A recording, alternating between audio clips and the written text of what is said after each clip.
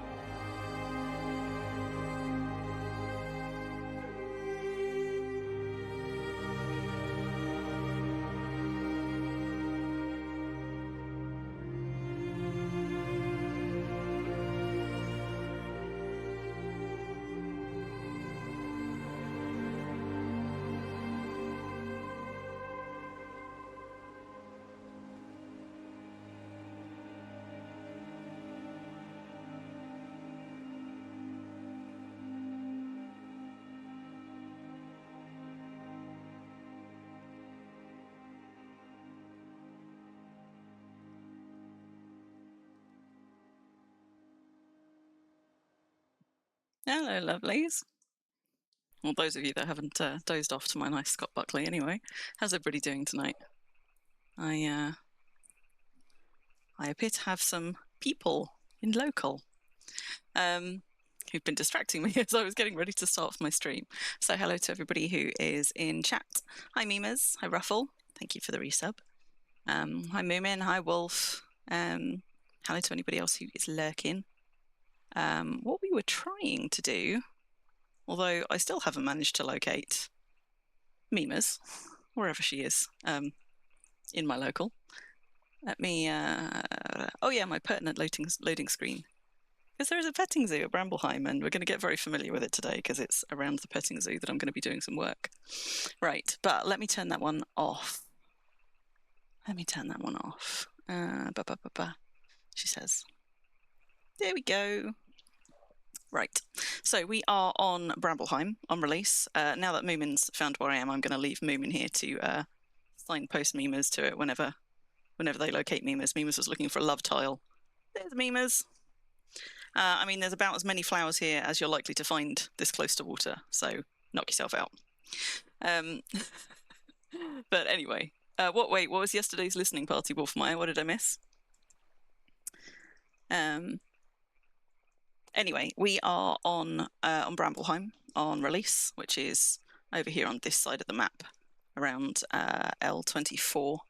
And this is my main home. Release being my main server. I'm going to go and deal with that rat. Much as I hate dealing with rats, my deed ratio is always precarious, and we cannot tolerate outsiders on this deed that is so full of animals.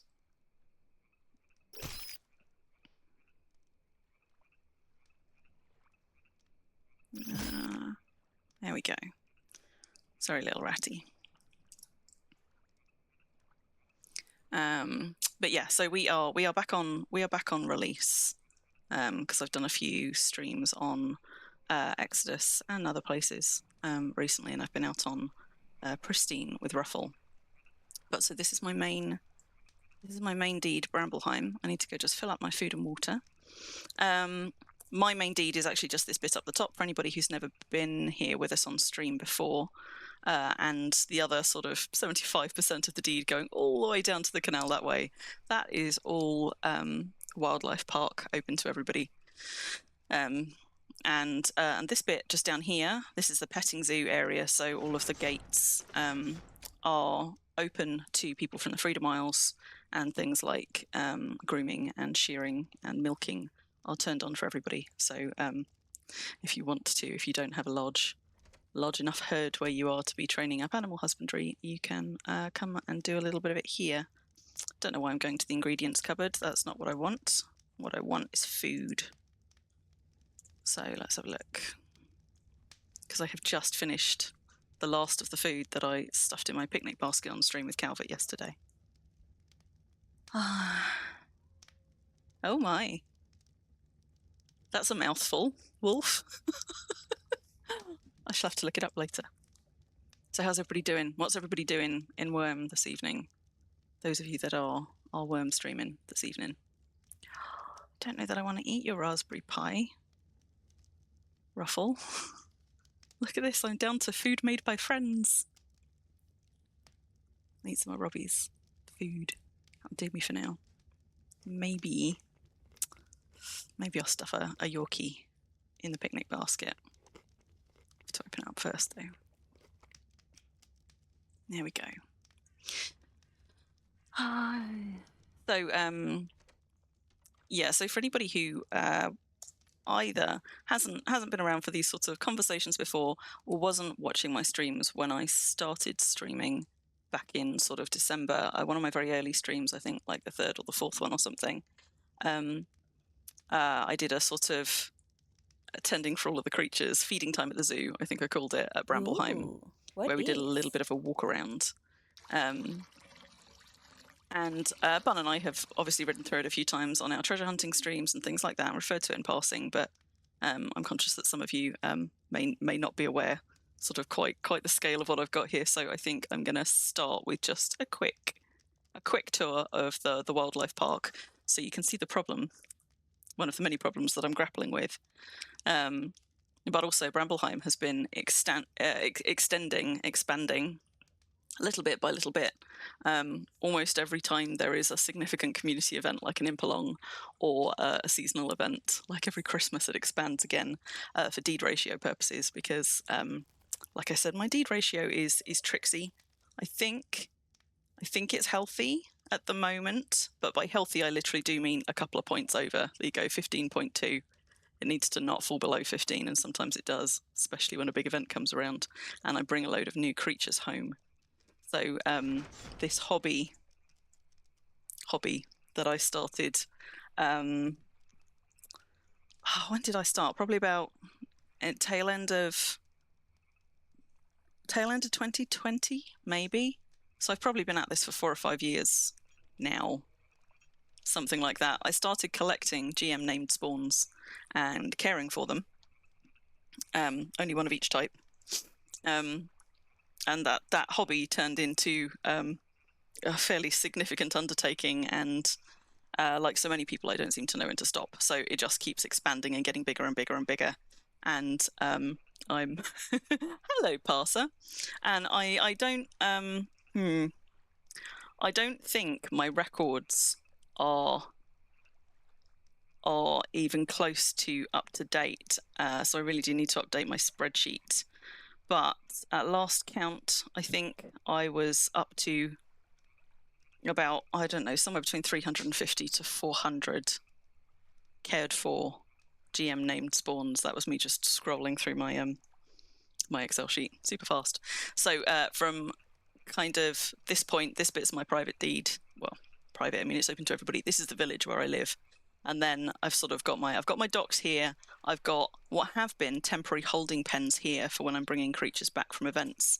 But actually these are one of the things that I'm going to relocate, possibly not today, but it's on the plan. Hello, Moomin. You're looking a bit grouchier than when I left you a moment ago. Did the flowers get up your nose? But from sort of this point on, you're into sort of wildlife park. So we've got the petting zoo here. All of these sheep, for example, are all differently named, cared for GM spawns. We've got donkeys and horses over there. We've got cow pens, lots and lots of cows, and a handful of bulls. Over down here by the waterside, we've got pigs in these 2 pens who sorely need relocating. They're one of the priorities, but not the only priority, because although you can't see quite how many of them they are because they're hiding, there's 2 reasons that I need the pigs to move, but I will come back to that later. It's not just their quantity. So we've got pigs there, we've got a champion dolphin and a champion whale over there, which are not GM named spawns, they're just my pets. We've got chooks in all of these pens here. We've got doggos in their own little dog cottages around there. We've got a cat chateau here, which used to be the Brambleheim church back when I was holding sermon circles and getting all of my priests faithed up. But once that was complete, I realized I didn't really need a church here anymore, and that's quite a lot of real estate, so I converted it to a cat chateau. And one of the things that I am hoping to do today is I've decided that my cats could really do with some outdoor space.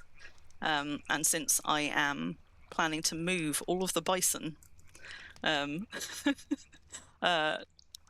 maybe not all today, but I'm hoping to move the bison off this location to another one closer up to the highway.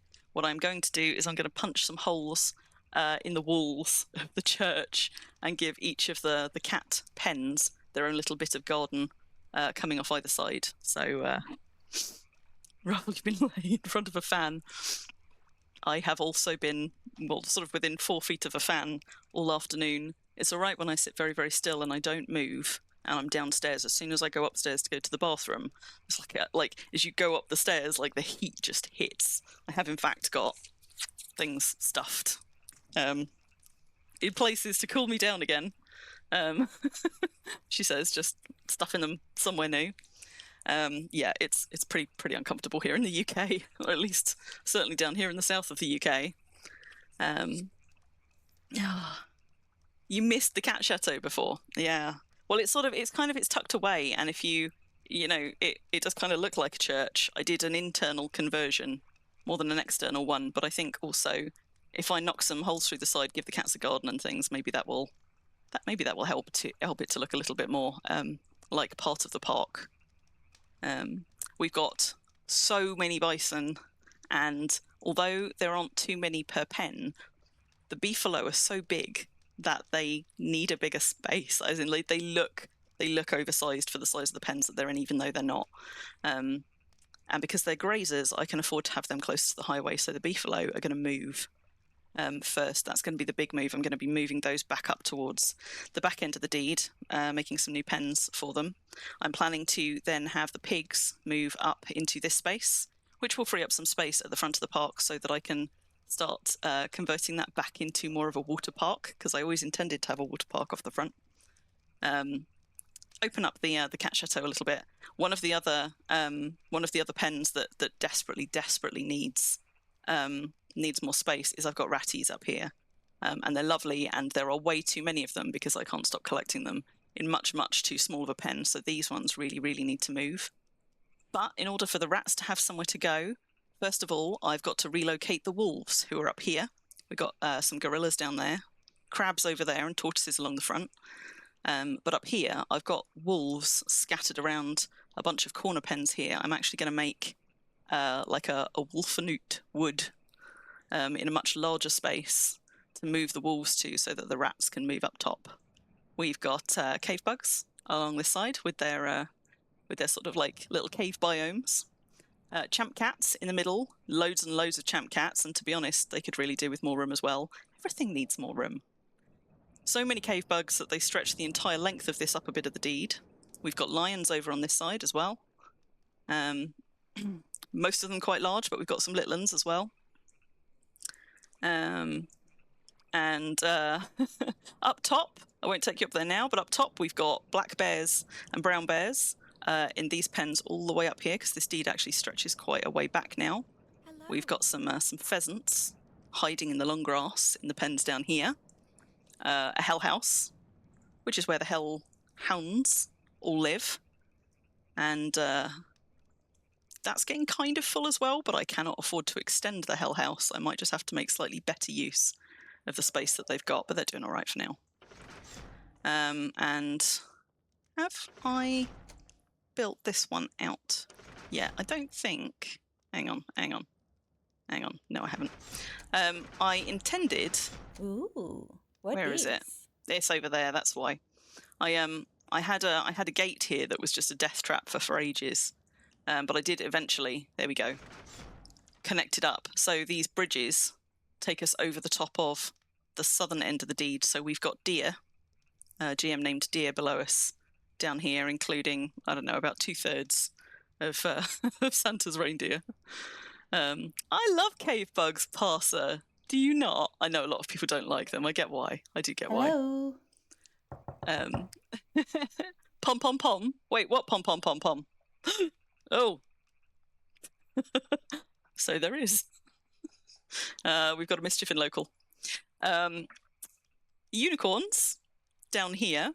So what I'm planning to do is where the deer are at the moment, and possibly where the unicorns are as well, I'm going to make these more thickly wooded, and I'm going to move the wolves down here, and I plan to move the unicorns and the deer up onto the back up here into sort of like a new little woodland space. And then if I carry on over these bridges, now keeping an eye on Pom in local, we've got the croc swamp down here. So if you've ever heard about how I nearly killed Calvert on the very first stream that he and I ever did together on his channel, it was in the croc swamp.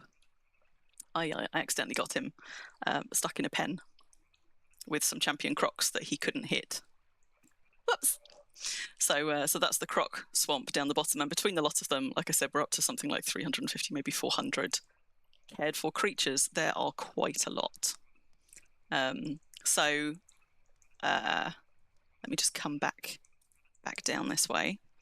You can view all of these from the ground floor as well. It's just that there's a little skywalk for this end of the deed. So this is the croc swamp. So the crocs are doing okay in their pens. The deer and the unicorns, as I say, they've got enough room, but I'm going to move them so that I can move the wolves down. But today, I'm actually not going to focus on any of the aggressive ones. in part because what Mimas, what can you not do on my deed? What's it not letting you do? Meditate? Is it because it's not going to let you drop the meditation rug? Or will it not let you meditate? Because I can come and drop you a meditation rug if you need to try. Yeah, because moving the aggressive animals around is a slow process, which involves a lot of tabbing back and forth with my faux priest. Mimas, I'll come and drop you mine. Hang on. Assuming I'm still carrying mine, am I? If not, there's plenty of them lying around. I'll just go grab one of these. How I Killed Calvert, a biography. I have actually got a book about it somewhere, I think. Mimas, have you found a love tile now, or do you want me to just run a meditation rug over there? Because I've got plenty of them. I can run one up there for you if you want. So today we're starting with developing this space out back. You have not yet found one. Okay, right. Let me just run this meditation rug back over to... Where is it? There it is.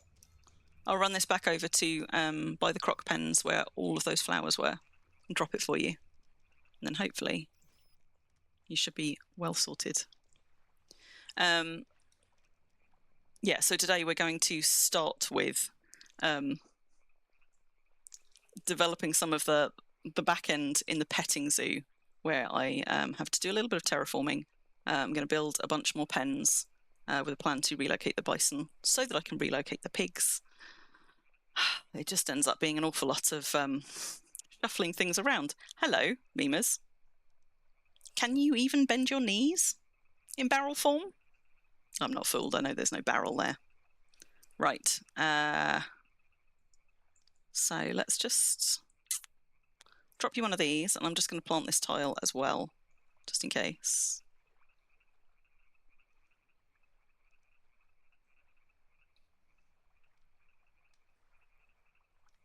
Right, try that one. You start leading an old raging ram. Nice. Yeah, Moomin. So I think there is a garbage pile up the hill somewhere off Deed, because there have been a lot of rats around recently. They do tend to sort of usually we have lots of bears and trolls. We seem to be in rat season at the moment, but that's all right. So I mean, when it comes to planning a wildlife park, there's a few things that I've been trying to consider here. Partly, I've been focusing on the aesthetics. I don't know about any of you. I enjoy playing things like Zoo Tycoon, and I like creating sort of proper biome spaces for animals. So for the most part, I have tried to develop areas which suit the creatures that are in them. Some more successfully than others. So I think the Croc Swamp is actually pretty good. They lurk. They're super hard to see, which is why we've got this skywalk up here, so that you can get up top and look down into the pens and have a slightly better chance of spotting them. Or if you're unfortunate, like Calvert, you can go and see them firsthand by riding through the pens at breakneck speed without a weapon equipped. So partly what's happened here is me trying to design a wildlife park where aesthetically it feels like a wildlife park, where the animals have got a little bit of breathing space, where they've got sort of biome zones and stuff like that. Did that work, Mimas? You still meditating? So you are. So partly it's about aesthetics. Partly, obviously, it's about actual space to put the creatures in, and the ones that are the most pressing for me to move now, are the ones where actually it's not just that it looks like they haven't got enough space. They're actually sort of falling over one another. I'm getting more instances of disease, which is usually pretty rare on this park. Oh, I think those deer are doing something they shouldn't be, or at least not when we're watching. So some of the pens are getting a bit packed where I didn't allow enough space originally, or I didn't.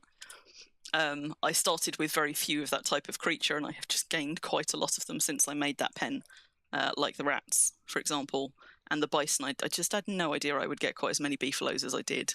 They have been rehoused a good couple of times. But it's not just that, there's also practicalities in planning a wildlife park, and that is because, so all of this space back here, this is all my deed as well. So up to within about a tile of the highway. There you go, that's on the village, and then that's in my perimeter. So I've got all of this space back here to work with across the entire length of the deed, and it covers a little bit more than a tile, I think, in map terms, and I'll show you in just a second. You got it? Excellent. I'll leave that meditation rug there, that's fine. That was Mima's getting finding their love tile. So what was I saying? Yes, so I've got all of this space at the back of the deed where I have expanded for deed ratio, but haven't actually yet developed it. But animals that are grazers are fine to be anywhere where there's going to be traffic nearby. So for example, this is quite a well-used highway because this highway is sort of the main road running the length north to south of this bit of the server. So people come by here quite often. And that's fine for grazers because for anybody who doesn't know or has not tried keeping animals in Worm, animals will try and feed or will get hunger ticks when there are players who are active relatively close by, which means if you've got a load of animals that are close by a highway or close by a waterway that boats come by often, there are lots of opportunities, whether or not you're on deed, for those animals to get a hunger tick and to try and feed. And then if they can't, they get sort of like a level of hunger. And if they get enough levels of hunger, they drop fat layers, and that's how you end up with starving creatures. Now, grazers don't have a problem because anytime somebody goes past, as long as they've got grazing material nearby, they're fine. But for creatures that have to be fed things like meat or vegetables that cannot graze, those ones, it gets a little bit more risky when you have got them close to highways, waterways, things like that.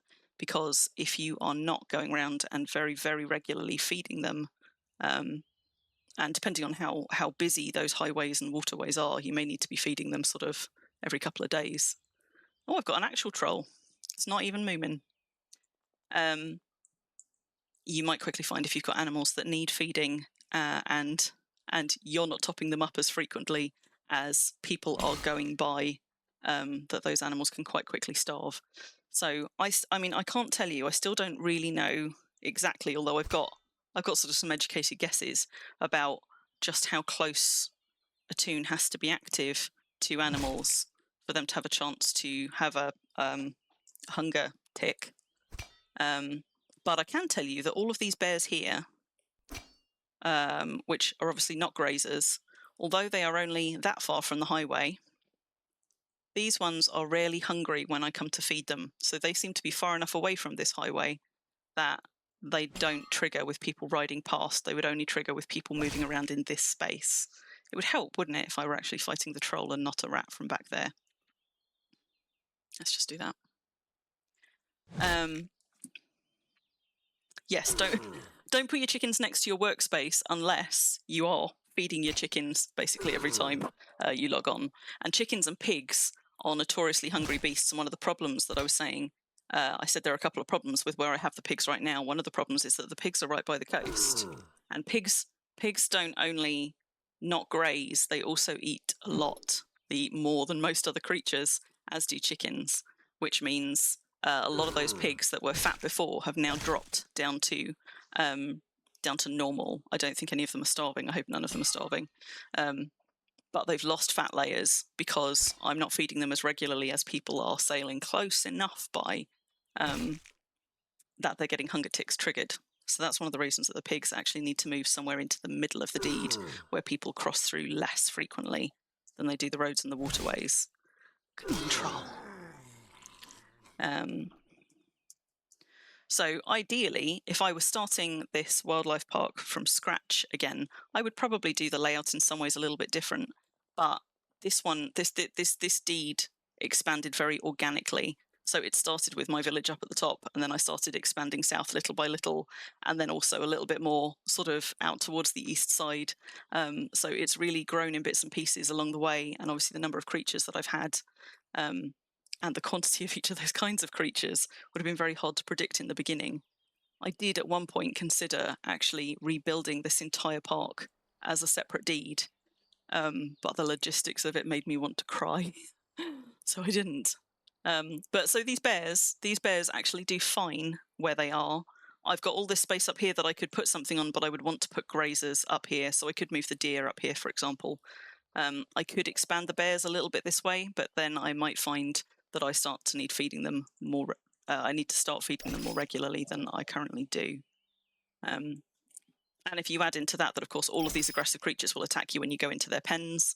Managing creatures like this on a scale really only becomes possible with a faux priest. So I have a faux priest, sort of permanently premiumed, same as Crim, and I use her almost as much as I use Crim. So again, like this is the highway that runs north-south up the middle of that peninsula. My deed starts 2 tiles in off the highway. So I've got all of these spaces here as well. I mean, this is sort of dead space. I'm probably never going to put animals on it, but I could if I needed to. But what I'm going to do today is this bit of space down here behind my deed. I used to have this as off-deed pens. And then I sort of let them decay over time. This is where I used to put rescued horses and things like that were being cared for or something, waiting for their owners to come back. But I let those off-deed pens decay, and then out of necessity, I ended up expanding my deed back this way anyway.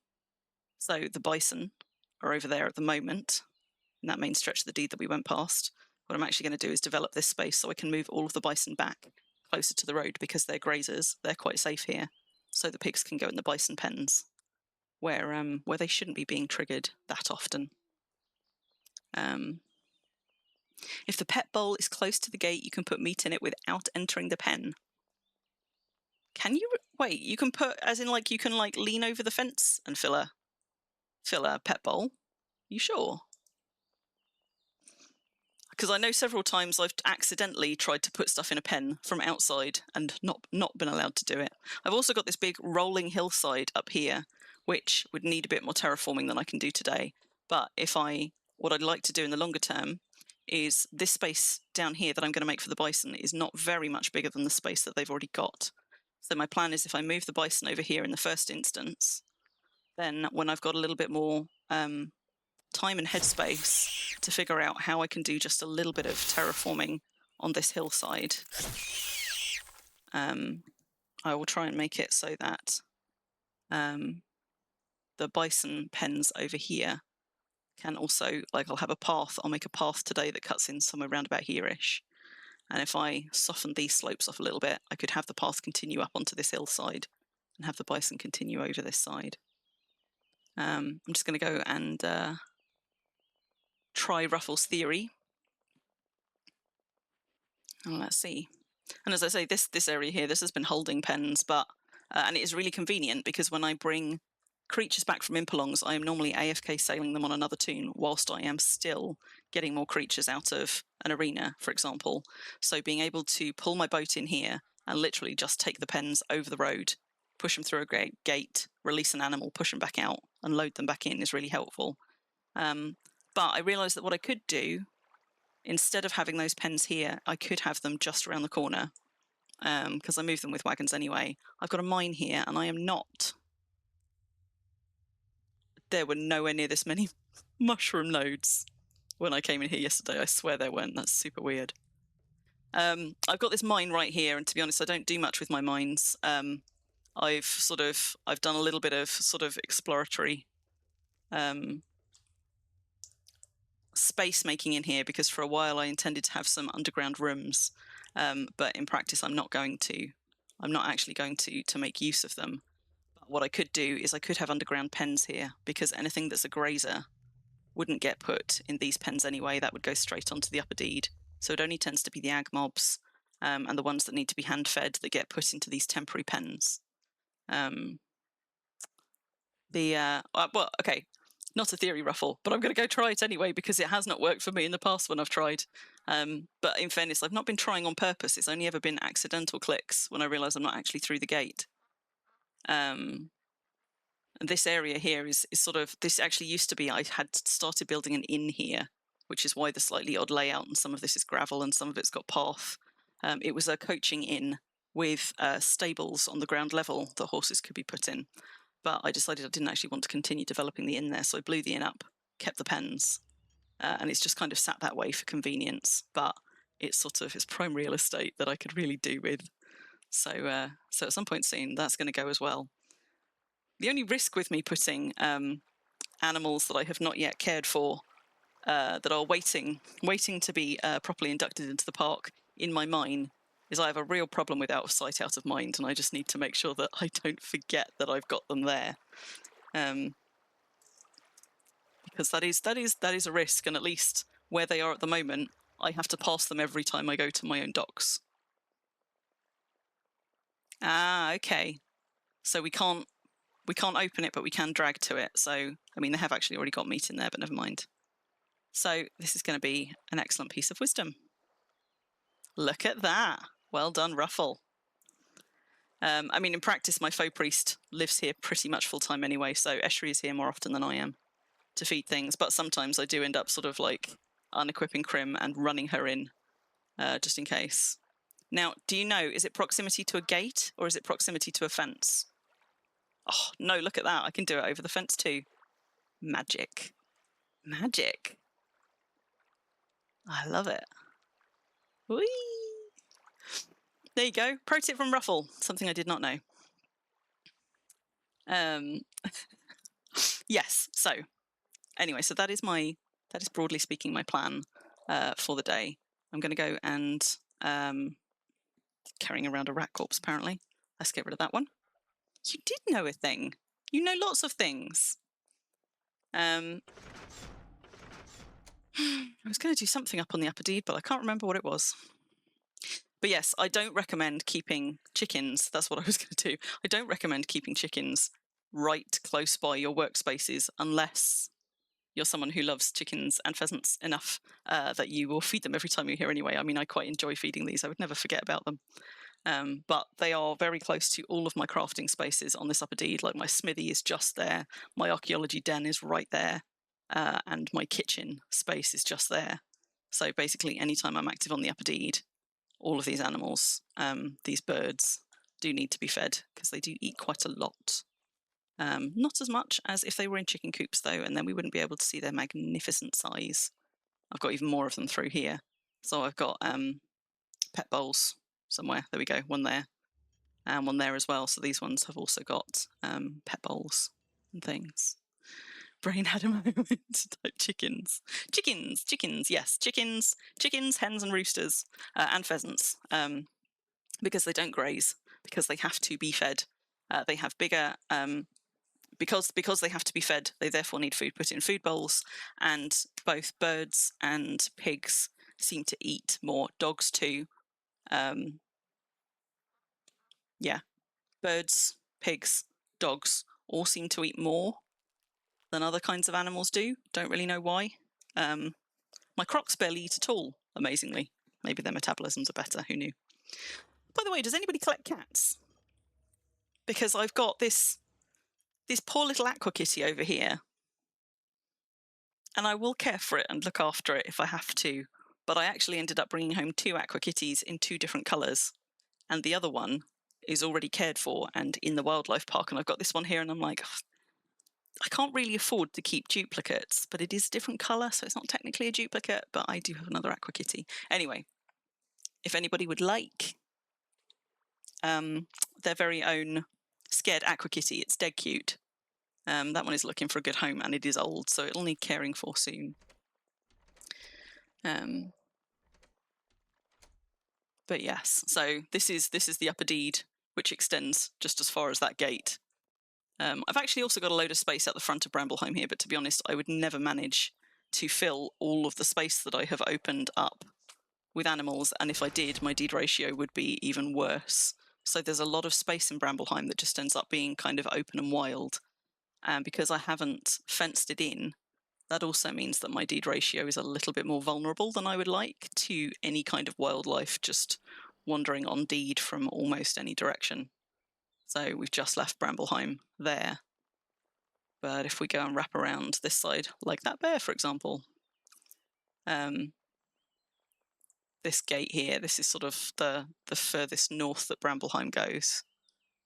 But I've got all of these woodlands sort of back here as well, like my walnut forest all of this stuff is on deed for quite some way, and there's no way I could fill it all with animals. But that's what allows me to have the deed ratio that I've got. Giant pheasant is funny. Yes. Oh, memers. Never mind. I have also got a champion pheasant lolling about that is not one of my pheasants. So that is broadly speaking the challenge. I need to do some relocating of animals. I need to make use of some of this extra space that I have now had deeded for a while. And this bit of space down here, like I say, I was using it as off-deed pens. I haven't done anything with this since I founded the deed. So this space is still the way that it was terraformed, more or less, when I found it. And because my deed now extends all the way up to this tile here, there's actually also a couple of strips of tile here, which I'm tempted to terraform down and make part of this pen. Partly because it would give me some extra space, but also because it would be less, slightly less space that wild creatures can come onto the deed. Because I don't know what it is. I swear it's gravity, but an awful lot of mobs seem to just come rolling down this hillside straight onto my deed. So I might make use of these extra couple of tiles of space with this space that I'm terraforming down here. But there you go. Oh, look at there you go. You got champ pheasant for sale at Pools Closed as well. So yeah, so that's the plan for today. I'm going to do a little bit of terraforming. I'm going to have to chop a lot of trees down here. I did start chopping them down earlier, but time ran away with me. So we're going to need to take these trees down partly because I'm going to need to take them down to do some of the terraforming, but also because ultimately, if we're going to have bison living here, we need to strip most of the trees out.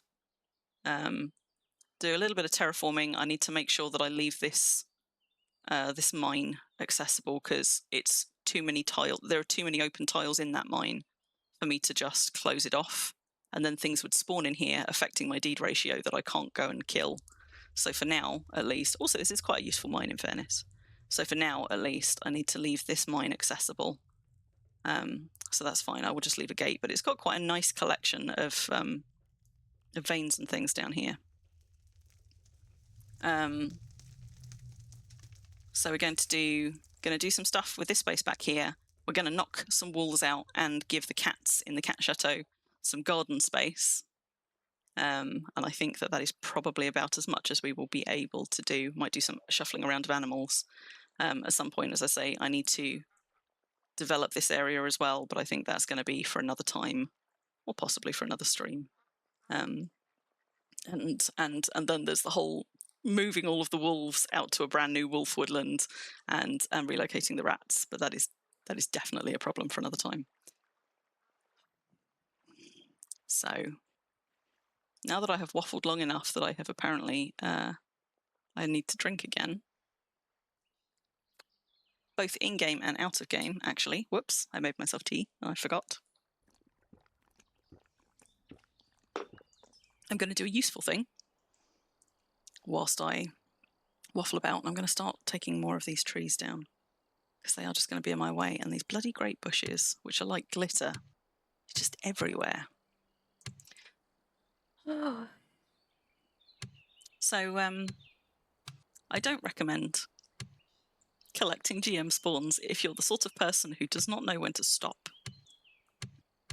because this is why I have quite so many skins, as you can tell when I end up dying on stream like I did yesterday, because I have had so many once premium care slot alts to each care for a handful of creatures in this deed.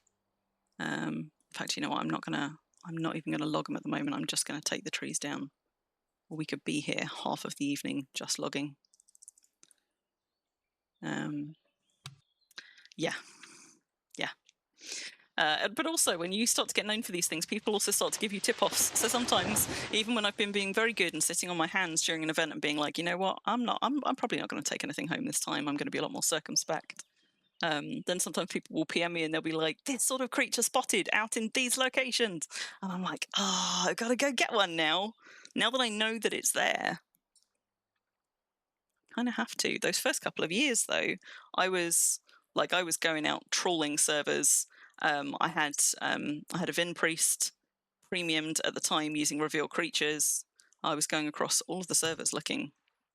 Now, I do not. Like Pomona Nugget Dealer. What do you mean, Tante? I mean, yes, Pom and the other GMs do spawn a bunch of stuff at things like Impelongs, and I absolutely take them back from there.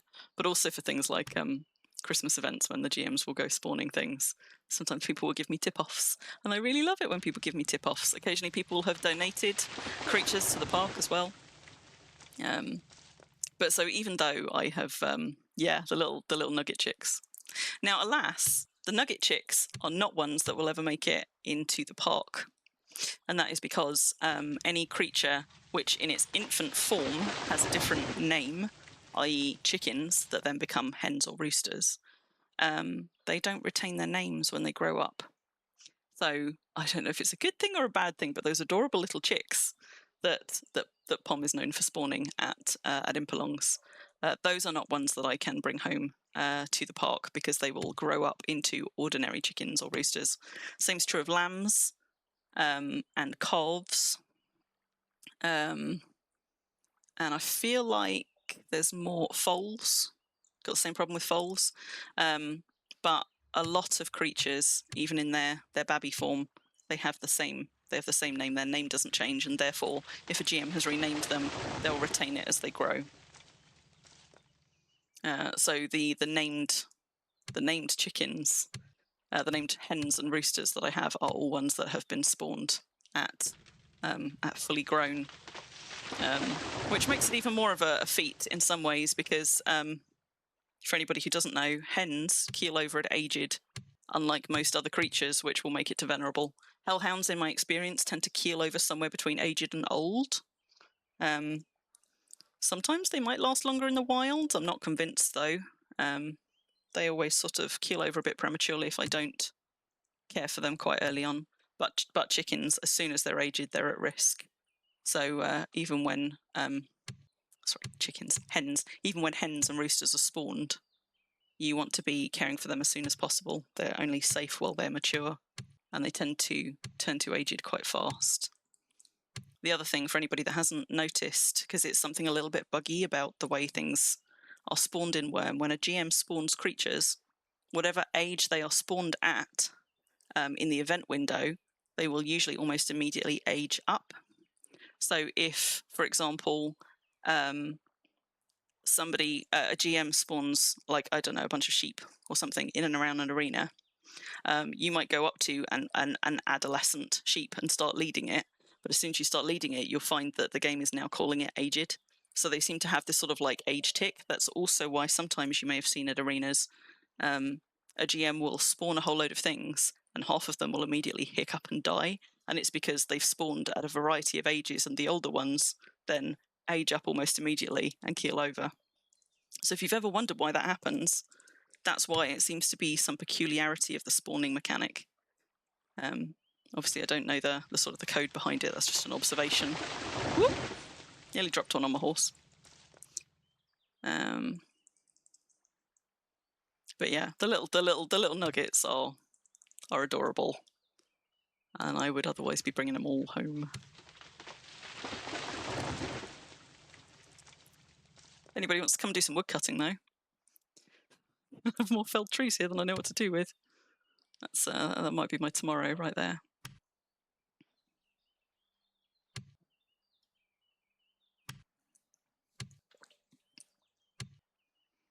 I've got tortoises in the wildlife park as well, and those are all along the waterfront. And I struggle to get those up to fat for exactly the same reason, because they're close by where people go. And at the moment, I don't have another good place to put them, but because I wanted to expand the water park out front, I don't know if that's going to change it at all. It's just that all of the water creatures I could put in a water park, none of those are grazers either. None of the sea creatures are grazers. So even if I put a water park out front with some sort of octopuses and dolphins and things, those also all need feeding. which is a little bit of a problem. Like, my champ whale over there needs feeding, but in fairness, my champ whale has never really been, like, I got him up to fat quite fast, and he's never strayed from it, so I think that maybe they eat slower than the others, or maybe I've just been lucky. Maybe it's just that he's so big, and his pen is so big that he's not often within range of people to get hunger ticks. But I feed him super rarely and he's fine. So maybe some of my water park creatures would be okay. I've got a fat champion dolphin right on the front edge of my deed as well, which has never dropped back down from fat since I got it up to fat. So it may yet be that my water park creatures will fare a little bit better than things like my tortoises and my crabs do. Look at the size of them. And if anybody wonders whether champ bison are bigger than beefalo, they are, because these are all beefalo right here, already gigantic.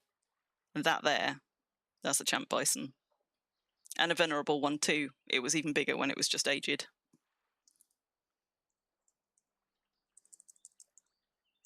So, God, you know what? I'll leave the hazel bush. I hate to cut down hazel bushes. Yeah, they are so huge. So huge, and stay huge when hitched as well, for much hilarity or discomfort, depending on where you're sat.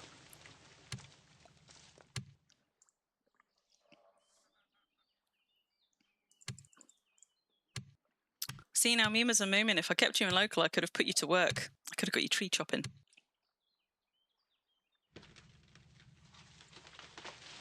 The thing is, because I like these pens to be biome-like, that means that I also have trees in some of them. And the way that I stop them spreading is little by little. Any pen with grass in, I tend to start to enchant the grass. But I only really like to do that for either grazers or creatures who are more prone to getting diseased because of their numbers. Because I quite like these kind of like wild open meadows full of flowers. They're beautiful. I would like to have more spaces that I can keep like this, but it's a little bit of a balancing act. Sometimes between how much can I stay on top of trees and bushes flooding into my pens. It's gotten better though. 1 cop of a cutlock. It's gotten better though since, I can't remember when they brought this update in, but I have to say it's been a game changer. They patched something a while ago. I think it was sometime around the time that they released the new animal husbandry updates, or maybe a little while after. Maybe it came in with hay. So that wasn't the willow, right? No good. I'm leaving the willow. Don't let me cut the willow. So that animals can graze. You can get grass off of tree tiles and bush tiles. And so animals can also graze on those, I'm pretty sure. So these tiles don't get packed even with animals on them as fast as they used to. I like the lindens as well, although actually I don't want one quite that close to the willow. So I will leave a few select trees about. And to be honest, once I've planted the pens, I may go and strategically plant some others. But what I do tend to do is, even if I leave the grass in meadow form, I'll often enchant the few trees that I have deliberately in pens, because that will stop them from sprouting and spreading. So at least it reduces the amount of trees spreading into the space. That could go though. But yeah, I never run out of wood here. Not even close. And I get through an obscene amount of chain links, because all of the fences in the park, because I wanted them to be nice and low and visible so that people could peek over the top of them, all of the fences in the park are chain link fences. So I have gone through thousands by now, thousands of chain links. And happily, I keep good stock of them for that very reason. Not logged in. Oh, Tantail. How goes the Fisher, by the way, those of you that are over at the Fisher? Because there's a Fisher on Delhi at the moment, right? The arena at the Delhi Renaissance Festival looks like a chook apocalypse happened. Oh, is that where all the chooks have now grown up? Yes, yes, yes. I need to go and pick some stuff up from the DRF actually, because I was running. Not that you believe it, given the amount of how readily meat is available with all of the butchering, but I was running low on low quality meat supplies to feed the animals in the park, and Bonamira told me a while ago to come and pick up a stash from the DRF, and I still haven't got around to it, so I need to do that at some point. But I imagine because the DRF is inactive at this time of year, those chooks are therefore not getting hunger ticks. So there is indeed probably just an arena full of chickens that are not being fed all that often, but also actually not needing to eat all that often. I mean, they do sound exactly the same, Tantail. Oh, right on my head. Outrageous. I especially don't like pine and birch, so the pine and birch can go. Now, what I haven't done, and what I should have done with a little bit more time and preparation, was gotten my mag priest back over here and got him to use mole sensors up here, because I'm working on the assumption that I can probably dig these down quite a way, but I haven't tested it. I'm assuming there isn't a rock layer that high back there. I don't think there is, based on where I know the rock layer goes to around here, but it is a little bit of a punt, and it is entirely possible that when I go to start terraforming this space down, I might get a nasty surprise. I think I'll be all right though. So this last tree, and I think that's pretty much all of them, although I do need to do some up on that ridge, because while I can dirt drop quite happily to raise this back level a bit where there are trees, I can't level down if there are too many trees on adjacent tiles. So that line of trees up there is going to mess with me a little bit. So let's go up and just deal with those. Because what I'm hoping to do here, I've got this weird like flat section in the middle. This down here is a lovely slope. I think this is all an 8 slope. Yeah, these are all 8 slopes. So this front bit is nicely sloped. Then we've got this sort of flat section in the middle, and then this bit up the back is sort of kind of all over the place. And because I want a path connecting up to that slope up to the highway there, I want to be able to come into this from a path from here, but also from a path from the side. And I want that at about a point where I can then connect it up in future to a path up into these slopes for more bison pens. What I'm going to do is I'm going to be raising some of the ground around here to connect a path that slopes down in. And I'm going to be doing a little bit of dirt dropping and terraforming to just continue these gentle slopes up here and even it out a little bit more. Because there's nothing quite so frustrating as putting fences down and then finding that there's something slightly uneven where it shouldn't be. So let's take some of these down as well. And whilst I do that, I'm going to show you my charming, I hope they're charming, my hand-drawn plans and just a quick deed planner. Oh, crap. That's me getting my... I switched to my shovel, didn't I, so that I could look at the slopes. Never mind, I'm going to be digging here anyway. I'll show you my little, like, sort of my plans on the D-planner slopes whilst I'm just chipping my way through these. So, let me show you those. Let's have a look.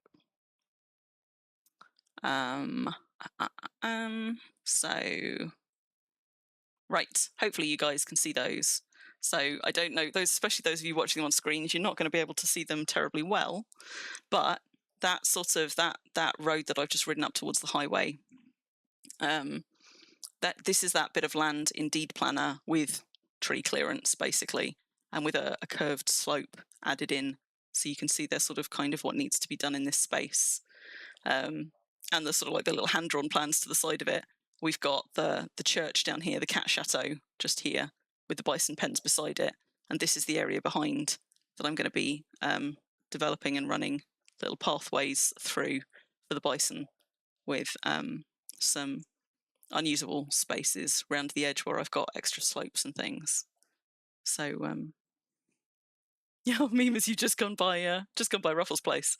Yeah, they are all at the Magfisher over on Delhi. So yeah, so that's sort of what we're dealing with, converting this space behind. And I mean, this little hand-drawn one doesn't show you how far the bison pens extend, but I measured it earlier, and basically this space behind has a few more tiles, maybe sort of like 10, 15 more tiles than the bisons currently have, but there's not a lot in it. So it's not going to be sufficient in the long term, which is why I need to build it in a way that allows me to then also take it over the road and up onto these rolling slopes over here in the future, but with a little bit more terraforming done first.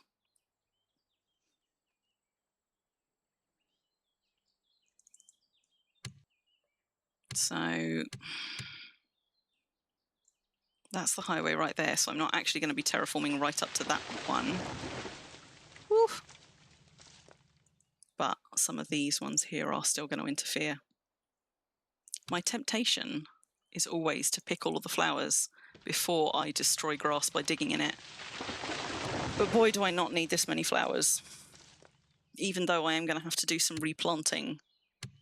I'm going to do some replanting once it's all done. Maybe I should just pick the flowers. It doesn't take much to persuade me to pick flowers.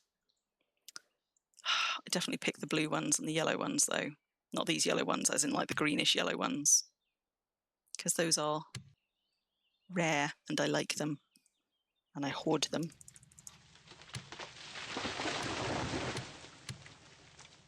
Being a traitor? You can talk, memers. Why aren't you on NFI right now? Ruffle's been doing a lot of work on her deed over at Delhi. She's been making a dedicated sheep deed. How's it coming along, Ruffle? Shush, that's memers. I say this to Bun every time Bun sort of slyly mentions how much time I spend on Exodus. I'm like, you don't live permanently on Delhi. We all live across multiple servers. I've currently got more deeds on Exodus than I have on release. I've got 3 deeds on release at the moment and 4 deeds on Exodus, but I have to say I don't plan to keep. Wait, do I have 4 on Exodus? Or have I got 3 and 3? 1, 2, 3. No, look at that. I've got 3 and 3. 3 on release, 3 on Exodus. There you go. For now. Is that? No, I still need to keep going. Still got this bit to do. You have a lot of sheep and not enough bricks and mortar. I sympathise with this problem. Do you need more sheep? Or are you at sheep capacity already?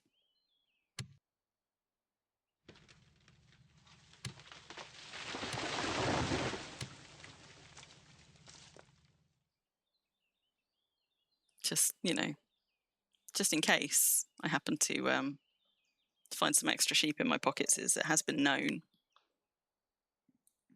I'm going to have to go and close the patio door in a minute. I've been keeping open as long as possible because I like the cool air, but it is now dark enough outside that I am risking bitey flappers flapping in and crane flies. So I'm going to go close that door in just a second. And then I'm going to start digging, I think. Possibly dirt dropping first. Maybe we'll dirt drop first. Start with a slope that we know we need. And then terraform and dirt drop around it. That might be the most sensible way to go. Sometimes with terraforming, on that plan that I just showed you guys, I've actually got in teeny tiny little scroll, I've got things like slope numbers written where it is most pertinent, where I need to know. But sometimes when I plan terraforming projects, they're the kind of complex where I have to have deed planner open at the same time and keep referring back and forth, otherwise I will just cock something up. But hopefully this space is quite squarish and the changes that I'm going to make to it are quite simple for the most part. So I'm hoping that I'll be able to do this with just some scrawled notes alone. And it won't be more complicated than that, but we'll find out, I think. Just gonna, to be honest, those ones could stay. Maybe I'll get them just in case. I'd hate to accidentally destroy some nice flowers. And this, folks, is how Ruffle and I spent half of our first few years in Worm. Just flower picking in fields. Always more sheep. Always more sheep. What's your deed ratio at on floof shear? Is it still a very healthy number? Or is floof shear at risk of having to expand?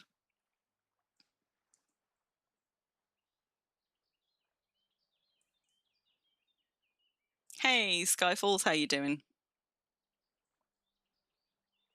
Right. I think that's most of the important flowers picked.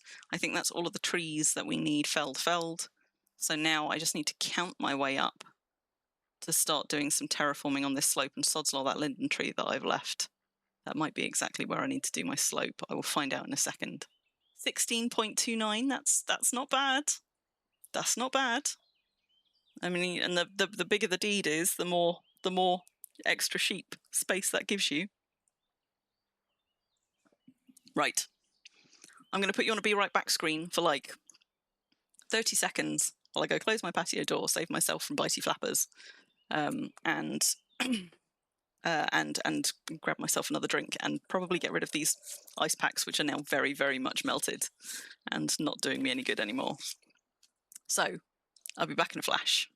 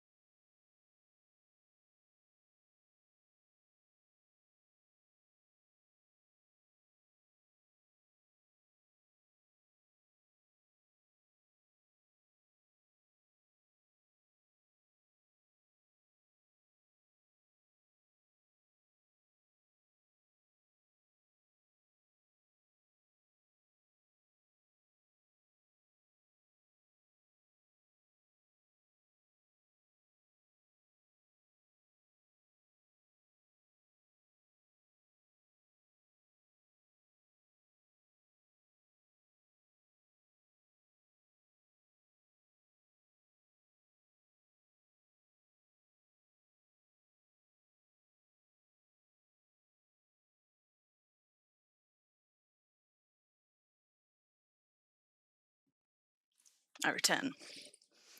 I also needed to feed my needy cats and hurriedly bring something in from the garden because it looks like it's been raining ever so lightly out there.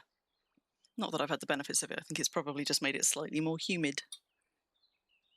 You've been expanding. Is that a new expansion since I was last there a few weeks ago? Or are we talking about the gradual expansion of Paul's Closed Market over time? It has been expanding. Like, it's nice. I dropped by there as well. That's Ruffle and Madoon's market. Just for anybody who likes markets, it's just down here. It's just on the south side of Spawn Lake. Little market deed. Nice, easy access if you're ever on your way to a public slaying. Not that we have so many of those at the moment. How is that? How did I leave a great bush? I always end up leaving great bushes somewhere. There is one there as well, but technically that's not in the way. I might get rid of it anyway, though, just in case. The gradual expansion. Okay, so 1, 2, 3, 4, 5, 6, 7. So eight tiles up. Let's prop that somewhere useful, shall we? 8 tiles up from the road is where my slope's going to be. Originally, the deed only came to the edge of these pens, and then it expanded a little bit to accommodate the edge of the bison pens, and then it did a really rather large expansion all the way up the hill. So another thing that I need to do is extend my sort of Brambleheim themed paving all the way up to the highway. Because this cobblestone here is a bit of an anomaly now. The highway up there is actually rounded stone. Brambleheim is all sandstone and gravel. So we've just got this sort of section of cobble, which is a relic of deeds of old. And I straightened it out because this was a road with a wibble in it, and for years that wibble bothered me, so I finally went and did the terraforming to make it a straight road. Also had to do terraforming of some of the highway up the top. But so I need to do a little bit of repaving around here. So 1, 2, 3, 4, 5, 6. The linden is not quite in the way. 7. I think I said the 8th tile. So I am going to need to take down that pine tree. Let me just double check my counting, because for these things you absolutely want to count twice. You don't want to go and do a load of terraforming and then find that you got the wrong tile, like you were one off or something. I'm going to pack that just for a second, just so I don't lose it. So 1, 2, 3, 4, 5, 6, 7. It's the 8th tile. That's the one. I wish I could do you counting in Finnish like Bun does. Finnish, counting in Norwegian. Whoops. Or in fact, any language other than my own. But I cannot. I cannot, alas. And counting in English is far less exciting. I know. He's going to kill me. If you bought Mimas to release and read a Supreme recipe, yes, as far as I'm aware, because you can't carry the physical object, but you carry knowledge back and forth with you. So that should include things like journal goals that you have done, recipes that you have learned. I mean, that's an assumption. I've not actually tested it. But there would be an easy way to test it if you don't want to risk the Supreme recipe, and that's to just get somebody to copy you any basic recipe that you don't know on NFI and come and read it on SFI and see if it transfers back with you. But I think it should. Because things that you have learned on your character do travel. Ruffle, you've read them on NFI and they've transferred, so there you go. Yeah, should be safe to do so. So, right, I'm going to hop off my horse. I'm going to bring some of these crates of dirt down because we're going to start with some dirt dropping for this bit. Now, I'll start with the sand because actually I've got both sand and dirt here. But I've got more sand than I know what to do with from digging down the sand hill outside of Thal. So I might as well use some of the sand up here because it's very rare that I make my own mortar. Sometimes I do, but not if I can help it. And there might be a little bit of time while I'm doing some terraforming here where I make my slopes untraversable, but I'll live. I don't think I'm going to be falling off any slopes and dying here today. I've had enough of that for 1 week over on Indie. So here we are looking for...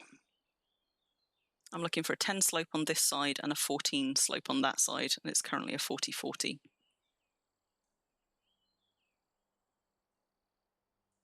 Thankfully, I'm not carrying anything terribly heavy. So I should be able to hold a decent amount. Sometimes when I'm doing a lot of terraforming, I will deliberately put more stuff in my inventory to get me to a nice round 10, because it just makes it easier to count my way through things when I'm doing this kind of terraforming, but we'll live with it. We're not doing too much dirt dropping today. What I didn't account for, though, was, of course, I had already packed that dirt, and so it has actually converted to sand, which was foolish of me, but that's okay. I'll just make sure that the last thing I drop is a dirt to fix it. So what did I say? 10 on this side, 14 on that side.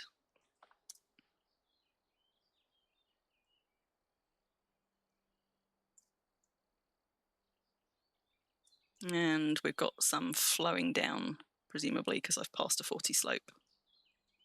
So a little bit more.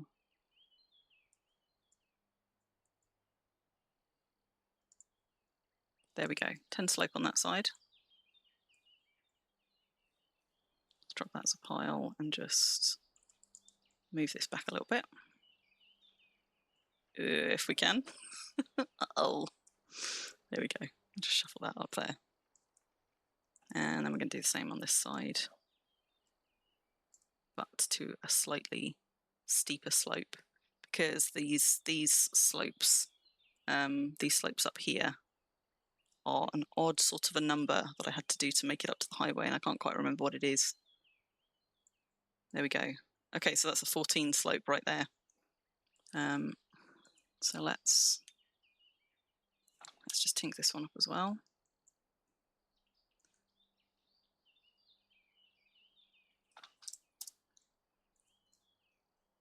Okay, 16. 15. Clearly I've got some flowing down here as well. 14. Now what I need to test is, strictly speaking, this slope is more than 20. It's 24 because we got 14 and a 10, but I think it should be fine. Like, I'm not sliding down any part of it. So yeah, it looks like it will be fine. What I didn't do though, what I said I would do, is make sure that I put dirt as my last tile, as my last drop. But that's okay. I'll fix that. Now, she says, where have I slid? I can't even see my own tile. What? Where am I going? There it is. There it is. Found it. Whoops. Let's dig one of those and swap it. Swap it, swap it, swap it, for I did not bring the dirt over. I'll go grab some. Yeah. There we go. Just going to transfer some of that dirt into there so I've got some handy. That'll do. So what's the supreme recipe that you're reading, Mimas? You've just found, oh look, that was dirt that I dug up. I could have just used that. There we go. So, first bit of the slope. Can do the same again just here. You know, I tend to veer away from streams where I do things like terraforming, because it can be, I mean, it can be dull enough looking at a whole load of dirt, or mine walls or whatever when you're playing Worm, let alone when you're watching somebody else play Worm. But sometimes you just got to do some terraforming. Sometimes you might as well do it on stream. Let's just back this one up a little bit. So I think we're going 10 slope again on this side and then matching a 10 slope on the other side. So there's going to be a little bit of an unevenness, like a bit of a kink in the start of the path. But that's going to be okay. 29. In real life, have you ever caught yourself looking at your neighbour's yard measuring the slope in dirt? Yeah, how many dirt you can get out of it. No, I can't say I have, but I absolutely do sometimes find myself driving through the countryside and I see a load of like pallets or crates sort of abandoned in farm fields, and I'm like, oh, free crates. And then I'm like, no, it's just my tendency to go wombling stuff up in Worm. And then just sometimes I see something that looks quite Worm-like out in the real world, and I'm like, oh, no, I do not need crates. You sometimes look at the terraforming when you see a new road being built and see it in Worm terms. Yeah. It does. I was going to say it worms its way in there, and that was going to have been a pun, and it wasn't going to have been intentional. It does sort of the kind of the way of looking at the land if you do terraforming in Worm does seem to sort of bleed out into other bits of life sometimes. So there we go. That's the 10 slope.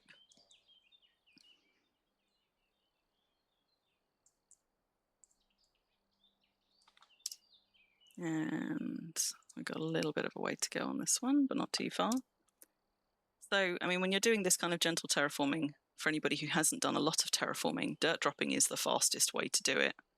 But if you're working with much steeper slopes around you than this, there are more efficient ways to do it.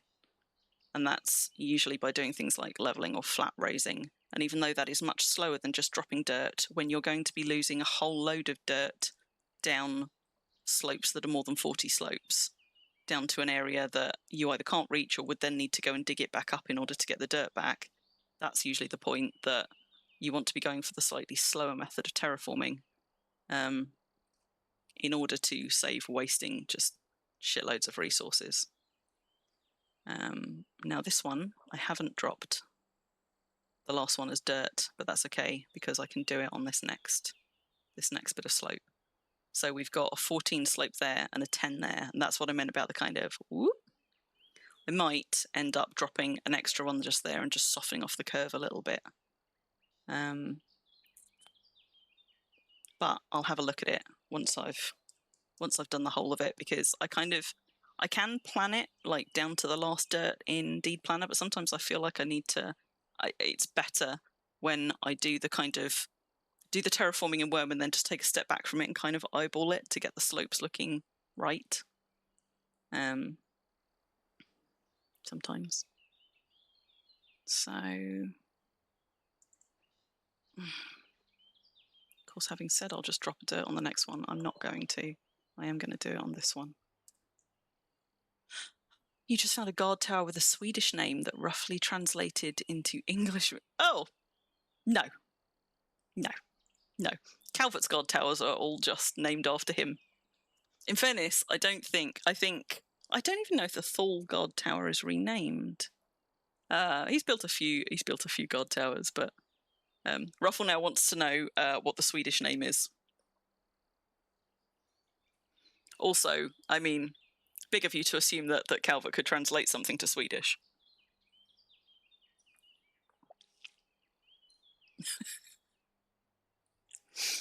I'm sure he'd find it hilarious, though, to have it translated to him. It is certainly his sense of humour.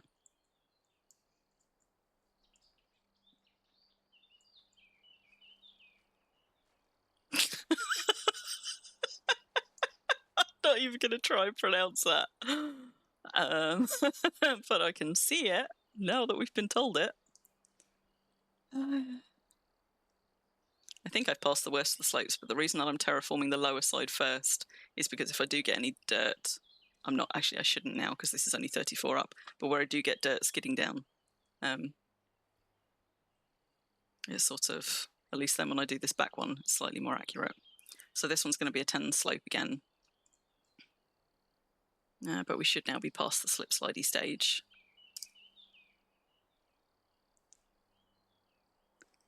Oh, is this the bridge, as in the new bridge across Spawn Lake?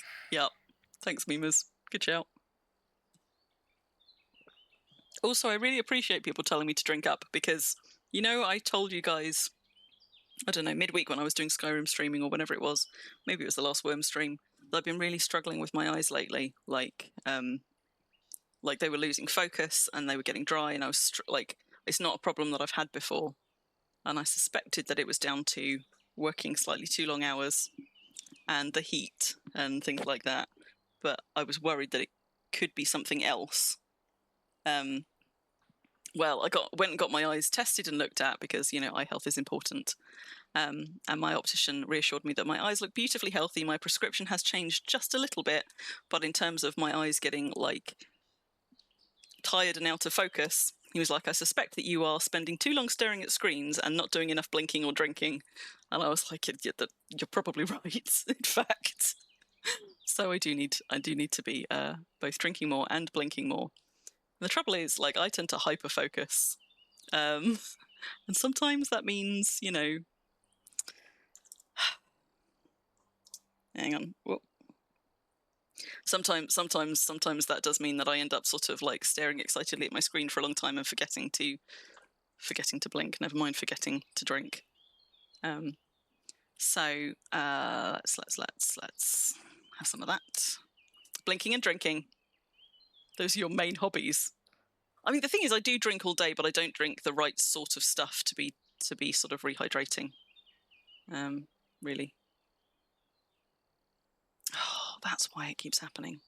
I was like, surely I should just be dropping on grass now, but the problem is because I keep forgetting, because I'm talking, to do the last one dropped as dirt. I then have to dig it down and turn the tile next to it into something. I just did, but yes. Thanks, Summer. I do just need to be drinking a lot more. I'm also trying to be good and have some of my drinks not be fizzy drinks, because I've gotten into a bad fizzy drink habit lately. Apparently I tried to drop one of my categories. I'm doing well, aren't I? Why am I'm too far away? I'm too far away, okay.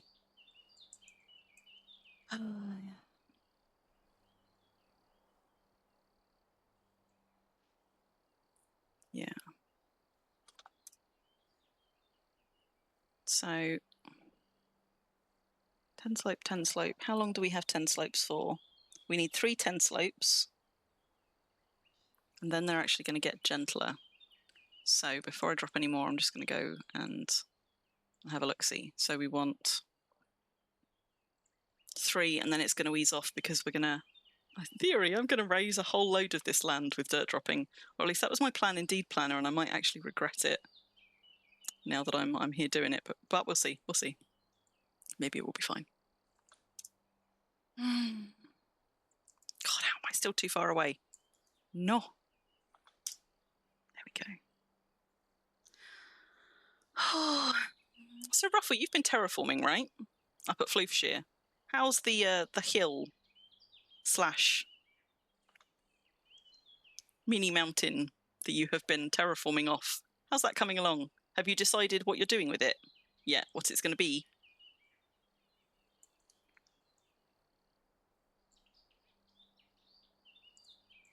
Coming along slowly. Coming along and becoming... No, of course not. Okay. Okay. How foolish of me. Now, what should you have been? 10, 10, 10, and then 6, 3. No, 14, 10, 10, and then 6, 3. Fine. So 14, 10. This one's going to be a 10, and I am going to drop dirt as the last, unlike the last 2 times. 14, 10, 10. Hey, and now I'm dropping on grass. Much better. And now my wagon is very much in the way again. So 14, 10, 10. And then for the last couple of bits of the slope, 5 on this side, 6 on the upper side.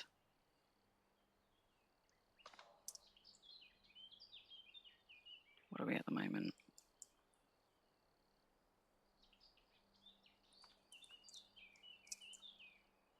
Whoops, that was my flowers. Am I going to be able to find those in the long grass?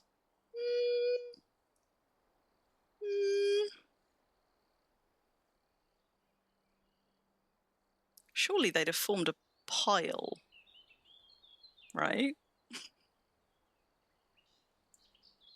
Oh dear. What if I drop more flowers? Will I just lose more flowers, do you reckon? There we go. There's all of them. Excellent. That's how you do it. Nobody saw that. Right, what was I doing? Yes, 5 slope on this side, 6 slope on the other side. Winner, winner. And there should be a nice 10 slope between them. There is. So this is going to be a slanty pathway, and I have always been so averse. Nobody saw that, right? I've always been so averse to slanty pathways, but since I did that sort of that gentle curving slope of the terraforming around the canal on Exodus near Nefarious, I'm coming round to tilty slopes, you know.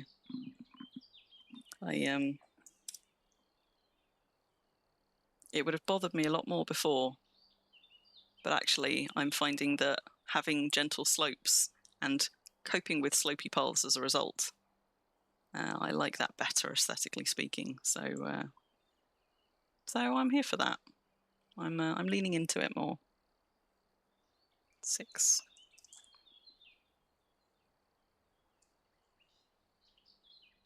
Okay. And then our last couple. So where is slope? 5. This one's going to be a 3. And this is going to show me just how much dirt I'm going to have to drop to bring. Whoa, hello. Ah, crap. My one linden tree is going to be on the path. That is going to have to go after all. It's going to show me just how much dirt I'm going to have to put in making this slope more aesthetically pleasing. Because whatever this ends up at, that's about the level that I need to raise the rest of it to around here. Now, 5, 3, 3. Okay, don't match. She says.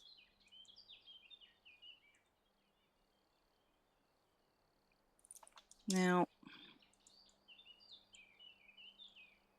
have I made a bit of a rod for my own back here? I think I might have.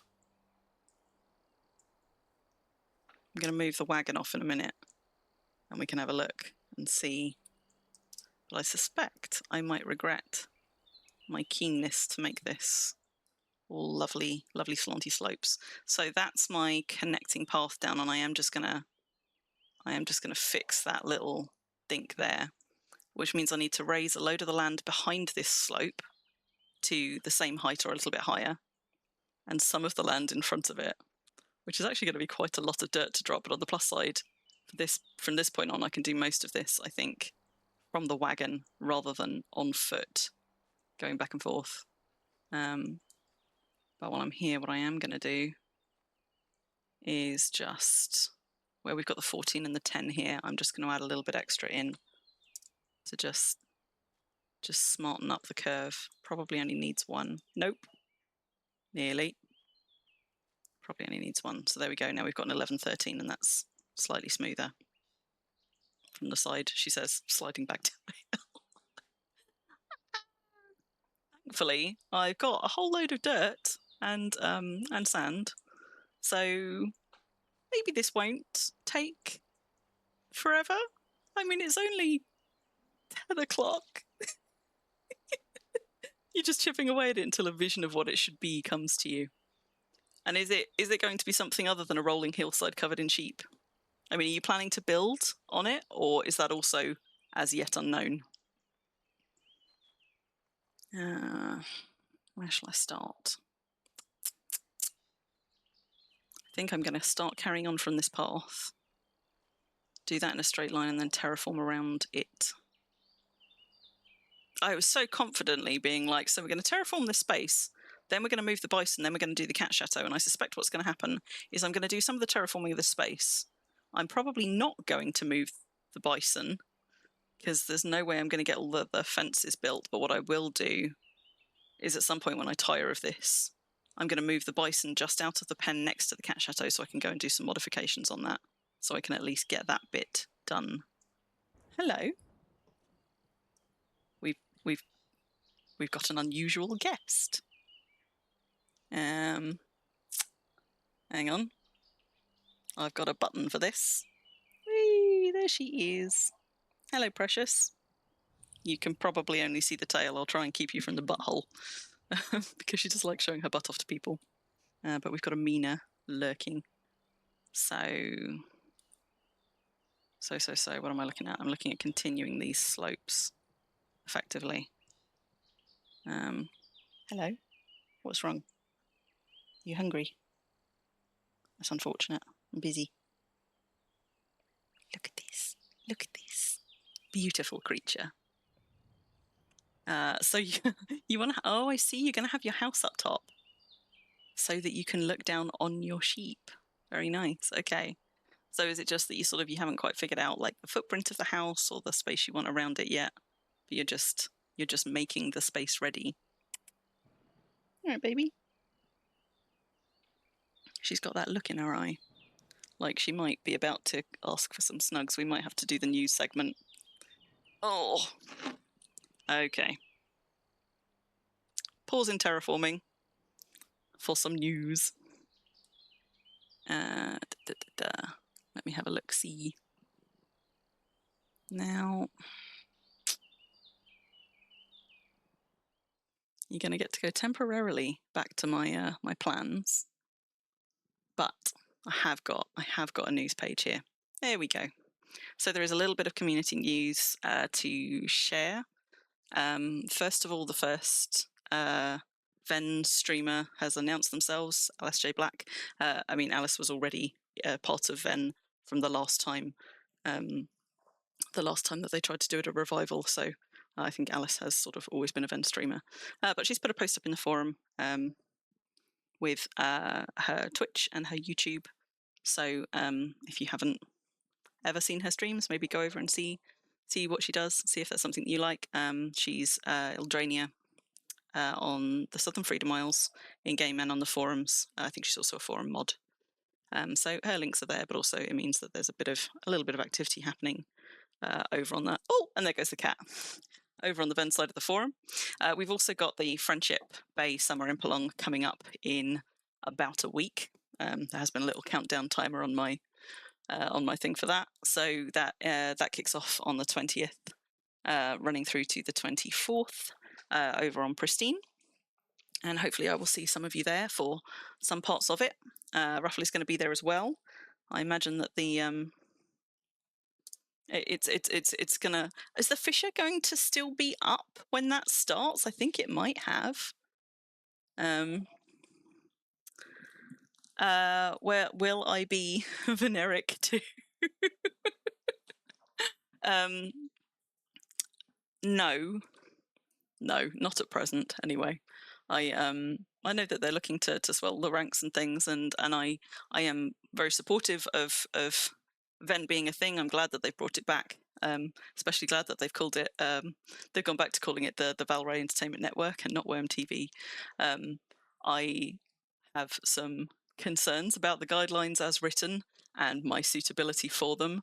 So when they reached out to me, I shared those concerns, and I have laid out a small essay of sort of just things that I like that I would like to see sort of in terms of the development direction of Venn. But no, I'm not becoming a Venn streamer, or at least not at the moment. But I'm glad that it's up and running again, and happy to be supportive of the people who are going to be Venn streamers in the first instance. So I will go and try and catch some of their streams as well, and see what they're about. I think that some of them, some of the people who are likely to become Venn streamers are the sort of people who tend to stream when I am usually asleep, so I don't know how many of them I'll be able to catch live. But I am going to make an effort as and when they get announced to go and try and catch some live streams of theirs if I can, and if not, at least catch up on the VODs. So Friendship Bay Summer Impalong, Friend Along, as it is more commonly known, that's happening. When did I miss your goodbyes? Did you guys sail past again and I missed it, or I just missed them in local? Yeah, so that's happening in a week. I will hopefully see some of you there. If the Fisher is still happening over on Delhi, we might get another one of those things where people are having to tear themselves away from the favourite holy site to go to the Friend Along, but it is really good fun. I will be taking part in fish slaps and probably some lawn darts because, I've died a couple of times recently. Why not die again? And also Nirav has put up a post about the annual Rockcliffe Museum Gala, which somehow is up to its 4th year already. Time clearly flies very fast there. So that's going to be on September the 6th from 10 a.m. till 10 p.m. And I tell you what, I didn't check. Is that one of my streaming days? I think it was going to be last year, but I'm not sure that it is. Oh no, it is. It's a Saturday. There you go. It's a Saturday. So I will go and do some. I'll do my streaming Saturday over at the gala for that day. But also it's really nice to attend. I had a good time last year. Nirav and a lot of others have put a lot of work into the museum site. It's over on Independence, right in the heart of Independence, and it is well worth a visit if you get a chance across that Saturday. They run quite a long day so that people from different time zones can come, and they've built a new NFI building for this year so that they can try and get NFI toons represented in the museum as well. So obviously NFI people can't bring items over to donate, but they can create an item on the Southern Freedom Isles with their signature on, and that can then go in the museum. And apparently Red's going to be there with his booze and house, and there's going to be some other things going on. So there you go, a couple of upcoming community events to pop in your calendar if you haven't already got them, and they've both got posts on the forums that you can go and look up. Once the friend along is out the way, I will switch my countdown timer to one for the gala as well, because that's coming up soon. But now that my cat has vanished again, we're going to go back to gameplay. And let's turn Mina back off, and I shall go and resume. Put my keyboard back down, because this desk is so small that when a cat climbs up onto it, I have to move my keyboard out the way, otherwise you just get a load of gibberish. But yes, we're going to go back to a little bit of terraforming, and then when I've had enough of said terraforming, I am going to go and do the other thing I said I was going to do, and I'm going to start doing some extensions on the Cat Chateau. And I'll have to get Eshri helping me with that, because I do not want all of my cats attacking me.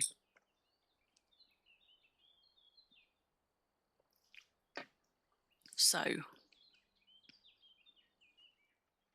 think now that I've got my slopes down, it's going to remain a 10 slope throughout, but basically I just kind of want to flatten this off from this point with the 10 slope up. So what have we got? We'll start with the things that we've got.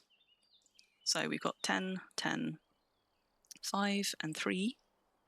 And then I'm just going to need to match these. So even though I'm going forward, I am actually going to go backwards so I can see the slope that I'm working from. That's probably going to be the easiest way to do it. Just go backwards in a line, because there's nothing dangerous at all about reversing my way across some slopes. What could possibly go wrong, especially while I'm in a vehicle? It'll be fine. It'll be fine. So hopefully this will go quite fast if I don't distract myself too much by waffling.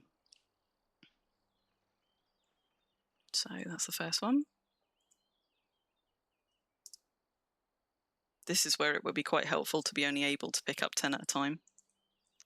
Would make it easier to do the counting across here, but never mind. Just have to remember to do it instead of taking out as much as I can carry, like that, like I literally just did. So I'm aiming to try and get all of these flat, and then I will terraform out using this strip as a guide.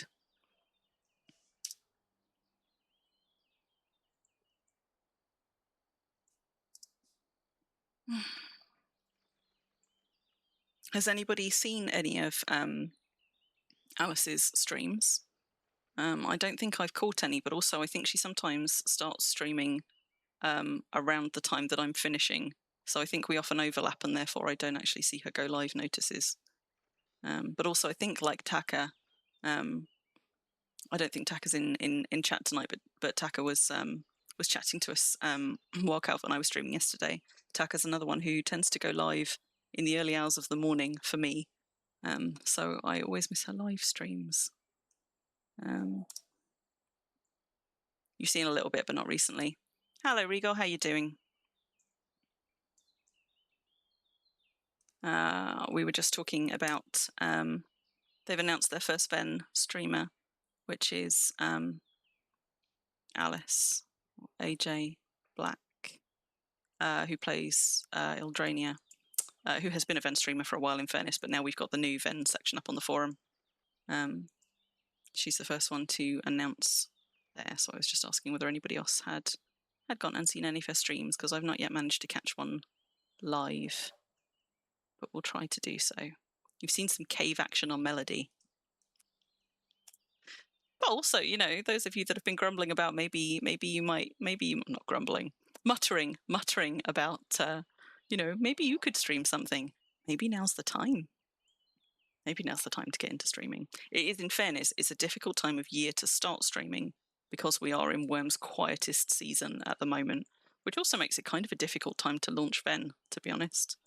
Because, you know, game players in game are at a lower number because of the hot weather. People are out and about doing other things. Worm will really pick up, both in terms of people in game, and I suspect correspondingly in terms of streamer activity as we get into the cooler weather, into the autumn. Usually Worm is at its busiest sort of in the run-up to Halloween, through to the other side of Christmas. We can watch you milk sheep. How's your dairy making doing, Ruffle? Will you show us the best way to milk sheep? Have you got a milking stool, like Calvert? We needs to know these things.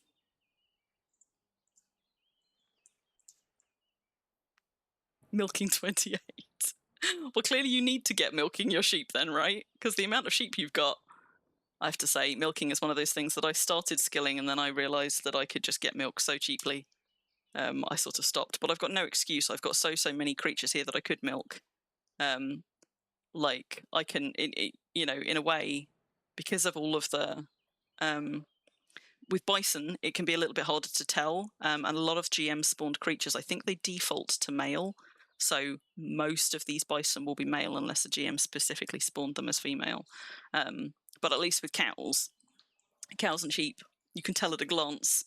And I've got plenty of those, so I don't really have a good excuse. You've got a cock bucket. Good. That's important. That's an important part of dairy making. I kind of wonder if those enchanted cotton gloves that we've got for pottery and for gardening shouldn't also apply for dairy making, but I don't really want to make the case as to why. Hello, Tantail. Did you get distracted? Have you finished swatting? Have you finished swatching for your new knitting pattern now that you've finished making your jumper? You missed some riveting cat cuddling content and some news and a lot of me dropping dirt. But other than that, you're probably good. No, sadly you need to size down again. Oh no, so you've got to do more swatches. It's still not quite right.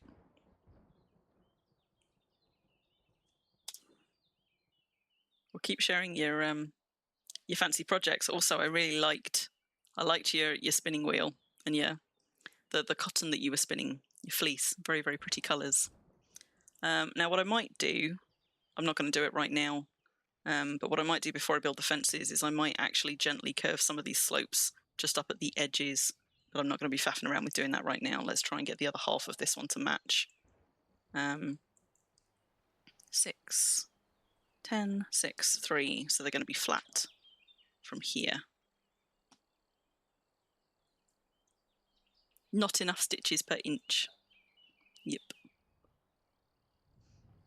Ooh, I've never heard of that. Similar to merino. Nice.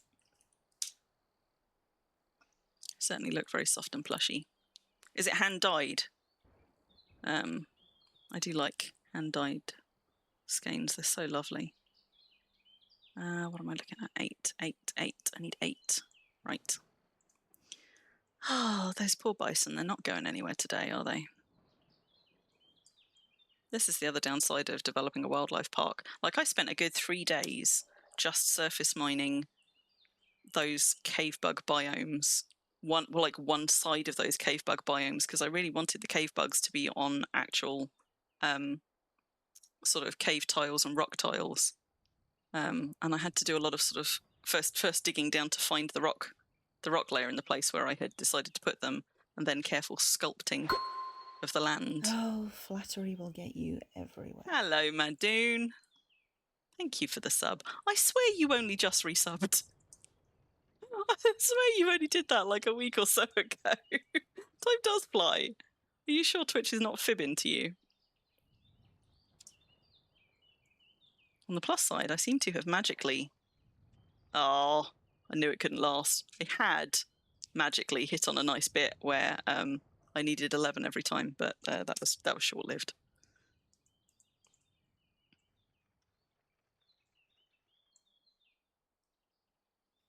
Time flies like a banana.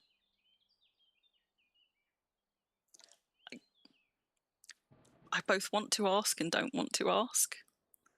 Is that a reference I'm not getting? Or is there a story there? Do this one, do this one, do this one.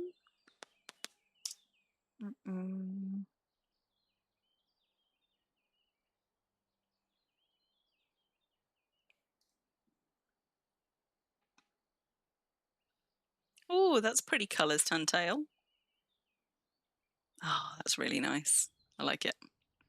Tantail's just posted in the Coterie Discord channel the stitches that they're working on at the moment. So, not quite 11. And I can't have that much further back to go before I hit a wall. So we must be nearly there.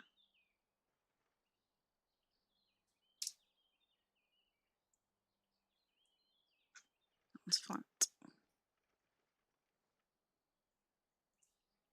And oh, thank goodness we dug down the sandhill.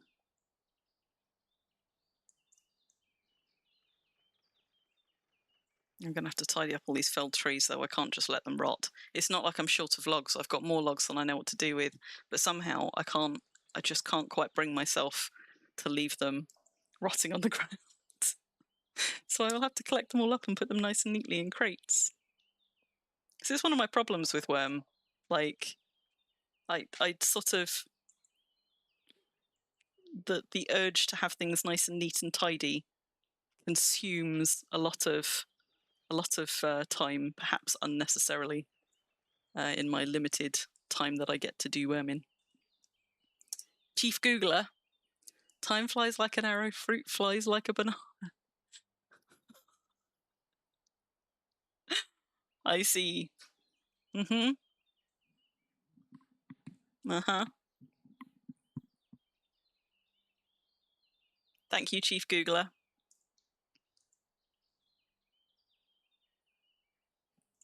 What are you up to this evening, Madoon?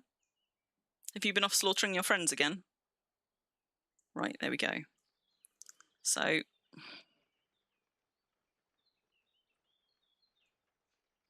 hang on. Is that right? Yes. So I'm going to have to raise the land on this side a fair bit in a slope up to here. That's going to take quite a lot of dirt. I've got less work to do on this side to get it to even out nicely to that slope below. So I might do this lower ridge now, but leave filling in this higher section for another time. If I can tidy off this side though, then I'm going to go and punch some holes in the walls of my cat chateau. You have indeed just finished slaughtering your friends. Excellent. And were you successful? Did you slaughter many friends? Dirt. Come on, I've got some more sand here somewhere, surely. Sand, there we go. Let's have you. So, just check my slopes. What do I need? What do I need? 8, 9. Wait. Uh-oh.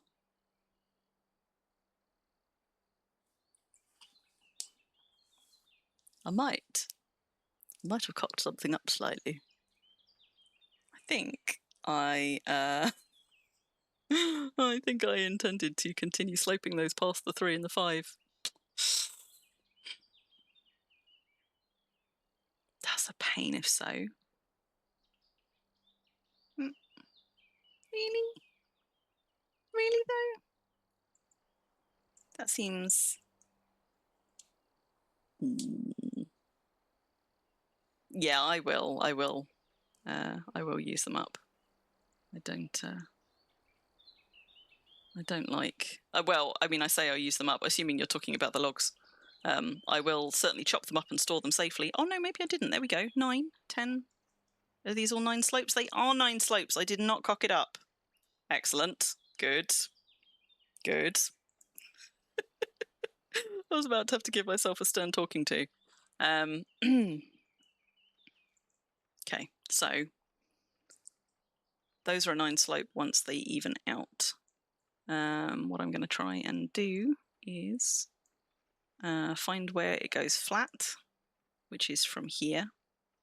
And we're going to make these 8 slopes. So to start getting us a gentle curve. So the slope above is a 9. This is going to be an 8, which is then, I think, going to even it out with all of these as well, because these are 8 slopes all the way down.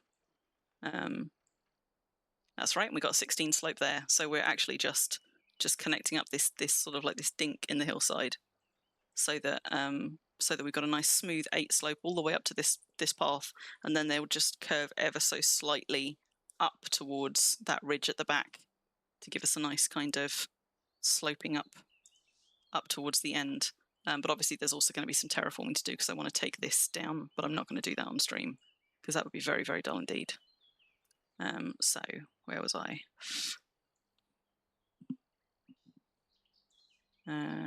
Just bear with me a second. Whew. Got an eyelash. So what did I say? From here, 8 slopes. Now's one of those times would be really, really helpful to be able to only pick up 8 at a time without having to type it every time. But I'm just going to have to suck it up. See, this is when a lack of a plan works out great. But then I just end up undoing a load of my work or redoing a load of my work once I later formulate a plan, which is why I try and start with a plan if I can. But mostly because I'm finicky and a bit of a perfectionist, she says, and then drops the dirt in completely the wrong place. Look what I've just done. No! No! Ruined it! Oh my god! Ruined! Right. Nobody saw that. Shh.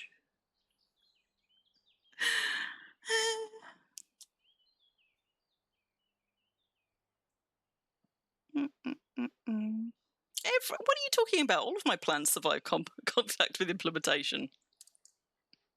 It's all fine. So we're going to drop that over here. Nobody saw that, right? Precisely. And just to try and hide the fact that it ever happened at all, let's just plant some flowers, so that I'm not reminded of my folly. And I need to make sure that I back up slightly more carefully.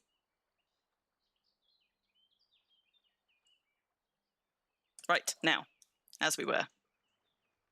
So, it always makes me sad that when you plant flowers, the grass is always like really, really short. It stands out like a bit of an eyesore where you've tried to cover something up like that. Okay, so 8, 8 there. 8, 8, 8 there. Right, we'll do better this time. There we go. Get ourselves in there, right into the groove. And what I ought to do is actually now stop backing up and just line myself long ways and check it against the slope beside me.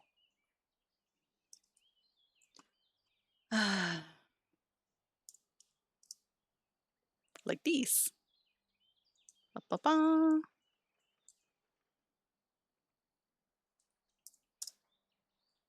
You will be pleased to hear, some of you, I'm sure, that having now twice died on stream and had a little problem with my inventory being so overfull of skins I can't pick up my own body, I have now belatedly learned my lesson, and I have handed off most of my skins to Ashri. So Crim is now carrying one of everything, which currently amounts to precisely, and Calvert's going to be so sad that he missed this bun too, to precisely 69 skins in a satchel in my inventory, so that the next time I die, I can at least pick my own goddamn corpse up. And it makes me a little bit sad. Yes. It makes me a little bit sad because, and that tells you how many bloody skins we've had now. It makes me a little bit sad because I kind of liked having all of my skins on me all at once, so I could see how many of a skin I'd got, so I could factor that in when I'm deciding whether or not I want to use one on a particular thing.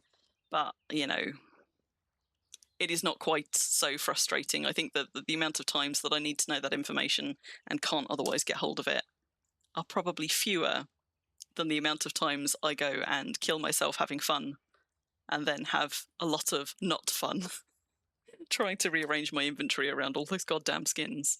So it needed to happen. And I did not want to test yesterday at the cost of 3,000 karma or whatever it is, whether you have any trouble summoning a corpse into your inventory if your inventory is already over full. I suspect you probably don't, but didn't really want to risk it for a biscuit. So I need to leave my cave entrance accessible, but I don't think that this is going to mess with that. So we've got 9, 8. These should all now be 8 slopes, which means, there you go. So we've now got a nice gentle slope up here. I'm just going to do a little bit of tidying on this corner here. And by tidying, I mean I'm going to slope this up a little bit to match so that we've got a gentler curve rather than a really sharp edge there. How much do I want to do that? Do I want to make it completely into I think maybe I do, you know. I don't want this to be a slidey slope. So apart from anything else, I don't want it interfering with fences. So let's take this one up to a 20 at least. And then curve down from there. Except I'm about to run out of sand, apparently. Wait. I did put more in here, didn't I? There we go. So, where is it? There it is. So if we make that one 20, then I kind of just need to eyeball it a bit from here. So, ooh, wild bison. You never used to see wild bison. Now I see them all the time. 34, 24. So in order to curve the slope, I don't want to overdo it and end up having to dig it back down. So let's just knock this one to 20 as well, and then I'll probably need to add just a little bit more to make it curve the way I want it to curve. But with terraforming, it's always easier, from my point of view anyway, to drop less than you need and then drop a little bit more than to go the other way. So we've got 10, 16, 14. There we go, it didn't take much, did it?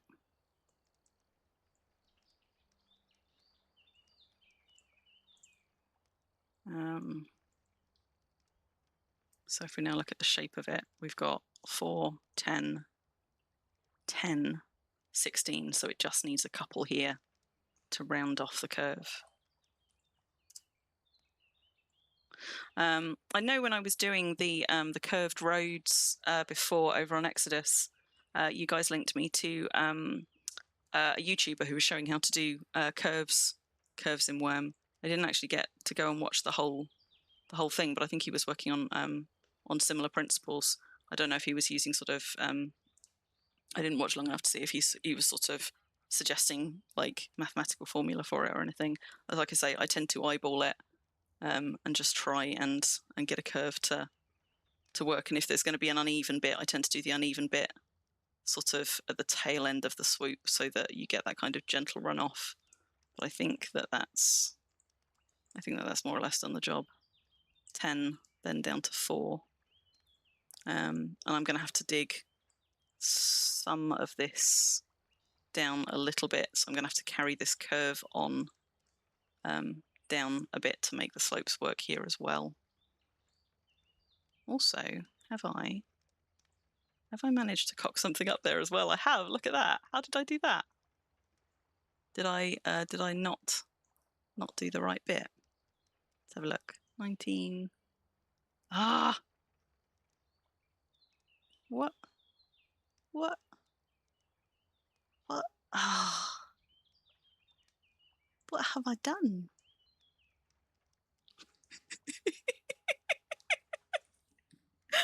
Oh, rolling slopes tutorial. Thank you, Ruffle. Yes, that exactly. So when I was like, right, I'm now going to carefully follow this thing. fix it all the way. What I didn't realise was I had actually messed up a couple of the slopes here. I'm going to have to go tidy those up now, or they're just going to bug me. So I must have been slightly too far back for 2 or 3 tiles before I noticed the one where I was definitely too far back. But that's all right. Again, it is quite fast to do, particularly with my digging speeds. So my shovel still has 105 Blessings of the Dark on it, and it's rare, and it's relatively high quality, in bun terms anyway. So my digging is nowhere near Calvert's, which, as we discovered yesterday, is something like 99 point something ridiculous. Mine's only like 80, 87. But with this combination of digging skill and tools, I do still dig quite fast. So what have we got? 1.8 seconds? Is that 1.7? 1.7 seconds per dig action. So it is at least super speedy to fix.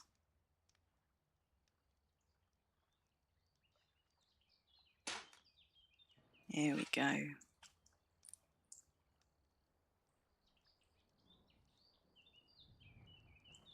Drop those there. Did I do it to another one? I think I did. Or did I not? No, maybe it was just those 2 then, and I only fixed the one. But I'm just going to replant these. And I don't want to use my special flowers, so I'm going to re-pick some of these to plant the other 2 back up. Because apart from anything else, not only does it look nicer, but also I kind of, before I move the bison here, I need those replanted tiles to have time to grow up past short. Otherwise, the minute I move bison up here, they're going to start accidentally packing some tiles. So I tend to replant as soon as I've terraformed to give the grass a bit of time to grow out before I get around to moving animals into the space. Right, now let me go and have another look. So, is that better? That's better-ish, except for something not quite right there.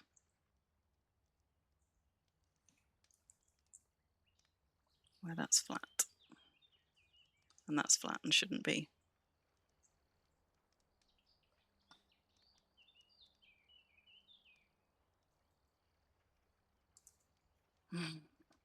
What time are we on? I kind of feel like it might be time to go and sort out the Cat Chateau, but these divots are bothering me. And I've got a cat chirruping merrily in the background. Is it just... Is it just... Oh, how have I managed it? How have I managed it? I know how I've managed those. This is why I don't do tutorials, guys. I just cock things up too frequently, which is fine when you sort of, you know what you're doing and you know how to fix it easily. It's no good when you're trying to like help somebody else figure out how to do it though. So let's just reopen this. And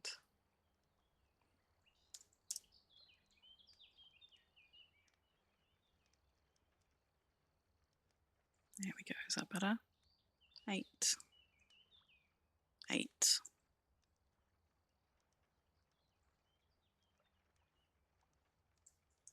And then we need to still do a little bit of shaping just around there where it's kind of uneven. But I'm getting too tired to do terraforming properly. I'm going to have to do some tidying up on that, I think, another time, but I'm not going to do it right now. And obviously I've still got to dig some of this down and fill a whole load of this in. That is definitely a problem for another Crim though. So let's unload some of those. What am I going to need here? This is a brick build. So I've got mortar, I've got stone bricks. I'm going to need some fence bars. And I'm going to need some large chain links. Keep the stone shards in there because I might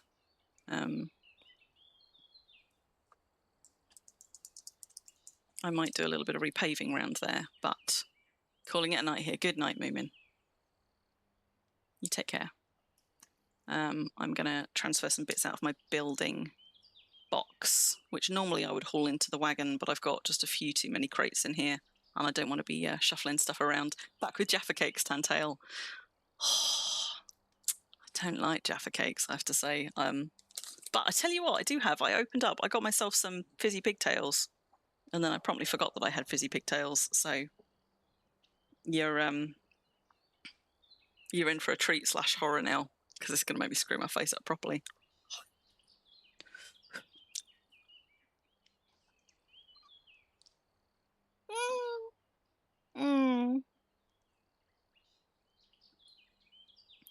I don't know why I do it to myself.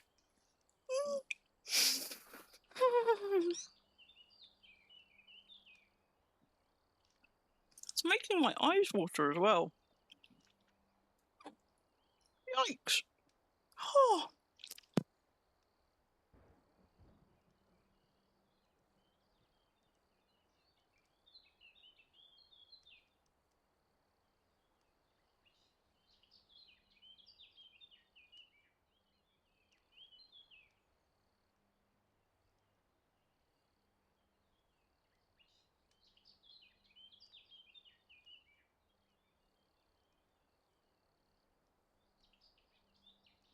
You know what, that was not my brightest idea, because it also warms me up.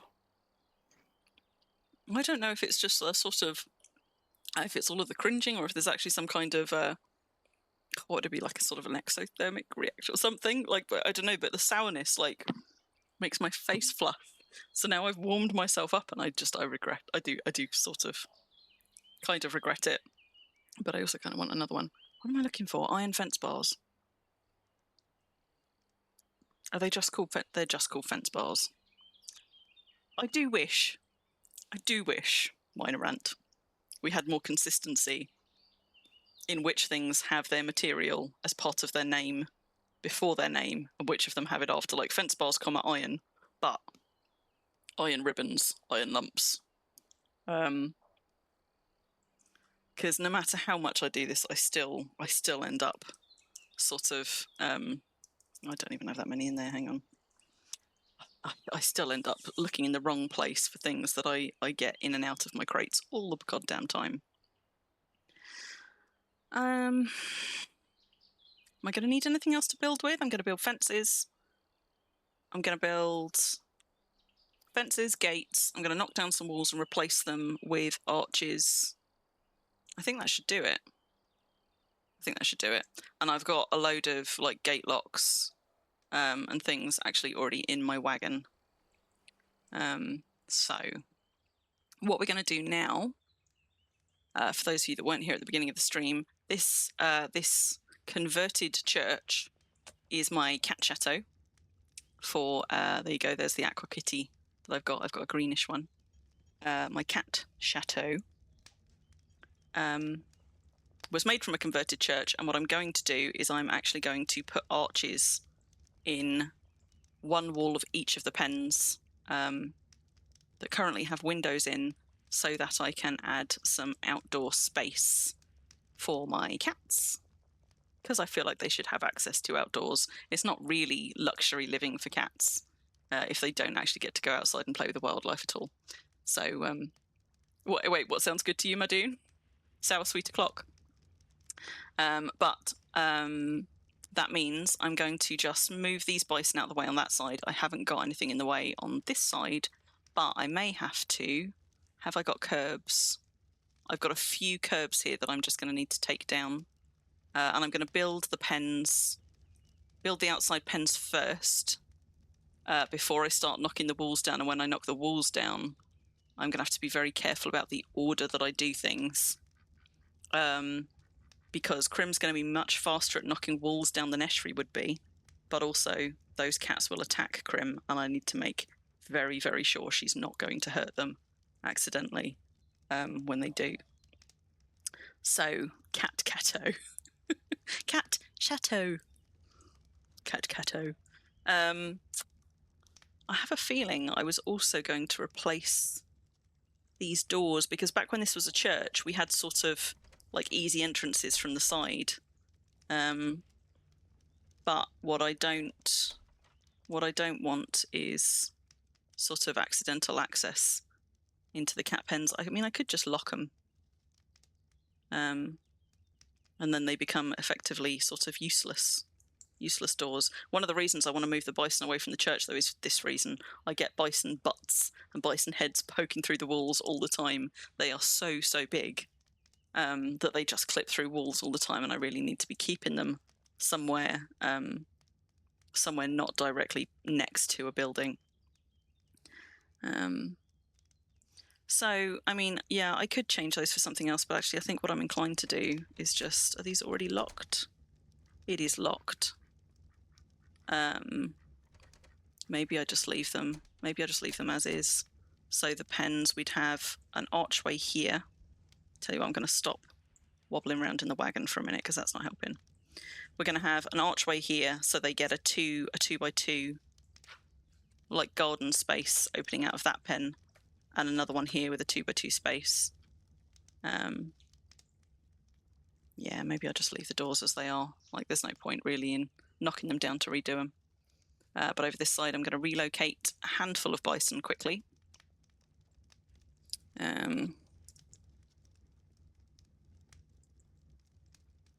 So that I don't end up accidentally having park residents wandering all over the deed. Now, unfortunately, what I haven't got is a whole lot of extra space to put these, so these are temporarily going to be quite crammed in to some pens. Let's put these ones in here for now. But it does mean that I need to make sure I go and get those new pens to move them to up and running quite fast, because there just really isn't much of a buffer zone. I've got sort of 3 to 4 bison in every pen. Did I not start leading 3? Oh no, I was too far away to lead the other one. And they will start getting diseased with that many of them to a pen if I leave them there for too long. So we're leading that one. We're also going to need to lead the ones out of this pen. And that one. And that one. I also want to, so it's a shame in a way that this grass is enchanted because I'm about to pave over it. So I'm going to end this pen here, and I'm actually going to have another pathway leading across the back of the church to connect up with this one. That seems like the obvious thing to do if I'm changing the layout of these pens.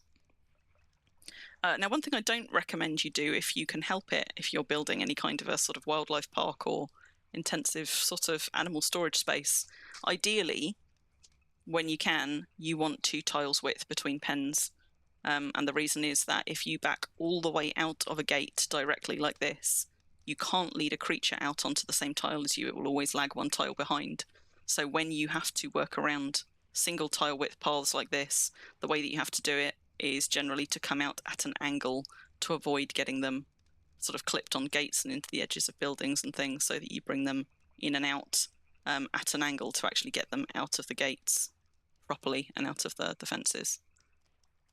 I've had to do it in a few places here, and I've also chosen to do it aesthetically a few places here because I am very used to maneuvering animals around a very small space. But if, for example, you were building like a horse market or something, I think I said this on one of the market streams, if you're building a horse market, I would absolutely, in your horse market, try and make sure that in front of any of the gates that people are going to have to lead animals out of, you've got 2 tiles if possible, because otherwise you are much more likely to get people, for example, buying an animal, trying to lead it out of a pen onto a narrow path and accidentally clipping it into an adjacent pen that they don't have the key access for. So it's not just for practicality from your point of view, but also it should mean that there's less work that you have to do to go and try and rescue. Oh dear. Rescue animals that have clipped into pens that they shouldn't and things like that. Hello, Mina. You're back. Oh, you can have some purple flowers, even though you'll probably almost immediately eat them. Maybe I'll dig them back up.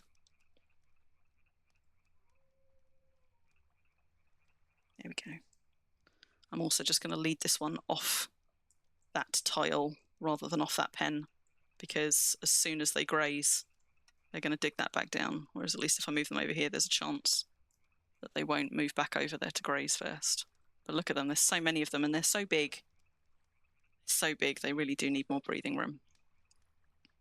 So, have I now moved bison out of everywhere I need to? I think I have. So what I'm going to do, these pens are kind of, you'd think that these are already pretty much built themselves, except that I haven't got fences, I don't think, in all of the places that I want them. See, I actually need to knock these two down and rebuild them here, which is a shame, but never mind. Thankfully, as I am mayor of this deed, bashing also does not take as long as it otherwise might. So we're going to take that one out. The downside is, although, there you go, look, these are only quality 36. So that tells you how early I must have built these in my building journey. Because there's less materials that go into a fence than into a house wall, but my masonry house walls tend to come out at around sort of somewhere between quality 60 to 80, depending on the materials that I'm using, which obviously also makes them slower to take down. Bashing, yeah. So we'll take that one down, so that we can then run a path through here. I'm going to put a fence up here and here and make a 2x2 pen that I can then bash through a wall there, which means I also need to take these two down. And the other thing I need to make very, very sure I do, because this is all set up as a petting zoo, it means that every single one of these gates that opens out onto a public path has got permissions set. And I need to make sure that any new gates that I build also have permissions set, so that the park continues to work as it's supposed to. So it's not my venerable lava spider. This is older than time, or certainly older than I've been here with this deed. Gravestones are quite hard to remove, even if they are on your deed. But also, I kind of never want to. I like them to stay there as a little piece of the deeds that were there before. Oh, you were worried because my combat tab was lit up. Yeah, that's from the spider, I guess. Like, spider a while ago. I just hadn't tabbed across to it. Good shout, though, because now that I have unlit it again. In fact, I tell you what, I'm sure I would remember to do it anyway, but just for my peace of mind, I'm going to unequip my axe now. Because there probably isn't anything running around the middle of the deed, and if there is, I can always re-equip it. But far better that than me accidentally get within thwacking range of one of my cats, because they would go down so fast. Right, so there's that one gone. So we're going to put up some new fences here, and there. But I've also got a little bit of bashing to do over the other side, so I'm just going to go and do that first, so then I can do all the fence building in one. Mina is busy trying to flip her food bowl over there because she is a very, very hungry kitty. So I'm going to line up some bashing actions and just dash over there and give her some food. So here, am I going to have to move that over a bit? I think I am. Because, yeah, look at that. So I'm going to have to... Let's move this now. So that is squarely on the other tile. And I'm going to have to bash these curbs. So... let's get rid of those. And those. May not take two, but better safe than sorry. Right, I'm just going to feed that cat. I will be right back.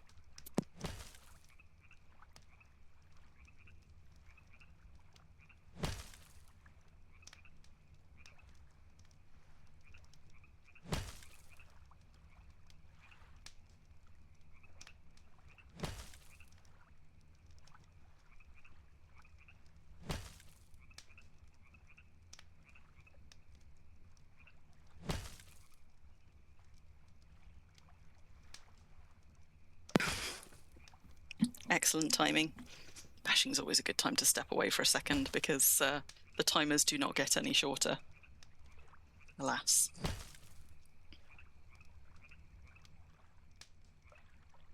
Now, I've never understood why curbs are harder to bash than iron bloody fences. But they do seem to be, don't they? Although, oh no, maybe not. Maybe they are only taking one each. Yeah, maybe they are. What quality are these? Quality 56. My curbs are higher quality than my fences are. Yeah, you've had too many animal incidents.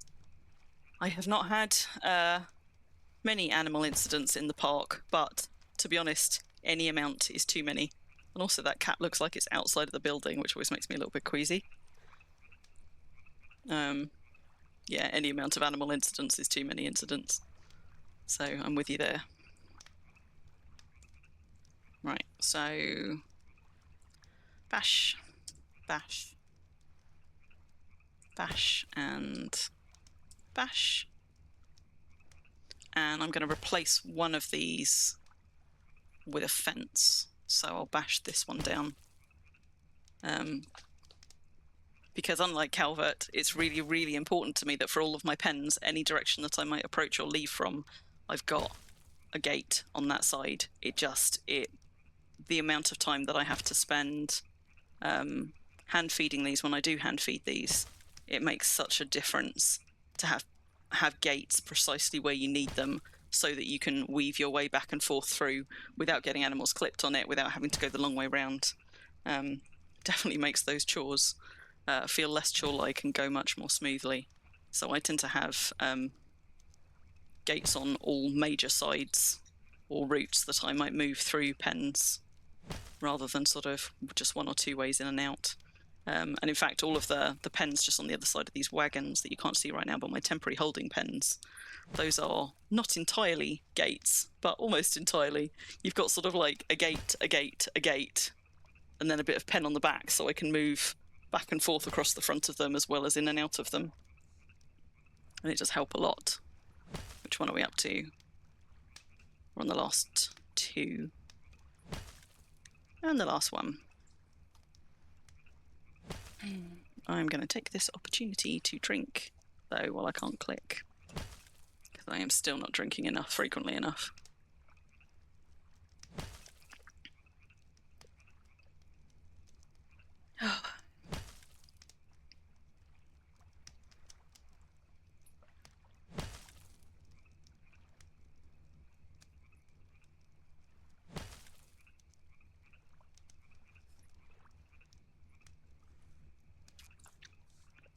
One more thing to bash before we get to the walls, but obviously those are being bashed last once the new pens are secure. Take down that one so we can replace it with a gate. I've got a little bit of furniture in front of the walls where I'm going to be making some arches, but I figure if I make the arches first, then I can get Ashri to go in and just replace the furniture and shuffle things around so that it looks nice and neat. And at some point I often put a little bit of decorative something or other in the grass pens as well, but again I can have Ashri put those down later on, sort of finishing touches. There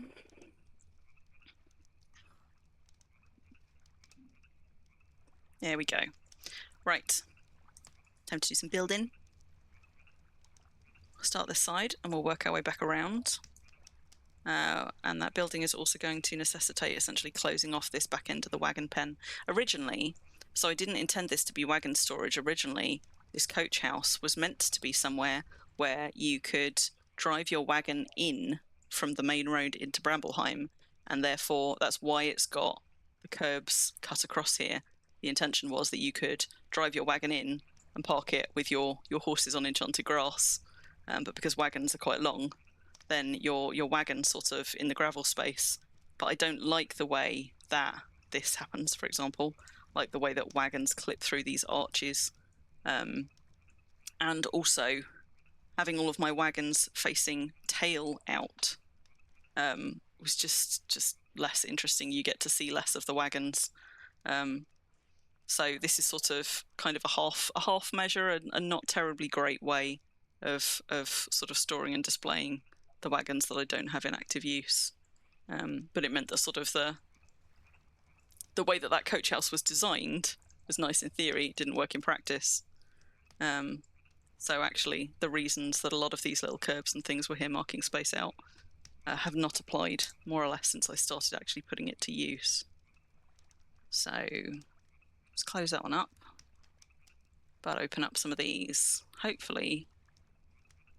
You know what I didn't pick up? I didn't pick up my sandstone bricks. That's all right. Let's go and grab some.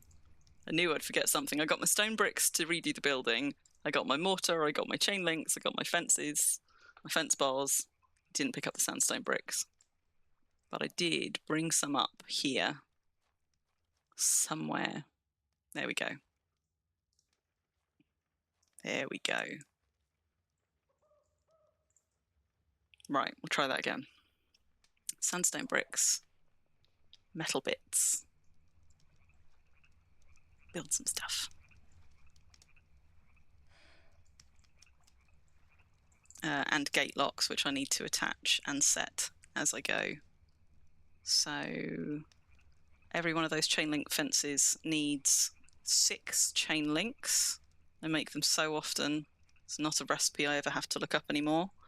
So I tend to take 18 of those at a time. I'm going to need 1, 2, 3 lots of fence bars to do these pens, but I'll have to top back up on chain links anyway, and as many sandstone bricks as I can carry left over.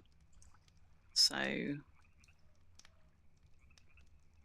sandstone iron fence gate.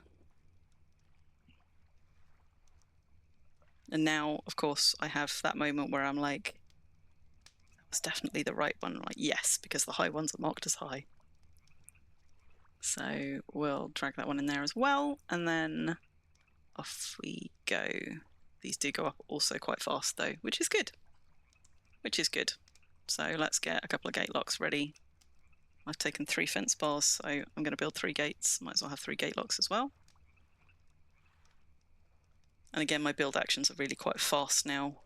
Combination of a relatively high quality, although that needs tinking up again, trowel with Wind of Ages on it, and my masonry skill, which is up to something. What's my masonry up to now?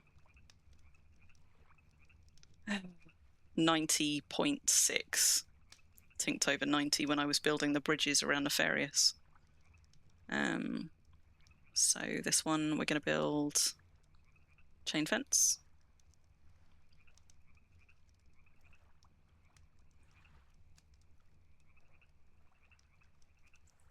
No, at the crafting window, thank you, please. Thank you. And I'm about to run out of bricks. Let's try that again. And then while I'm doing that, let's get one of these gate locks added to this gate. Now that I've got an action free.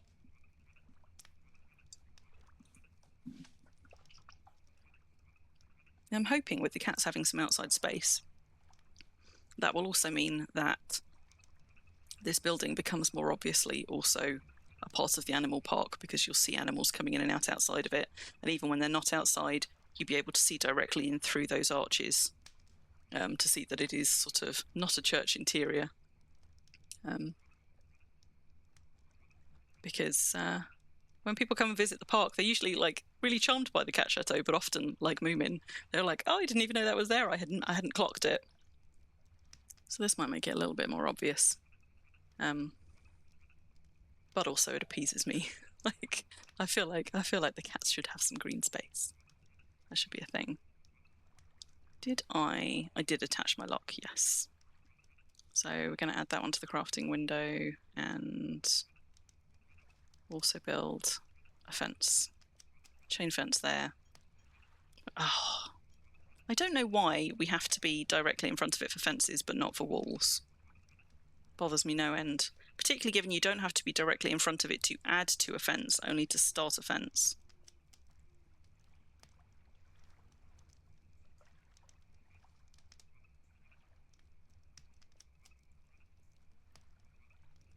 Now, while I'm doing that, Let's set some permissions on this gate. So I lock these gates and then set it so the Kingdom of Freedom Isles can enter. And what that means is that players can come and go, but things like trolls and goblins can't. So that's why I bother to lock them at all rather than leaving them all unlocked. And it also means, if for some reason I needed to temporarily close the park or something, I can go and actually lock all the gates if I need to. Like I wouldn't have to go adding locks to do it. Little catnip faux puppets. Oh my god, yes. Yes. Puppets. Good shout. I like it. I was also thinking about ways that you could do sort of like little balls of yarn and stuff, and there isn't a particularly good one. Like you can get the balls that you make with pendulums, but they do look kind of shiny. They don't really look like toys. Like I might throw a couple of those in there. I also suspect though that outside of a building, which this will be, and not on a surface, those will decay faster. So I tend to use this as decoration on surfaces. I think effectively dropped on the ground, though, those would go too fast. Yeah, Tantail, have you come up with any interesting items in Worm that you can use that look a little bit like yarn to make because I've been looking at those Easter baskets, right, and being like, I'd love to fill one of those with something like yarn, like a basket full of yarn. But also we're talking about enrichment toys for the cats to go in their cat pens. Ruffle suggested some catnip puppets, which I am 100% here for. I think that's adorable. But it would be nice to have some sort of some balls or yarn or something. I tell you what though, now that I have got so many, the wool yarn, it does, but the trouble is that wool yarn and strings of cloth both decay really fast, as do a lot of crafting materials. So there's precious few that will actually stay a long time. I did use, for example, bed sheets have a really nice folded linen kind of texture, and I was using those for towels around the hot tub for a while, but they don't last long enough for my liking. I had to keep replacing them, so now I use bed rolls as sort of like towels stuffed in a cupboard nearby, kind of a thing. Okay, so that one's had its permission set. We've done both of those. Let's go over to this side. So we're going to build one here. Where are you? Chain fence. I also don't know why. I still haven't worked out why sometimes the fences are in different orders in some menus than others. Okey-doke, that'll be enough. And when I'm building fences as thoroughfares in pens, probably obvious, but I do try and line them all up rather than having them zigzag or something, so that I can just go in a straight line without clipping anything on the way. Waxed food. Rope. I suspect rope probably decays quite fast, but at the very least I've got a lot of rope that I don't mind trying with. So I could try dropping some ropes on the ground and see how long they last. I could also, for things that decay faster on the ground than they do on objects, like for example candles burn out dead quick on the ground, but you put them on something and then suddenly they get treated like decor. I can put furniture out in the garden pens as well to put things on. It's just I know that for a lot of crafting materials that won't make the difference, unfortunately. Could probably dye something. Yeah, probably. Might be able to do something with something like Easter eggs as well. Like I wonder if with some clever Easter egg placement, if I could make something look like a cat toy. Maybe. I'd have to have a play. I'm certainly not short of Easter eggs. I'm going to need some more bricks. So this one's going to be a gate.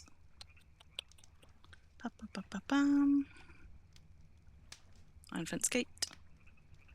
Yeah, I know, it's weird, right? Lavender flowers last forever.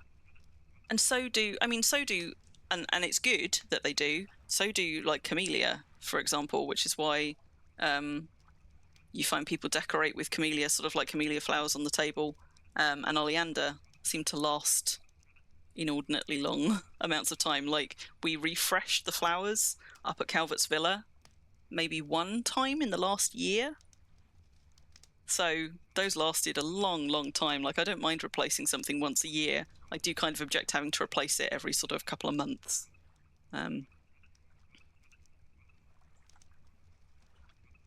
Oh, that's a good shout. Yeah. Spindles or fishing stuff. Because fishing line, I think fishing line is like a spindled yarn or something like that, I think. I shall have to do some experimenting. But also, yeah, as I was saying, I've now that I've got such an abundance of Easter baskets after a second one of those Easters, every cat should be getting a cat basket. That seems like a no-brainer. Because at the moment none of them do, and to be honest, I should stick them in the dog pens as well. I've got more than I know what to do with. I must have 80 or 90 of those things. I don't need to put a lock on this gate, even though I picked one up, because it's an interior gate.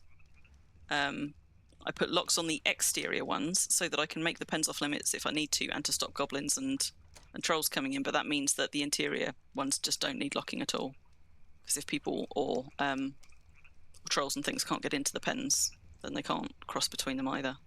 So got a couple more to do. Just very helpfully backed my wagon directly over one of the places I want to build. So let's just come out the other side. Sandstone chain fence there.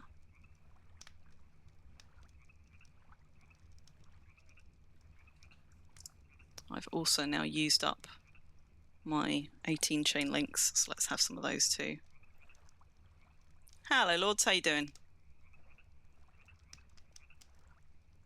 We're over at Brambleheim, my wildlife park and main deed, on release.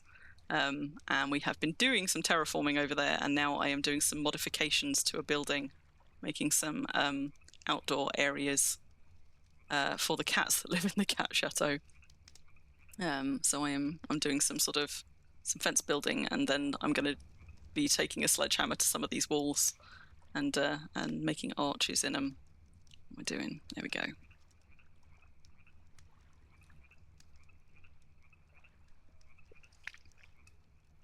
What are you up to this evening, lords? Are you in worm, doing some worming?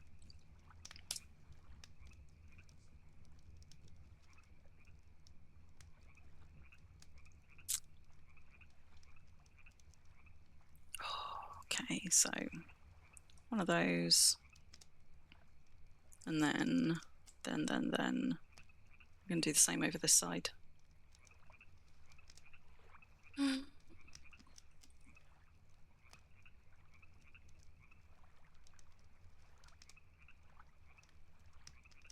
Let's have some more of those bricks out. Then we're going to have... I'll tell you why, I'm going to have to move this along, because that's going to be directly in front of my fence. That's all right, though. So we're going to have a gate just there. Might as well start that one going. You've been grinding the whole day, and you're going to grind some more. What are you grinding at the moment? What is it that you're working on?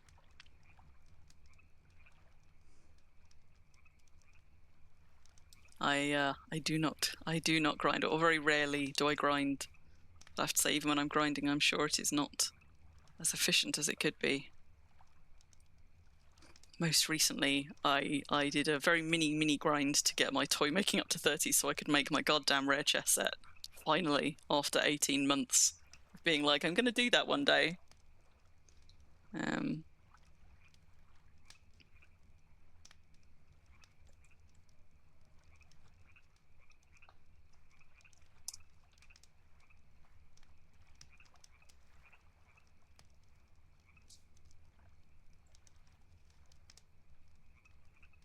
I'm going to shuffle over just so I can start this fence while that one finishes.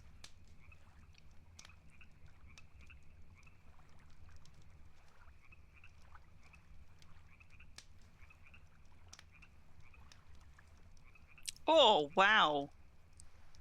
58 ticks away from 100 nat subs. Get you. And roughly how long is it taking you to get a tick at the moment, dare I ask?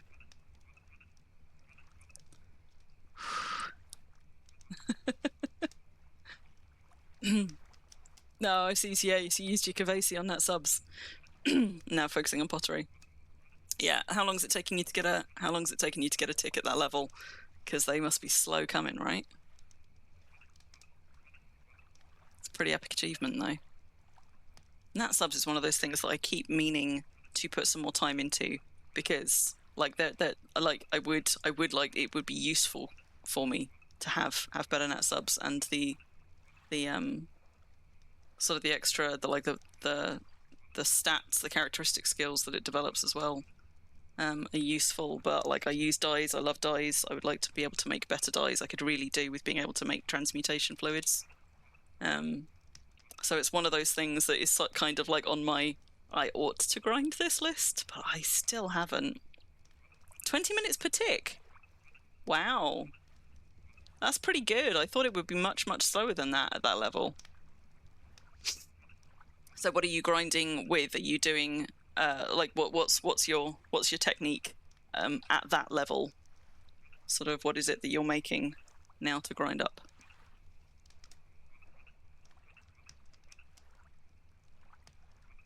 Oh, there's just 2 chain links left.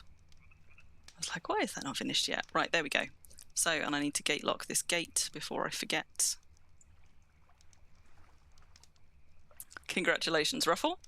So what was Tunneler? Which level is that?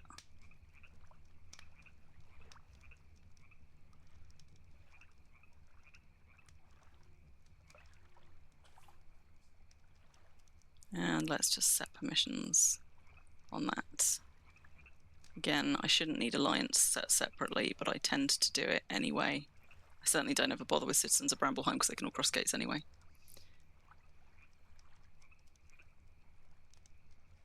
Yeah.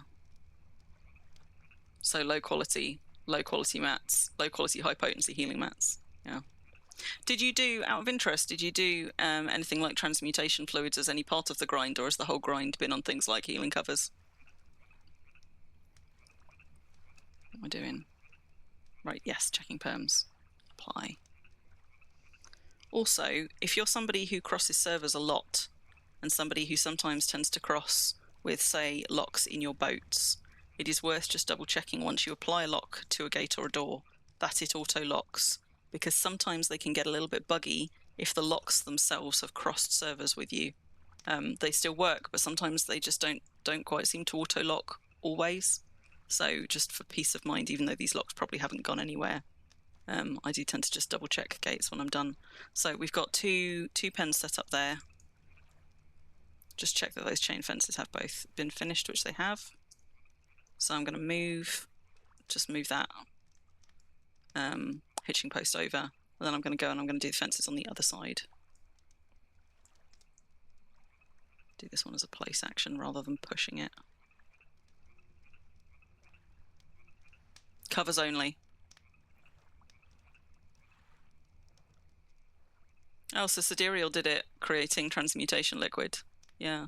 I know that Fraz Kaiser, who does our blood mixing at things like public slayings and stuff, she's been doing, I think, pretty much all of her nat subs grind with healing covers as well. I traded her a load of low quality mats in exchange for her mixing some potions for me for the market, because she just can't get enough nat subs materials for the level of grind she's doing, and you must, like, it must be the same for you. You must go through so many of them. Right, let's go to the other side. Now I'm going to leave this pen intact, even though this is not going to be part of the cat pen, because if I'm moving the pigs over into this area, they might as well have this little pen on the corner as well.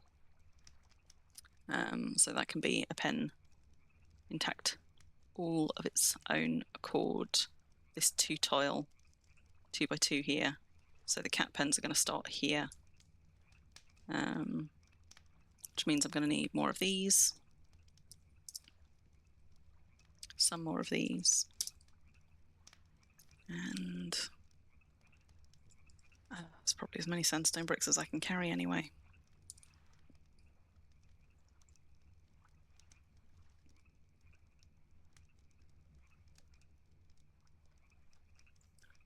So chain fence there, and then we're going to have our fence gates along this outer edge, so it's sort of symmetrical to match the other side.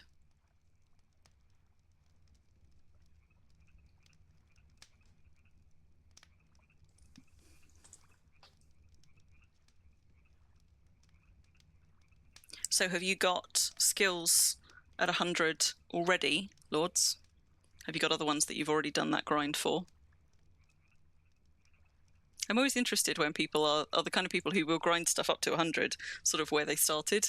Like, what was the first one that they went all that way for? And sort of how their skill trees bloom out from there. Often I know it's PvPers doing things like smithing skills or weapon skills. Not yet. You've got farming at 99.9. Oh, is that something that you're still kind of actively working on, or is that something that you kind of put down and are gonna come back to for the last push?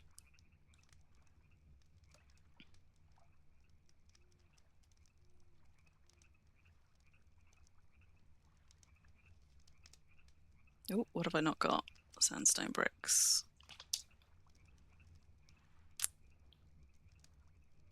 I'm gonna need at least one more gate lock, aren't I? Although, actually, maybe I wasn't. Maybe one would have been enough. I think it probably would, you know. Oh, maybe not. I think I have to replace some of these. Maybe there was a bit more bashing that I needed to do. So this one is not going to need a lock.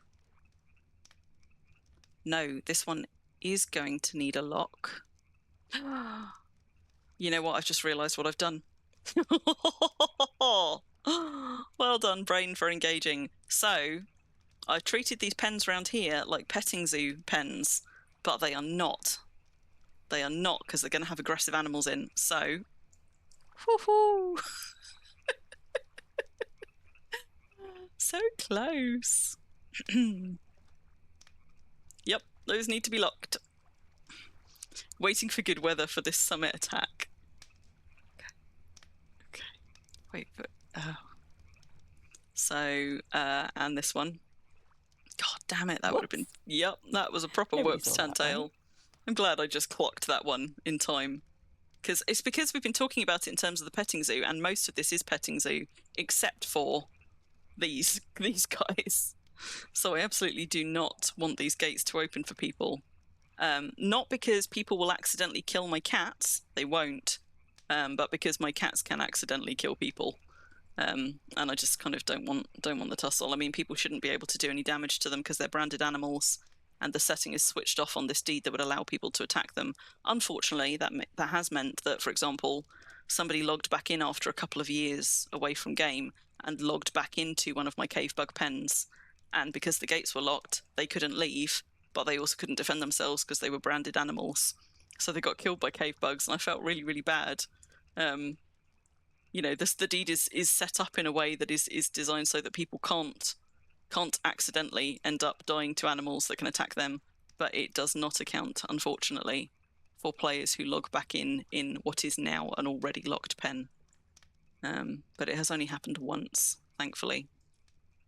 But that does mean, however, that I definitely do need a lock on this one, because although this pen will be open and accessible to everybody, this one needs to be locked.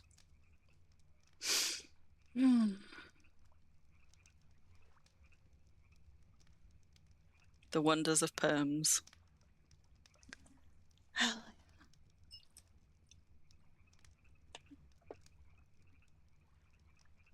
Right. So that is, in fact, locked. Double checked.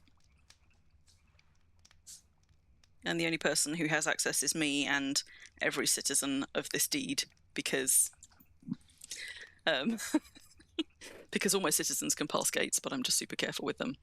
But this is a very good reason why I could not ever take on villagers here, because my deed perms are set sort of citizen wide, because they need to be.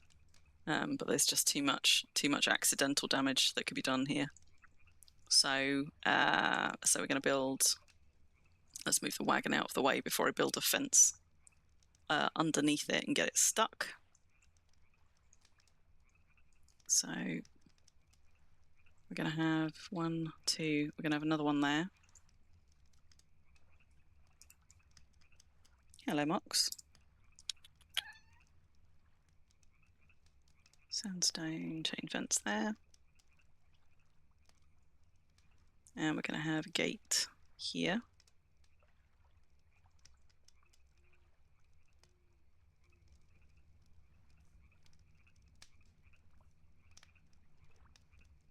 And I'm going to need more bricks. We're getting there though. Hello, Mox.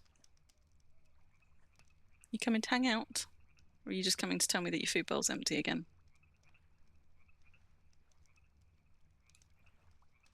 There we go.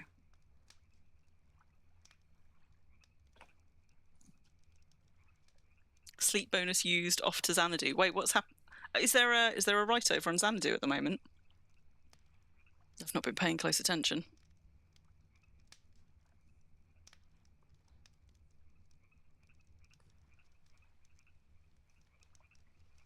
What have we got? Ooh, so there is. Rite of spring on Xanadu. Till 6 a.m. tomorrow morning. Ugh. I suppose I could before I log off tonight.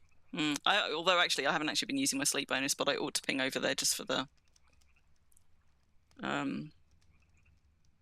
skill gain. I've got a portal ping priest about at least. I know I've missed the last few as well. Even when I know they're happening, I just don't quite get myself sort of coordinated properly to take advantage. When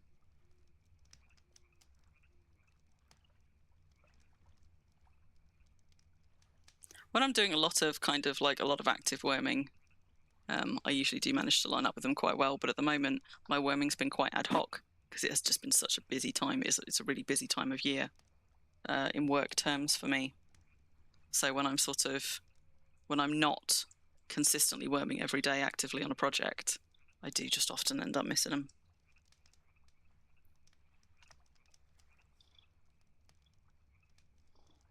You're right, berry pudding.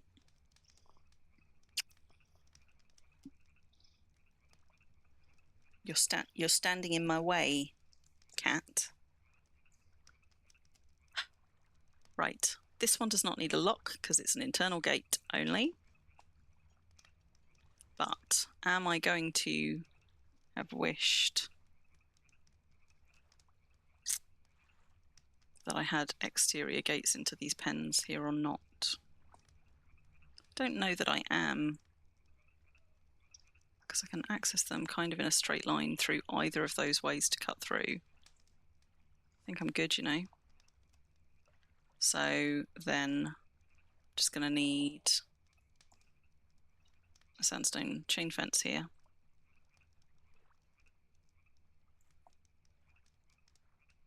And a gateway here. And that should do us.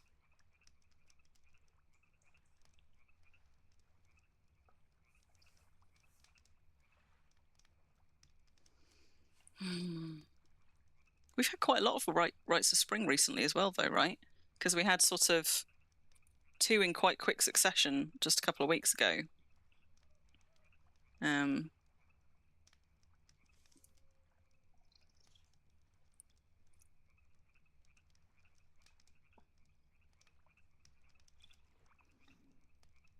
So no regrets converting to Venora then, Ruffle?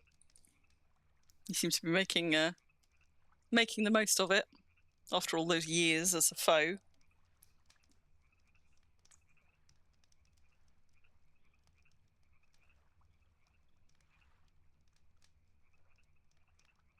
And this one.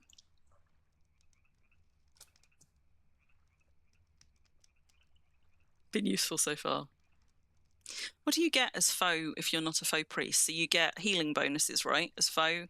And I guess you get like kind of forestry, maybe gardening? Yeah, I still love foe as well. Just not enough to have my main be a foe follower. The Vin bonuses are too good. I've always been Vin on Crim.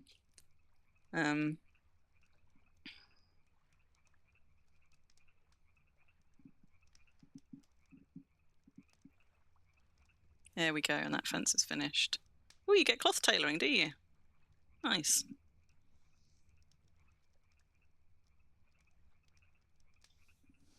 So I'm going to stick a gate lock on this one as well. And then that should be it for fences.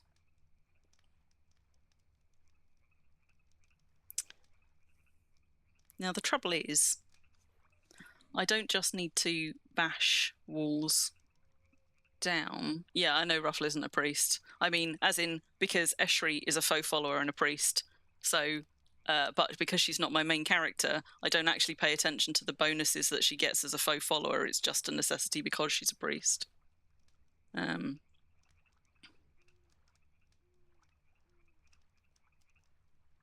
Yeah, well, I mean, if your ult does any kind of skilling, Vin's helpful in that one. Oh, I see, gotcha. In fairness, memers, I don't know many people who main a priest. Stanley might be one of the few, because there is so much of the game that is cut off to you if you are maining a priest, and kind of the only way to get around that is to skill all of those things before you become a priest, or abandon certain aspects of gameplay and skilling, particularly for things like skills that you can only reasonably skill up well through imping rather than through sort of creating or whatever. So a lot of those crafting skills. Now, right, I've attached a lock. I need to set the permissions on it.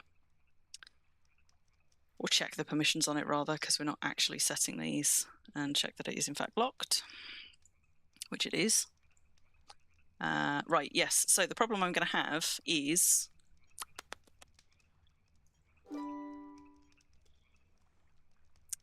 the pens that only have 2 cats in. It's not going to be a problem.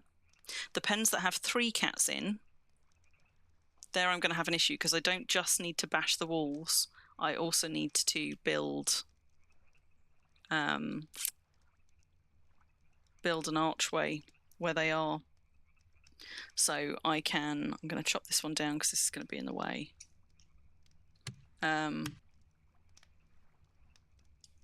Because they're conditioned cats, they're slightly harder to hand off to somebody else, but I probably can do it, to be honest. I should be able to charm and hand some of them off. The one that's the pen that's going to be the most difficult is this one, because it's got greenish cats in, which is definitely a challenge rating upper in terms of taming. And I think it's got 3. I hope it hasn't got 4. I suppose I should probably go check that. Let's drop these bricks off. Mox, you are really in the way. Let's drop these off.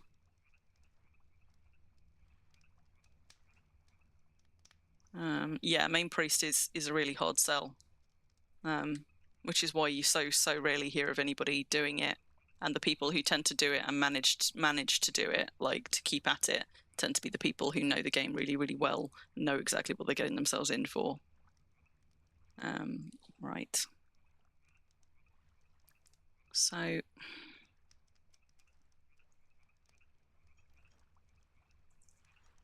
let's have a look at what we got. Yeah, okay, so we've got 3 greenish cats in this one. That one I'm going to need a little bit of help with. I think there's only 2 in here. I don't know that my signs are up to date. Hang on. Jennifer. Kitty Perry. So I think that's a 2 cat pen. That one should be all right. I think this one is a 1 or a 2 cat pen. Okay, these should both be 2 cat pens. I think.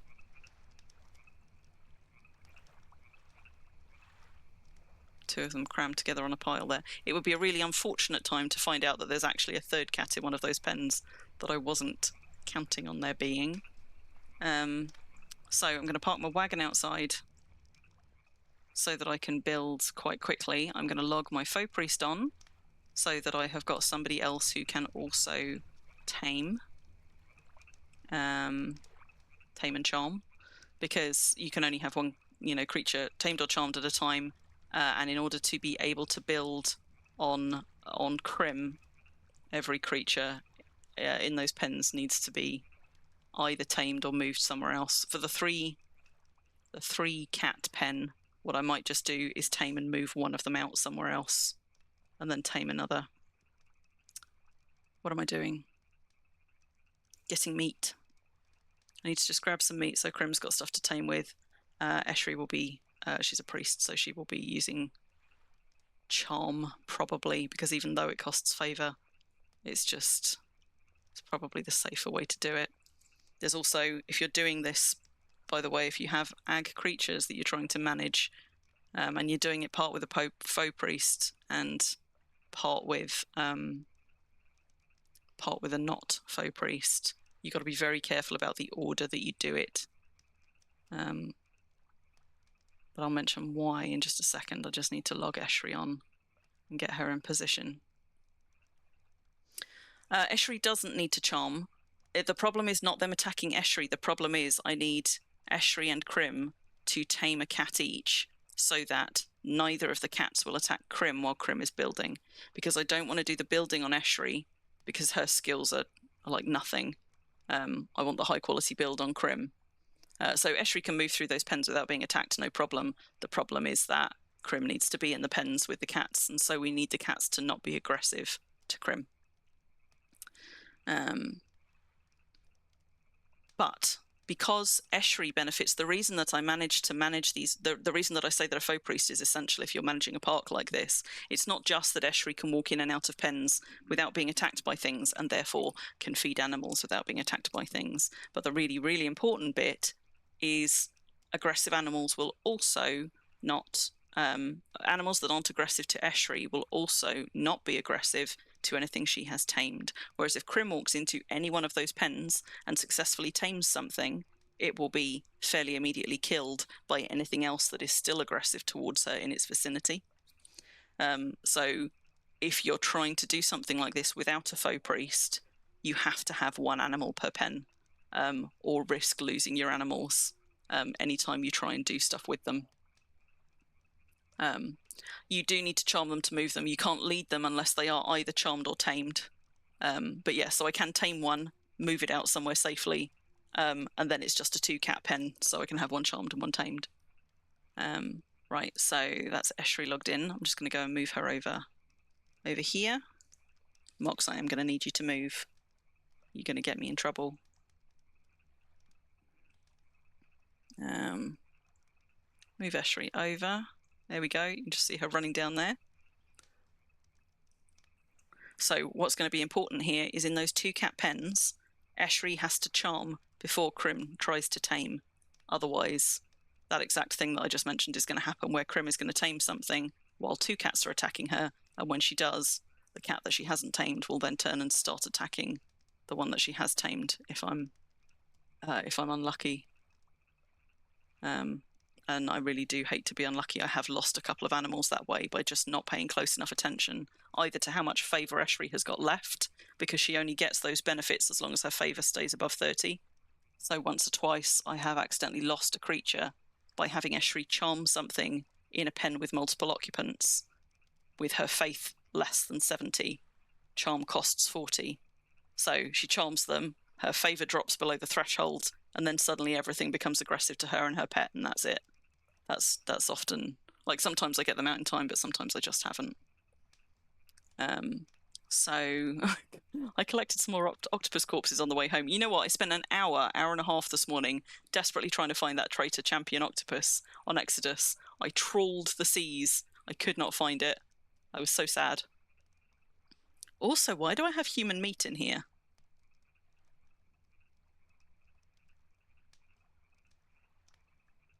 I genuinely don't know.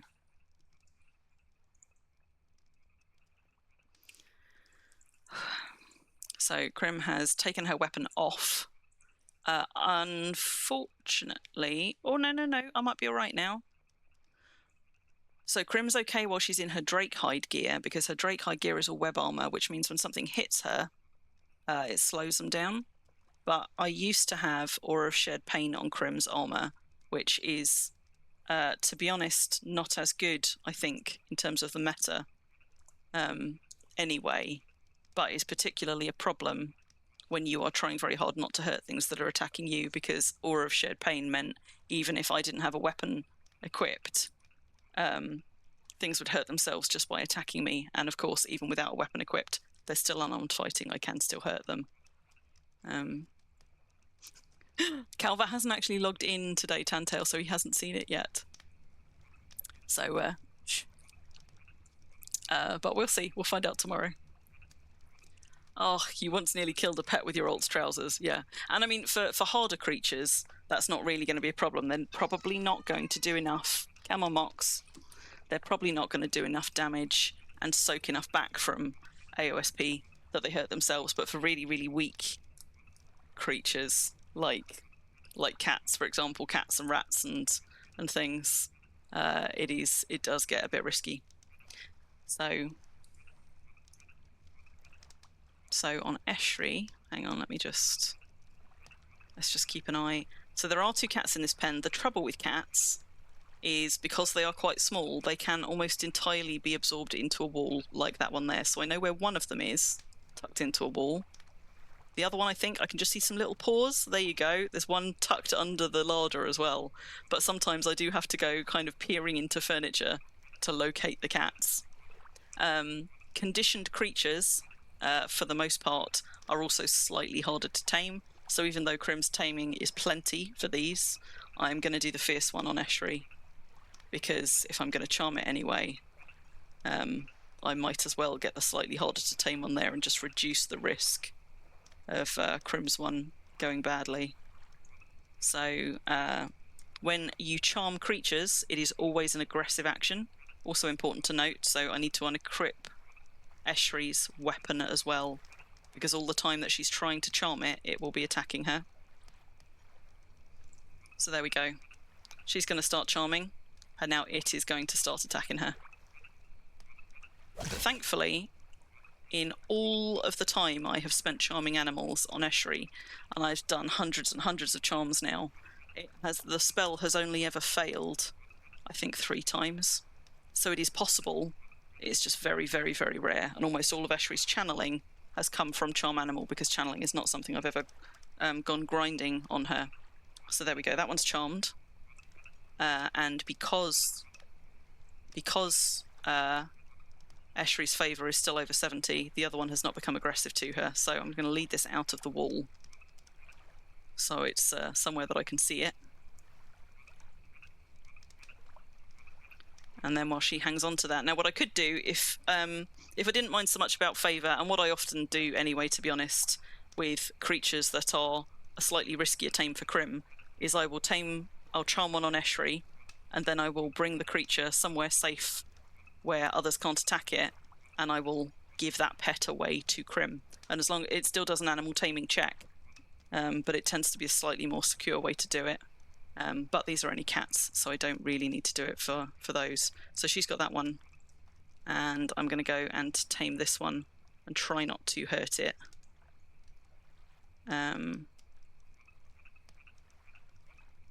It may attack me whilst I'm trying to tame it, and the problem is, because it's tucked under the larder, I can't actually see it properly, but that's fine. It did as it should.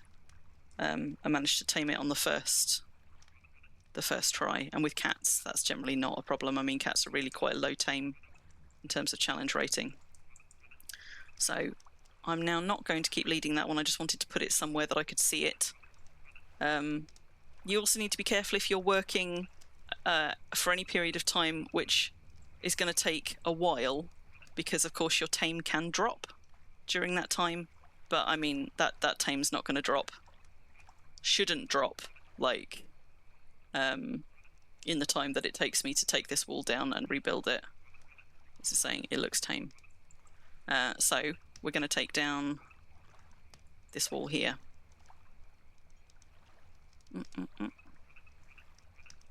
Take my wall crumbler out. I should repair it. Look at that. That's dropped below 70 now. I had that imped up to 90 last time. That's sorely in need of getting tinked up again. Your silly brain thought they wouldn't. Yeah, well, it's not a silly brain at all, Tantail. Like, but unfortunately they will.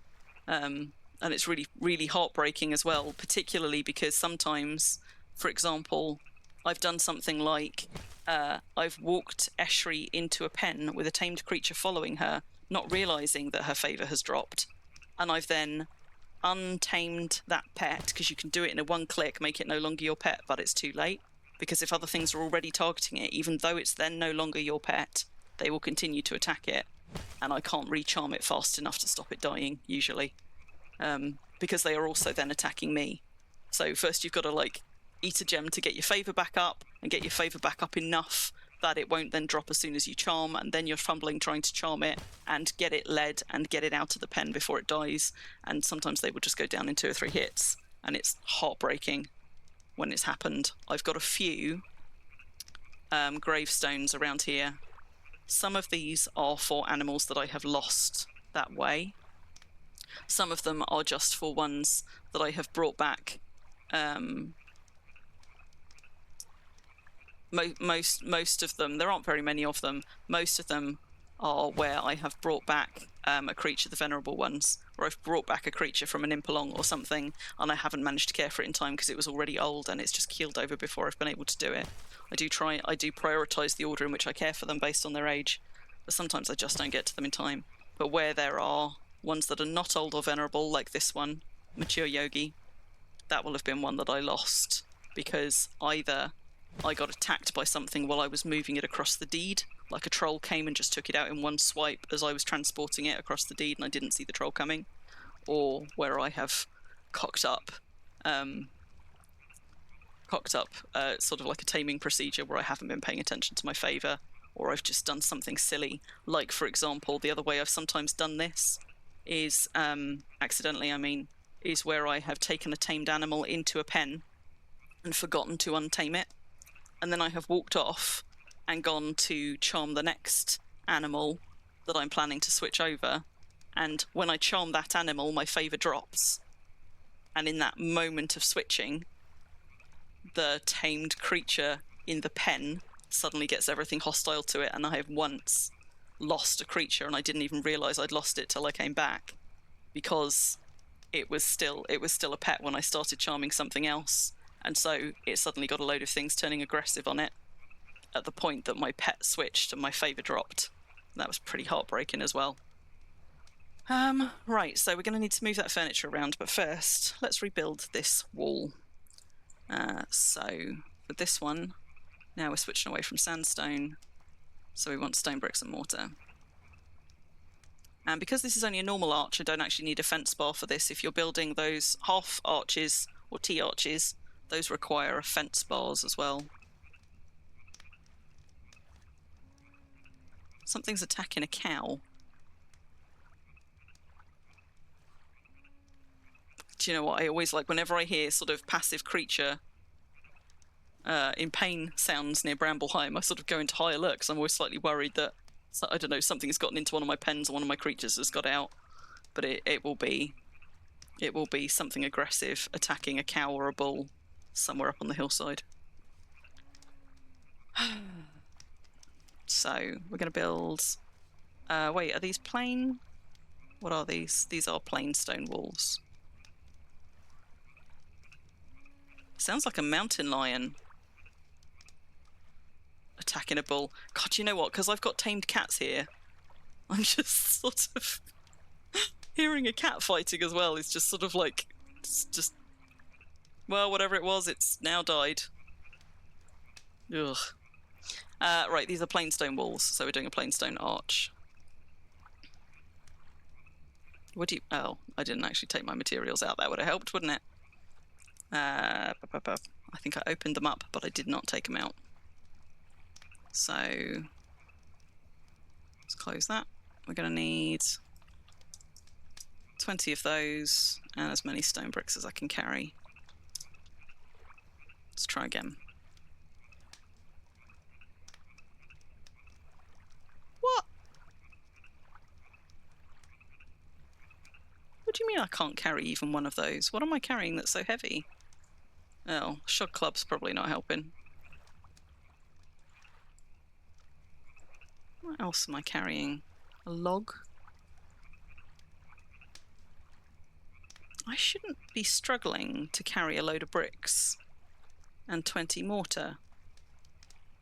I wonder if it's number of items in my inventory that's the problem, actually, because I am carrying a whole load of meat. It's probably that. Guess we'll find out. Yep, it was that. It was maximum inventory capacity rather than weight capacity. You find guard death noises more inconsiderate. Yeah. Good night, Madoon. Yeah, because it sounds like a player dying nearby, right? They have the same kind of cry when they go down. I have to then go checking my local tab to be like, did somebody just die in my local? But by the time you've heard it, it would be too late to see. And yeah. But because I run an animal park, I'm kind of much more sort of attuned to listening out for and much more anxious about animal attack sounds.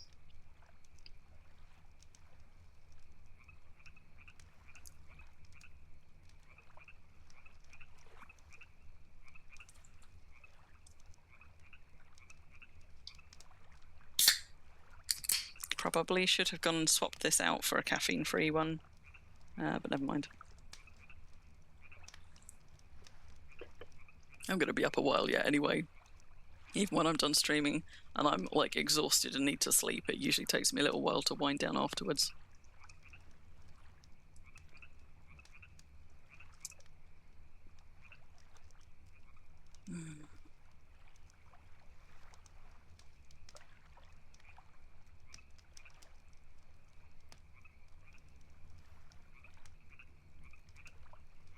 Horse sounds or troll sounds?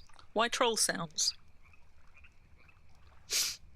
In case the troll is like, in case you're AFK or something, and the troll's thwacking on you because a troll can take you out with a nasty head hit or two. Horse sounds, yeah, I am always listening out for horse sounds because horses don't often get attacked in the wild, but also because, you know, people losing their horses usually means somebody like when you hear horse fighting sounds, as often as not, it's like somebody stood too close to someone's hell horse, or, you know, something attacking someone's horses that they've not realised. Okay, so there we go. So we've got a little archway out. I suppose, since we got them tamed anyway, I might actually reorganise the furniture on Crim rather than Eschery, because I don't, even if Crim secured it, to be honest, it's not a problem from Eschery's point of view, because Eschery can pick up anything that Crim has secured, but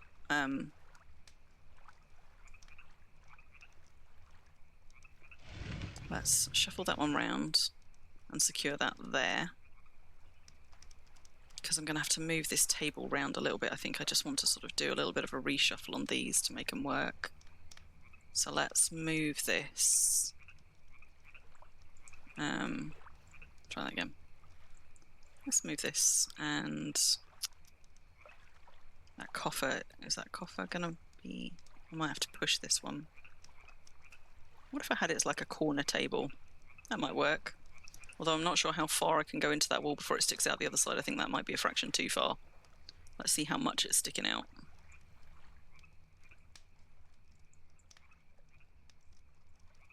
A bit.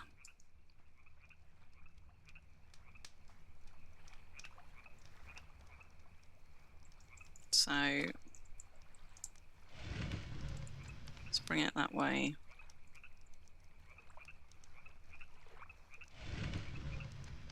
Oh, you know what? I hotkeyed this, and I keep forgetting that I hotkeyed it.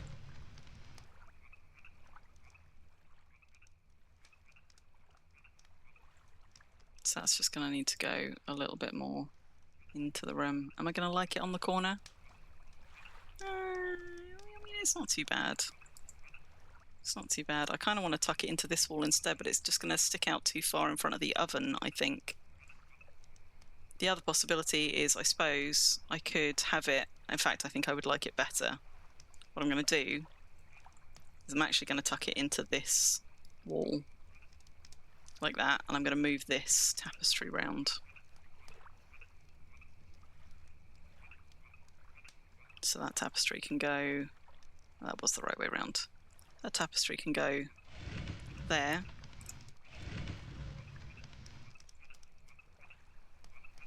And I'm just going to need to move it out this way. so that it comes out from behind the oven.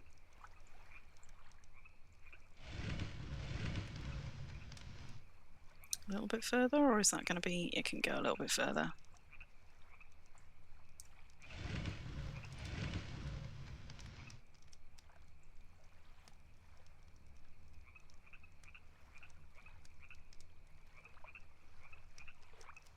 Do you know what's really weird? I swear I'm hearing footsteps.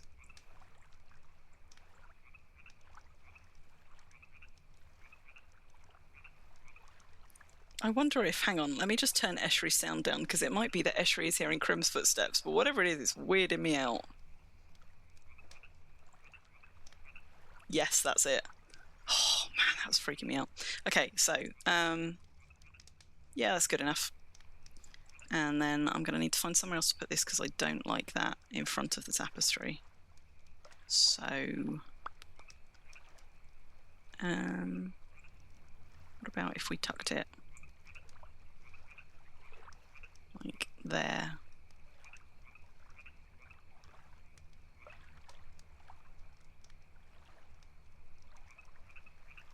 Don't like that it's slightly too long. Okay, let's have it, I don't know, there instead. Might have to get rid of the coffer altogether. So this one that I've got tamed, it's showing in attack mode because I am within range of other creatures which are aggressive towards me. So these two aren't at the moment. But one of these might be. Although, yeah, that one over there. Because I'm even though that one can't reach me, because that one is currently in aggressive towards me mode. Therefore, my kitty has been in aggressive towards me mode. But it's not a problem that it's like that. It's just sort of, it's on high alert. And let's tuck that there. Does that work? I reckon that works. Actually, might be tempted to push that over the chain fence. And I don't want it clipping on that side.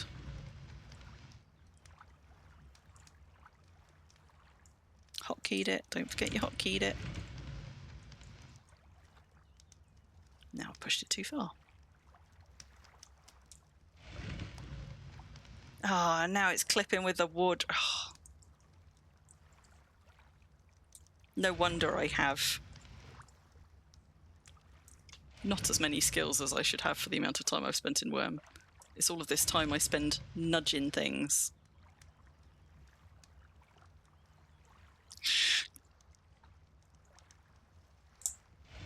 Right.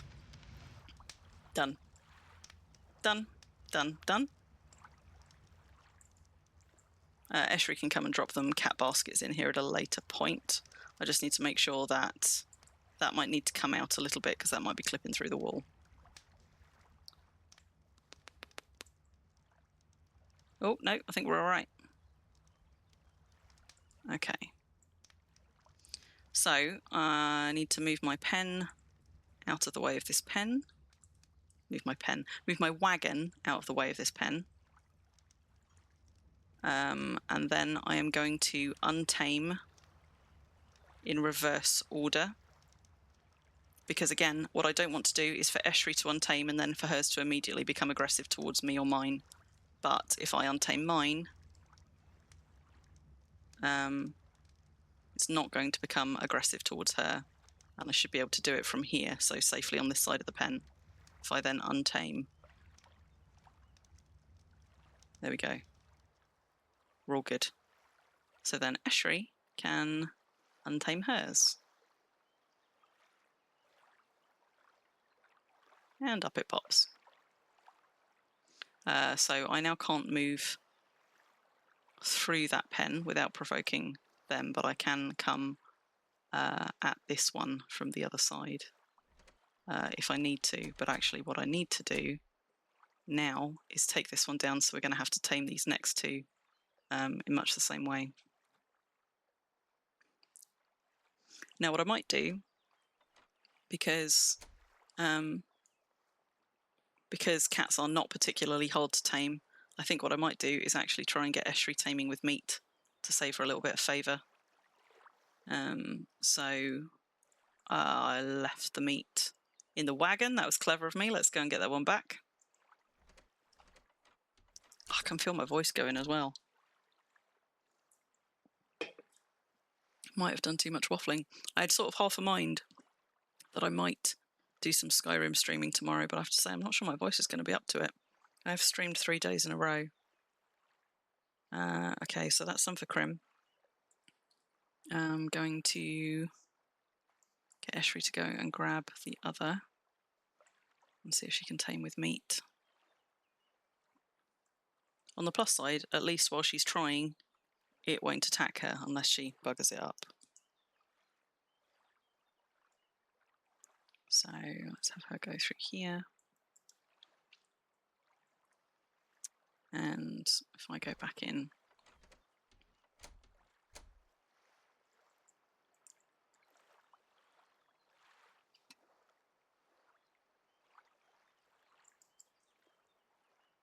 let's see how we do.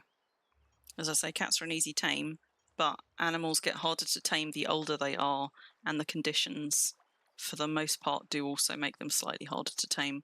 But a cat is such a low tame threshold already, it doesn't add that much onto it. Champion cats are a little bit more of a challenge, but for the most part,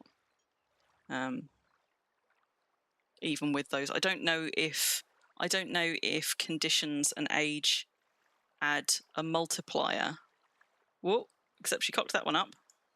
I don't know if they add a multiplier or if they just sort of add like a static figure to the challenge rating. I'm just going to need her to get far enough away that it stops. There we go. So it stopped targeting her. And we'll go back in and try again. If she struggles too much to tame this one, I might get Crim trying to tame that one, because Eshri doesn't actually have that much taming because she's a charmer. So, uh-oh. I forgot to untarget it. Let's try that again, shall we? Come on, little kitty. There we go. It's forgotten me all over again. Let's try doing this one instead.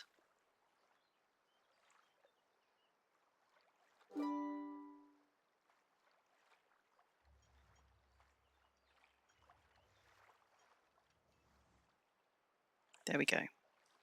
So she's got that one secured. And now on Crim, I'm going to go and try and take the other one. I say try. I am going to go and take the other one. It's just, it was being a bit finicky with her. Hopefully it's not going to be finicky with Crim. There we go. Got it in one. So those are both where I can see them. And thankfully, the other thing that I was slightly concerned about was that in case there was a third cat hiding somewhere in this pen, I was really going to notice it after I tamed one on Crim. But I think we're good. So for this one, it's this wall that I'm going to knock out. So that does mean I'm going to have to slightly rethink where some more of this furniture goes, particularly the fireplace, because this is a windowed wall. Anyway, cross that bridge when we come to it. For now, let's bash the wall out.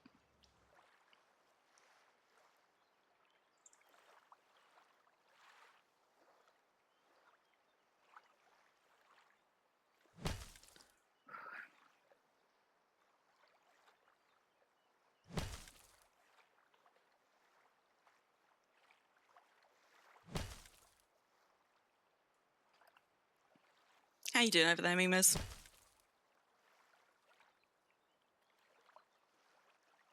Are you still on your release tune, or are you back over on NFI on your main?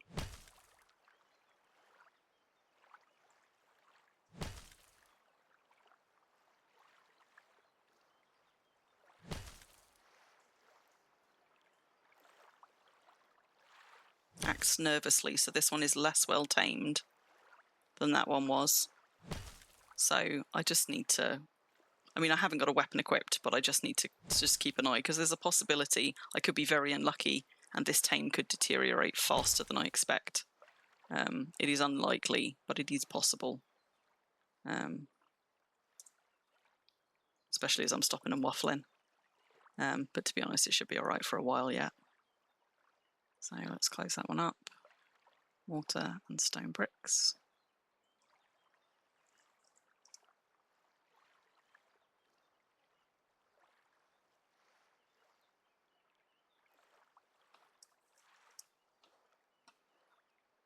And we're going to build the same again. Build a stone arch here.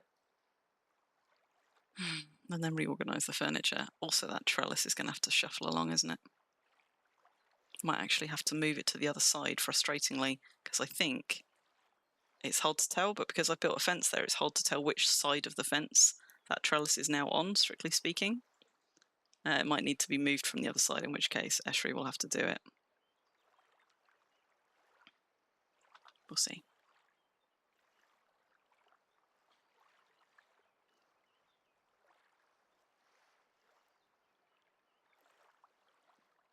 I mean, you can come and get that cat if you would like it, Mimas.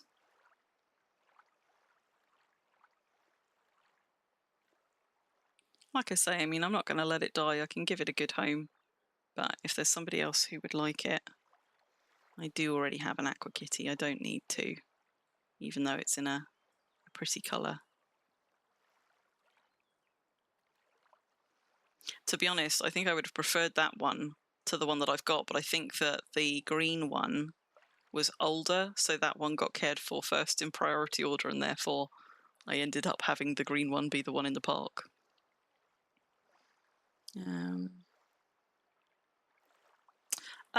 It won't... I can't remember whether cats are hunter mobs or not.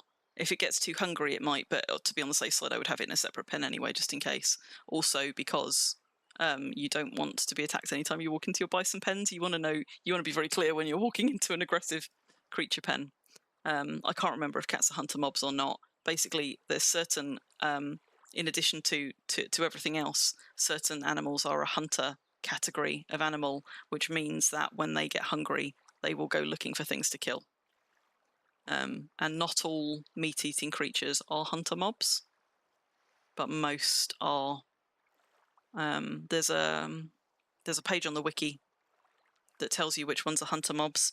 It's also useful to know because during Halloween events, it is hunter mobs specifically that drop Halloween drops, usually. I can't remember whether they added that qualifier in for the last Halloween one, but usually it's the hunter mobs specifically that you want to kill. They're not all automatically aggressive mobs, but they are mobs that will hunt when hungry. But yeah, I would always keep an aggressive animal in a pen of its own anyway, just in case.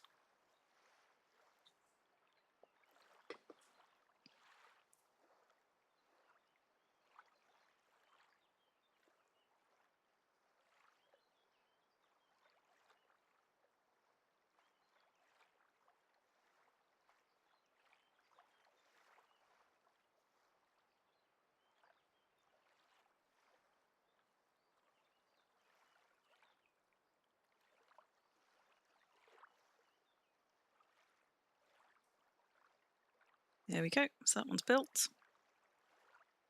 Let's drop those back and we'll just do a quick bit of furniture shuffling before I untame these ones. So first things first, is this trellis on this side or that side? It's on this side, I think. Oh no, maybe it's not. Or it is, but I can't push it any further because there is now a fence there. That's frustrating. Okay, right. Eshri's going to move the trellis and it's just going to have to go over that window, I think. Because Eshri can freely move over into this other pen. Can she get it from this side? No, she's going to have to get it from that side.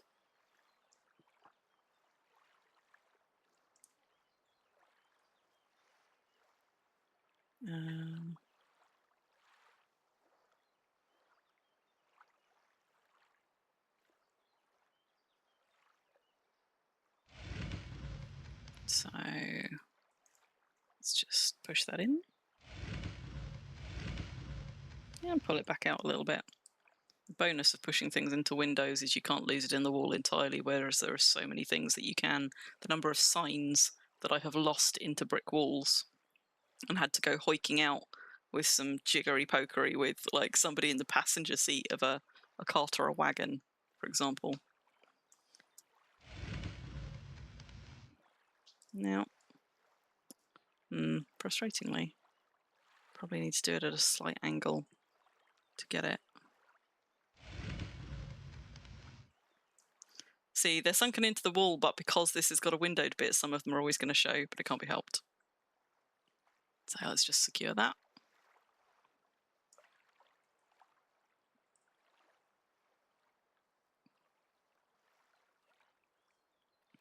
So that's the trellis dealt with. I suspect that I cannot have both a tapestry and a fireplace in this pen because I don't have enough walls, unless I just suck it up and actually cover that window from the front and from the back, which I guess I could do. So if we move this somewhere, anywhere, we'll shuffle this one over and see if that's enough to avoid covering the arch. It does mean that these logs are going to protrude into the wardrobe, though, so the wardrobe might have to go. We'll see where the bed ends up first. Ah, no, actually, that can go further back. That's fine.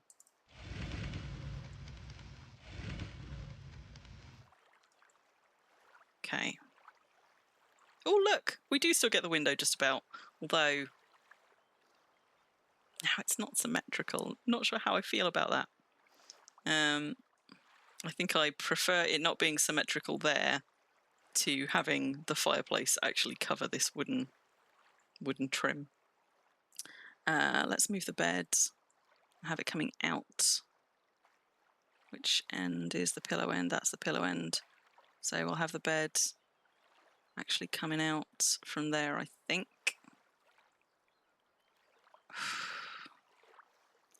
Now that's where the tapestry is going to interfere. Can I push the tapestry any further into the wall? A little.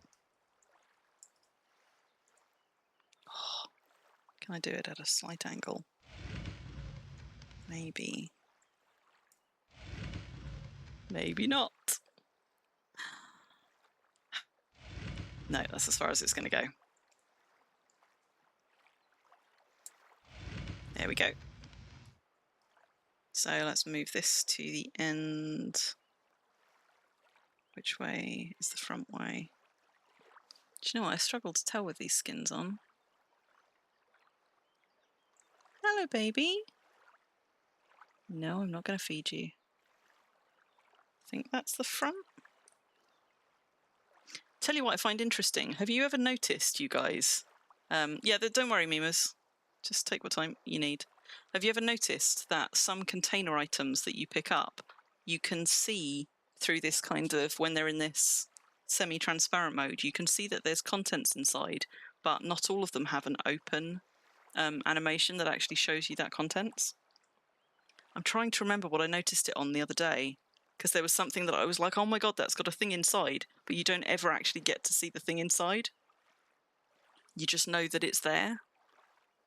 I'm trying to think what that would have been.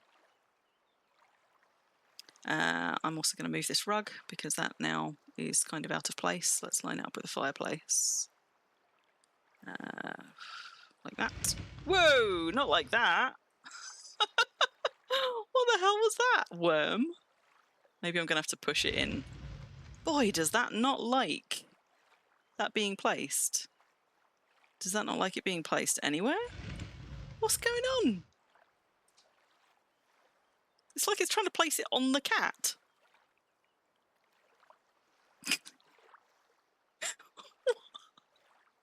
On the other hand, I could have like a magic flying carpet.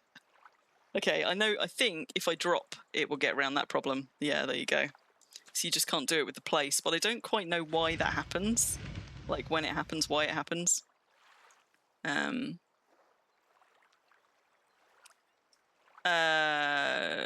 it's a floor. It's a floor.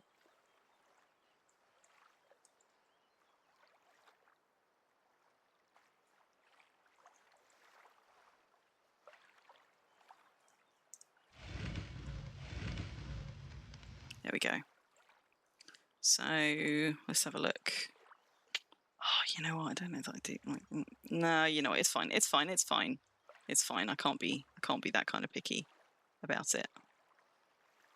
That might not be fine though. Not sure how I feel about that. Maybe though, that can go there. Oh, baby, so hungry. And then this one can go this side, so it doesn't interfere with the tapestry. How's that? Yeah, that'll do. That'll do, pig. So again, I need to do this in reverse. So Crim is going to need to untame that one once she is safely out of the pen with the wagon. Let's move the wagon around this side, because that's where we're going next.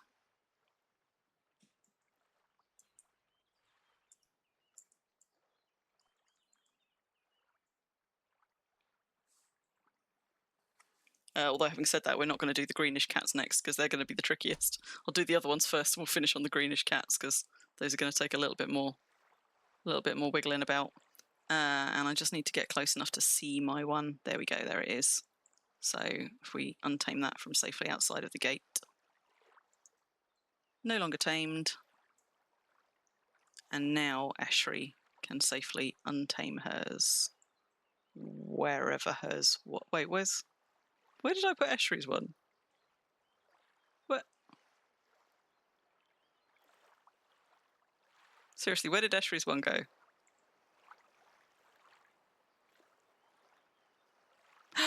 Oh no! Eshri was leading hers. I've got it stuck in a wall somewhere.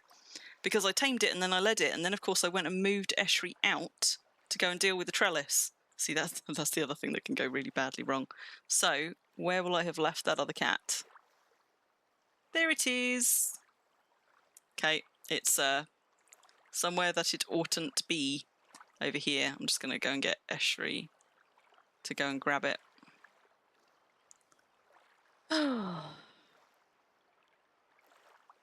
If I can just see its tiny, teeny little nose peeping out of a wall. Oh, it's actually in the other pen as well. Hang on. Okay. So we're gonna...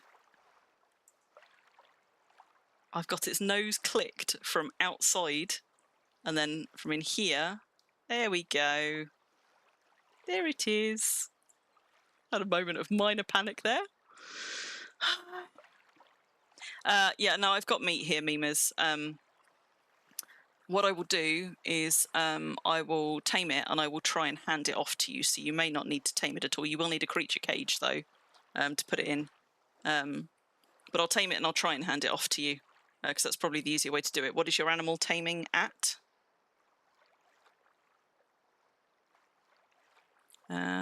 What am I doing? So Eshri is going to untame this one.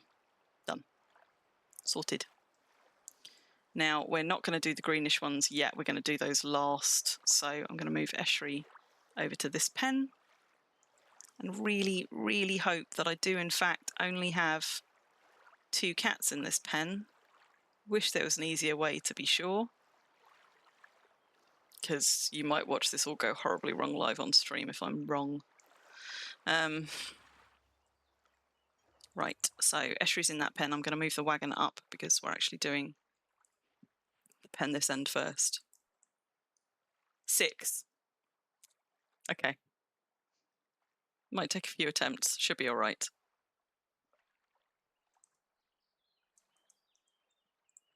But yeah, so if you've got a cage, ideally what we'll do is I will tame it, try and give it to you, and then you can just load it into a cage, take it home. As long as you haven't crossed a server border, it'll still be tame coming out the other side, so you can then just lead it safely to a pen and put it in. If that doesn't work, what I can do instead is I can load it into a pen tamed.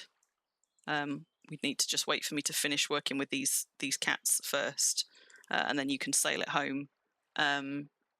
You'd have to You'd have to cross a border to get it untamed, though, so really we do want you to have it tamed. We'll just have to take a few attempts at it. Okay, so that's the wagon moved. Now, fingers crossed that there isn't a sneaky extra cat tucked in a wall somewhere here that I can't see it. I really hope there isn't.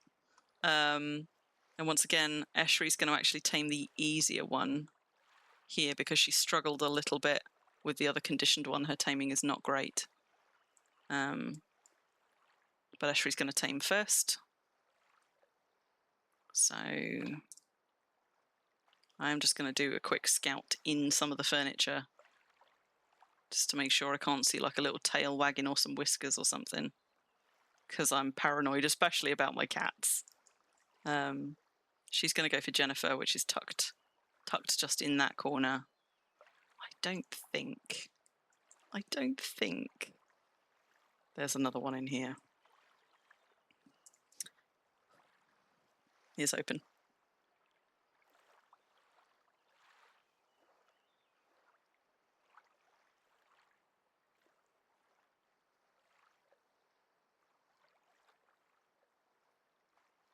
Okay, she ignored the first tame.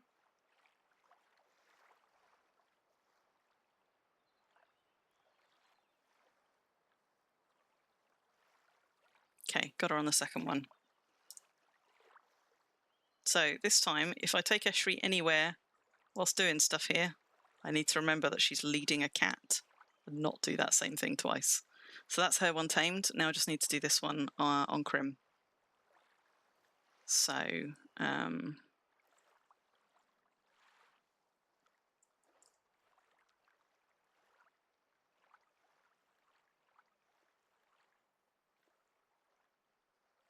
got that one done.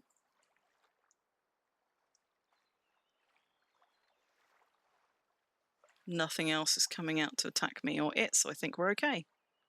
Phew.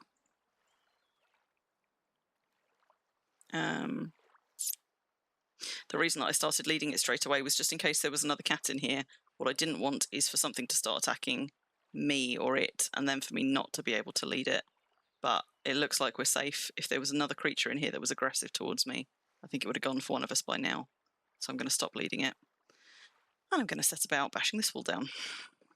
Halfway through.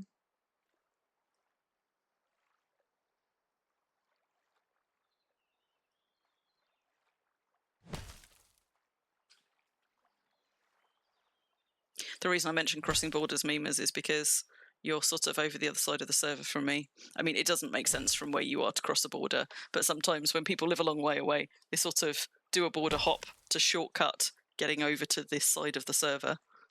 And I just wanted to flag that one up as you don't want to be doing that if you're trying to keep tame up, because that will drop a tame. Something that I use to great effect to my advantage a lot of the time, but not something that you want to happen unintentionally. It's what allows me to bring quite so many creatures back from things like Impalongs, because I can force the tame to drop while they're in a cage by crossing a border with them without having to take them all the way home first.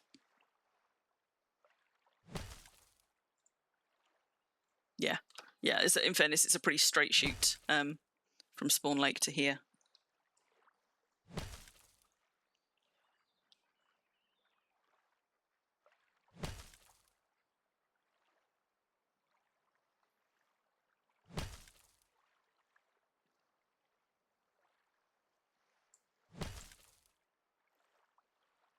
And now you know Ruffle's pet bowl trick. You can do that to feed it as well.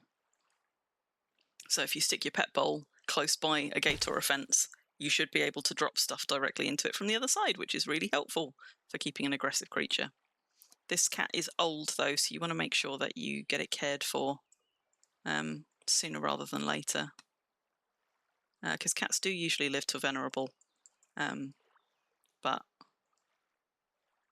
there's no telling how long they've got. So that's one wall down. Let's put up another arch.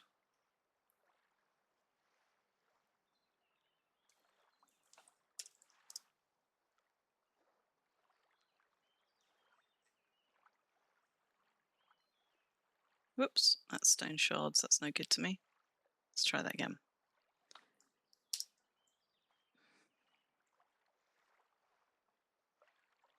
Yeah, to do it soon. Yeah, you could come and skill up on this sort of over the next few days. But as Ruffle says, you could also make a chaos slot alt, and you don't have to premium them for the first slot. Every character, every toon gets one slot for free. So you could in the first instance, if you've got a toon somewhere on your deed that hasn't already cared for something, it'll have a free care slot, or you could create one, run it over, and have that care for it just while you get memes skilled up or something. What am I doing?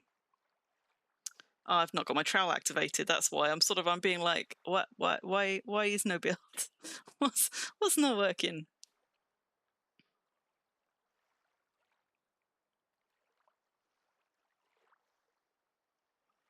You're probably just distracted by other things, Tantail. That's fine.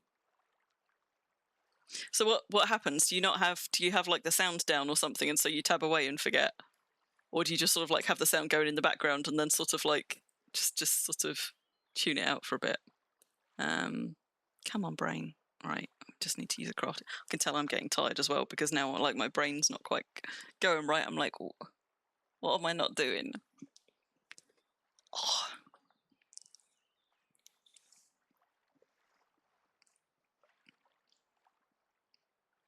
Building things is what? Magic.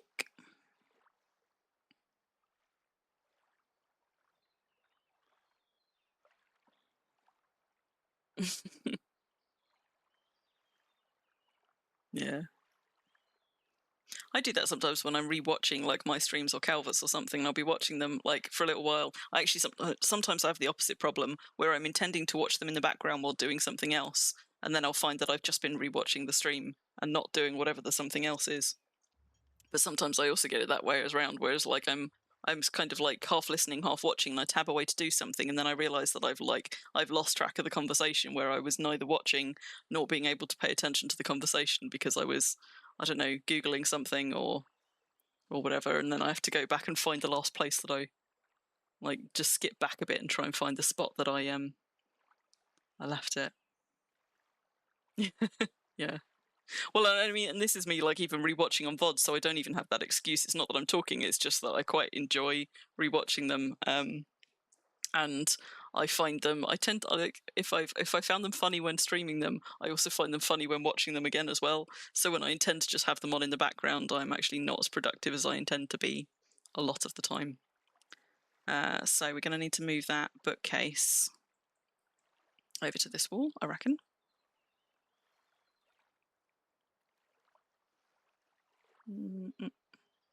Out there.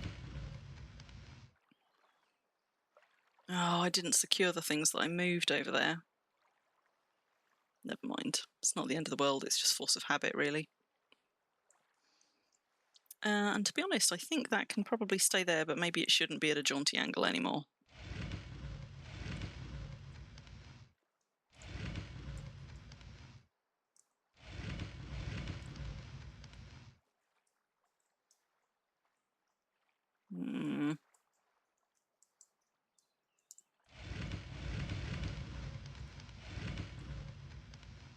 Yeah. Oh, no, you sod. Maybe it has to be clipped into there, then if it's going to have to clip into something. It's also just a little bit further into the wall than I'd like, so let's just move it back. Okay, that'll do. So is that all that needs moving in this one? I think it might be, you know. Except I suppose I probably need to move the bear rug because it's no longer lined up. At least that one didn't try and float. It's like how crafting streams always make less progress than not. Yeah. And it's the same with Worm as well. Like I am far, far less efficient at doing anything in Worm if I am also streaming it. Which also makes it tricky when you're trying to do things like, for example, things like the speed runs on the Labyrinth.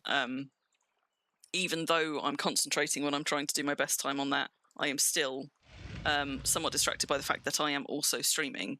But definitely for things like building, terraforming, stuff like that. Like I can reasonably talk about what I'm doing, but I can't also be doing it at the kind of pace or efficiency that I would otherwise be. So you're never going to catch me doing like serious sleep bonus skilling on stream or something like that. Sometimes if I need to use sleep bonus up because there's a right, I'll just have it ticking along where I don't care how much I lose.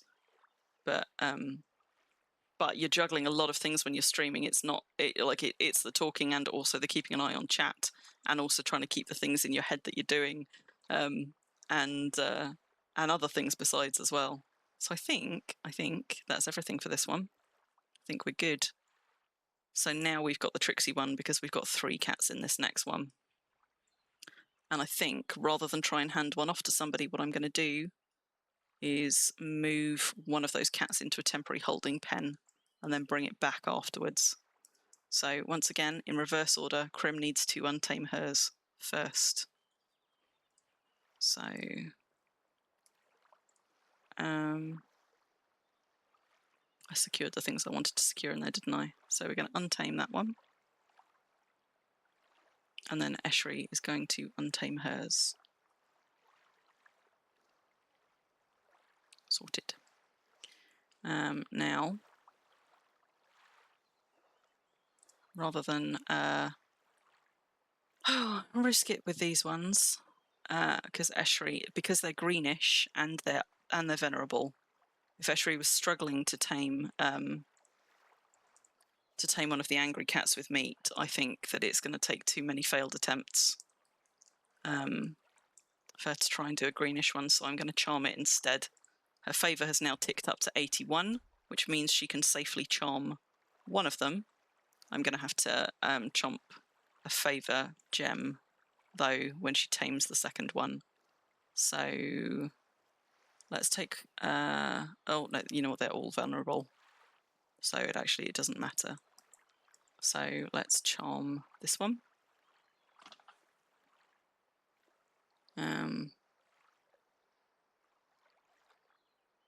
And then I'm going to move that out to a pen, eat a gem. Yeah, she is going to Summer. So she's going to lead one of these out to a safety pen. But because there's 3 of them, I then need to come back and charm a second one. And Crim will go and tame the third. I could do it with Eshri just leading them all out to somewhere safe. But it would use favour that I don't need to use because Crim can also tame them. So in this instance, she's been taming them where she can tame them. If you could tame one of these, it would just take a bit longer than I kind of want to with all the backing and forth things. So she's going to use favour on this one, favour on the next one.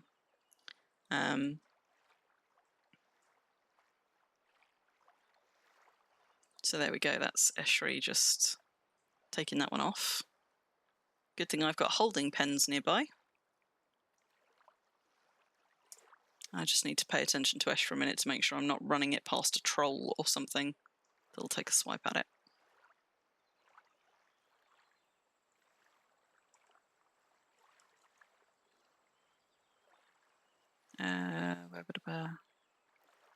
Wait. Oh no. There was me paying close attention, except I actually got it caught in the doorway. So there you go, it's just over there. Should know better. You see, that's another one of those things that I would be paying closer attention to were I not streaming. They're trying to do too many things at once. So there we go.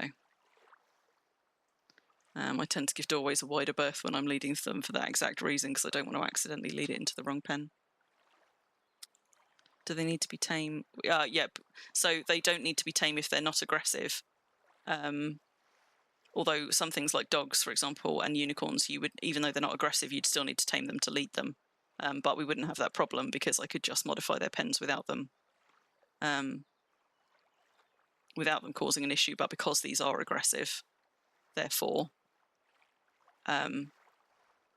Crim won't be able to build anything if anything in the pen is aggressive towards her. So Eshri has just moved one, and importantly, has untamed it. But she's now down to 44 favour, which means as soon as she tames another, the remaining one in the pen would, as soon as she charms another, the remaining one in the pen would attack it. So she's just going to eat a gem. Which thankfully she has got plenty of. Yeah, no, unfortunately not.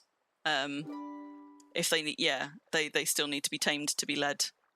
Hello there. We've got a Mimas. Right. Okay, well, I tell you what, actually, since we've got Mimas here, Eshri is going to need to eat a gem, probably. Don't let me forget that. But for now, if we go and get Mimas her kitty, Eshri will slowly tick up favour in the background. Where have I left my horse? Probably back up in the field.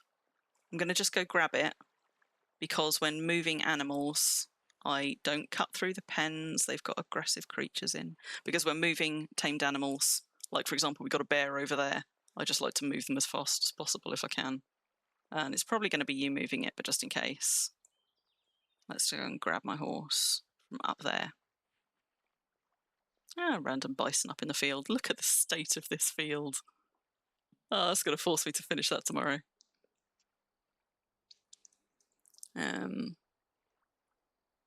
So we're going to go and tame and hand off a kitty friend to Mimas. Hello, bear. Oh, I haven't got a weapon equipped. Let's equip that. Make sure I remember to unequip it in a minute. I'm sure I will. But just the same.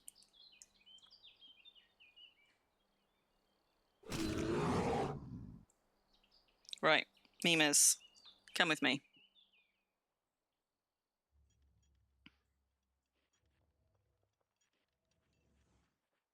And I don't think there's anything else aggressive down here, so let's unequip that now. Just keep an eye out for any trolls or anything, though. Mimas, where have you parked your boat? Where are we going to be taking this creature to? Don't worry about your horse. I can escort you when you're leading it, but it just gives us a little bit more mobility. So where have you parked? Is your boat out by the Welcome to Brambleheim bit at the north side on the water? North side on the water. As in, like, up here, or like north side?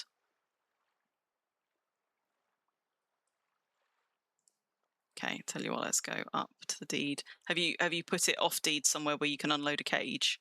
Or do I need to give you perms to unload somewhere here?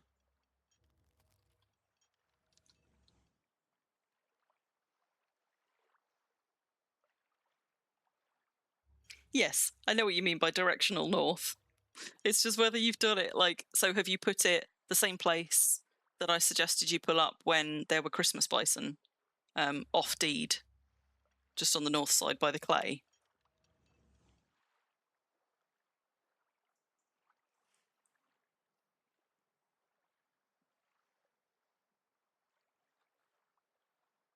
Yeah, okay. Yeah, you don't want me to put the creature in because you then won't be able to move it the other end. It can only be moved by the person who's tamed it, which is why we need to try and hand it off to you. If we can't hand it off to you, come on up top, Mimas. Up the deed, not around the side. This way.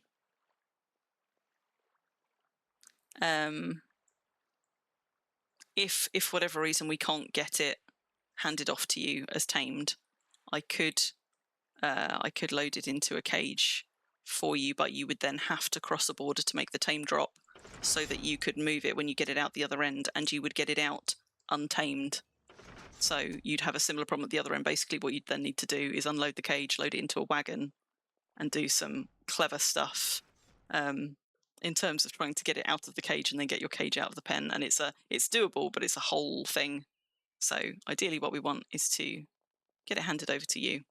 But as I say, I think we'll be all right because it's scared. I think that's one of the few kinds. It would have been harder if it was a greenish one. I think scared might be one of the few kinds that actually reduces its challenge rating. Can't swear to that, though. Somebody may be able to look it up on a wiki. But anyway, we'll try. So I have unequipped my weapon, importantly.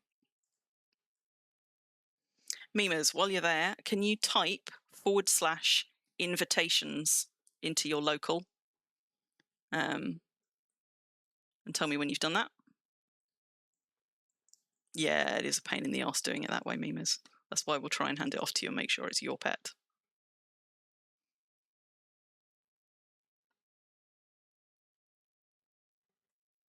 Excellent. So although that invitations thing talks about kingdoms and religion importantly, that's also what's required for you to be able to have someone's pet. So we're going to try handing it off. It might take a few attempts, or we might be lucky. So when you're trying to hand off to someone, if they've done that, you just right click, and then under pet, one of your options will be give. And there we go. We did it first time without issue. So I'm just going to set you up with lead perms on this deed. And if you've got a rope handy, then you should be able to walk into the pen, lead it, and I'll escort you down to your boat just to make sure that there's nothing aggressive there. So settlement, settlement, manage roles. Let's copy. I don't think I already have one here set up for you. So what do we need? We need lead. Okay. Now if I just unlock this, you should be able to go into the gate and you should be able to lead it, hopefully. You might need to step back from the gate first. Run off with all my roosters. You might need to back off from the gate a little bit in order to make it open for you. There you go.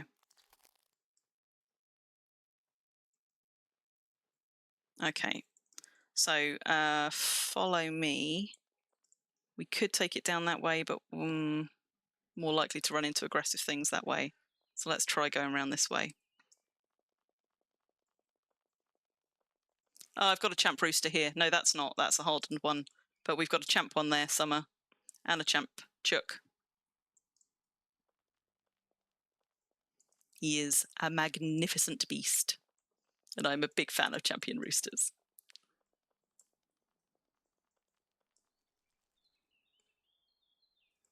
Right, Mimas, let me just go and have a peek out the gate and make sure that there's nothing bitey. I think we're good. Right, yeah, follow me down to the road. I can see your boat.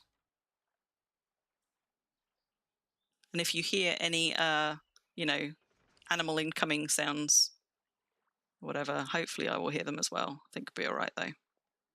Thankfully, most creatures, aggressive creatures, give themselves away when they're closing in. But we do get quite a lot of crocs and things around here. There's one up there, for example. So I'm just keeping an eye out.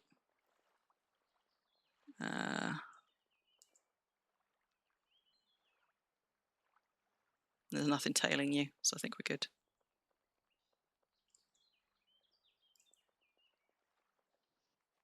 If I go far enough ahead, though, usually I will pull something before you do.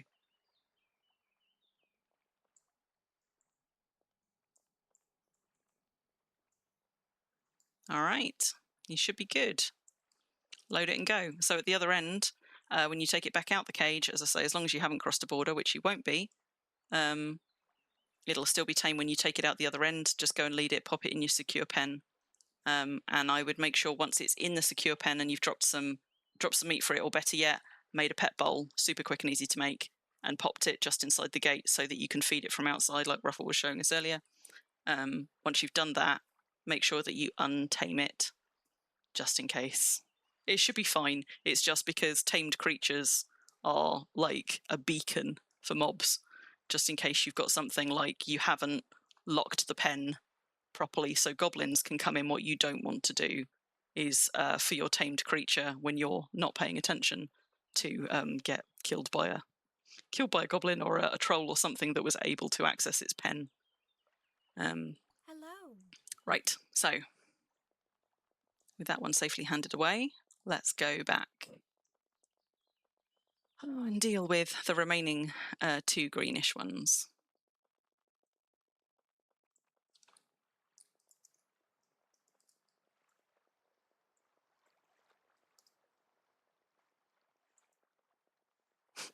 Comparing sizes. That's what you do with big cocks, isn't it? Get a measuring tape out. Right. I mean, I wouldn't know, but... So we've got 2 in here. Eshri has up to 55 favor, but I need... but I need her over 70. So I'm just going to eat a little gem on Ash, just to tinker back up over. That one might do it. Oh, 69.15. Outrageous. Outrageous.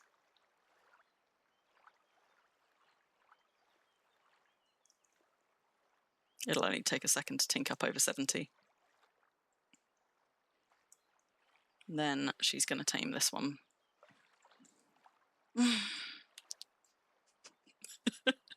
Tantail, you're such a tattletale.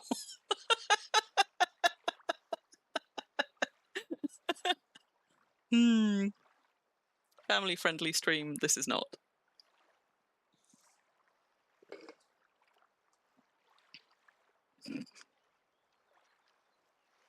69.74 favor.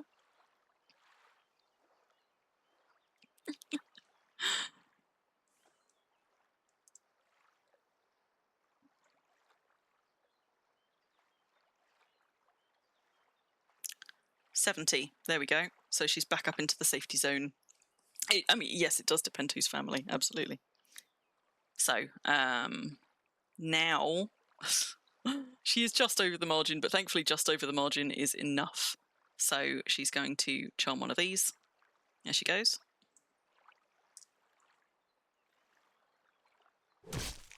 Ow.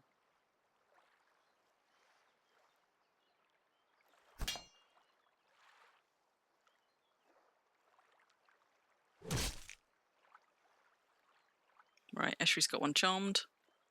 And importantly, the other one is not aggressive because her favour is high enough. And now Crim's just got to successfully tame the other one. And then we can do that final modification. I have not got a weapon equipped, right? No, I haven't. Good. There we go. So,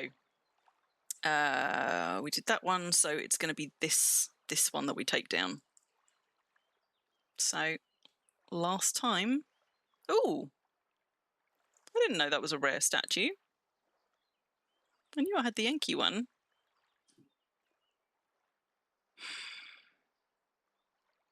Kind of feel like I should move that out and put it somewhere more prominent, because clearly I had forgotten that I had a rare statue of a girl at all. I've just kind of thrown it in here. What stops the second one from attacking the charmed one while you are taming? So the second one won't attack the charmed one because it is Eshri that has got it charmed. So it is not aggressive to Eshri or to her charmed pet. It is only aggressive to me. So when they turn ag, they're not turning ag at everything in the vicinity. They are only turning ag at things which they might still be aggressive towards. So of all the things in this pen, even though I've pissed it off, it's still only me that it would attack. So that's why Eshri's one is safe. But if we did it the other way round, it would be a problem. So if I had tamed one before Eshri, as soon as I tamed this one or this one, the other one, which was aggressive towards me before, would then also become aggressive towards it, which is why Eshri tames first. That's why I do it specifically in that order, and that's why when we untame, I have to do it in reverse order. Crim untames first, because none of them would attack Eshri anyway. Then Eshri untames hers. So yeah, what was I doing? Bashing a wall down. So we're going to take this wall down. I've got a wagon out there, so actually I might load the rare girl into the wagon, because that will remind me to go and find somewhere else to put it, and I might dye it as well, actually, because Eshri is a faux priest. Yes. So charmed animals will be vulnerable to anything that Eshri is vulnerable to. So as a faux priest, most normal beasts, won't attack her, but things like spiders will. So sorry, not spiders, scorpions. Scorpions will attack Eshri. Hell Scorpius's lava fiends. She's safe from hellhounds, which is why I am able to keep hellhounds here.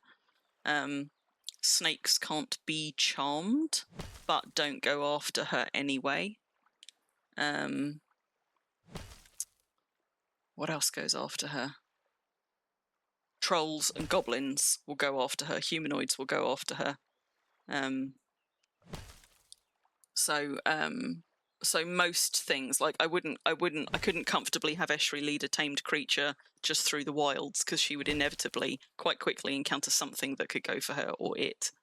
But that's why, for example, in arenas, depending on what they spawn in what order, sometimes it's quite easy for Eshri to get the first few creatures out. Sometimes it's difficult for her to get anything out at all, because if the first things they spawn in an arena are things that are aggressive towards her, like, say, trolls, which will beat the shit out of her, trolls or goblins or lava fiends or any kind of scorpion, or Hell Scorpius or scorpions, that's kind of a fucker for Eshri. Sharks as well, when they spawn things like sharks in arenas. Nessies, always aggressive towards everybody. So if I'm lucky and they spawn beasties first, she can go in and charm without issue, because things aren't trying to attack her or her charmed creatures. When it gets really difficult is when she is both being attacked whilst charming, and also the moment she charms something, everything else will also try and attack it. Those are the difficult ones to get out. And you might have seen a little bit of that at the DRF, where because I was streaming there every day anyway, I also did some streaming where we had stuff spawned in the arena, sort of showing what was happening there, as Eshri was trying to dart in and out and do stuff. I can't remember if I did any of those, if I actually switched over to Eshri, so you were seeing it from Eshri's point of view.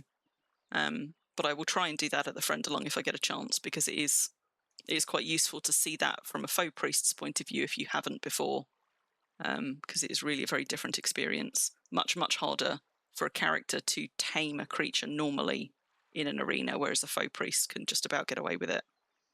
Right, what am I doing here? Building.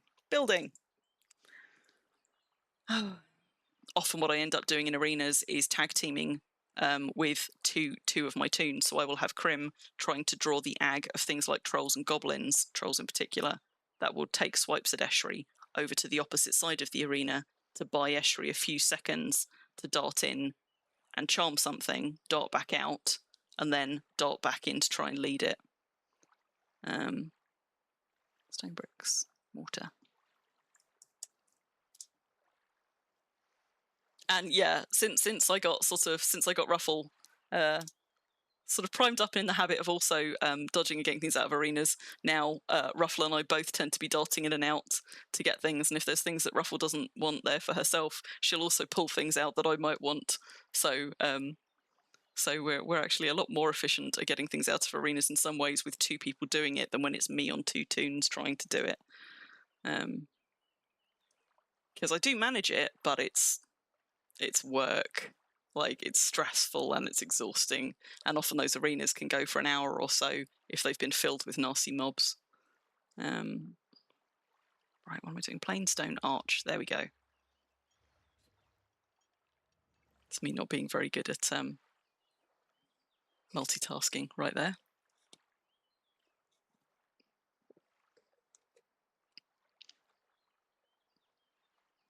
So yeah, as long as she's above 30 favor, basically, most normal creatures plus hellhounds. It is weird that hellhounds don't count. You sort of expect them to count as monsters. So mag priests, for example, can dominate the monsters that some of the creatures that are monsters that faux priests can't charm. I don't think there's any crossover. Mag priests can dominate a certain number of creatures. Faux priests can charm a much bigger number of creatures, and there are a few creatures that neither priest can tame, that can't be tamed or charmed or dominated in the game. But yeah, it's weird that hellhounds fell on the side of faux priests rather than on the side of mag priests. But I'm not complaining. It just means that I keep hellhounds as well. thus we have the Hell House full of hellhounds here, because they get spawned a lot in arenas. Unsurprisingly, GMs tend to spawn things which are going to hit hard, usually, unless they're trying to do a bit of a warm-up in the arena. So you get a lot more sort of, champ trolls and hell scorpiuses and things like that in arenas than you get sort of cats and rats and stuff like that. But we do get some.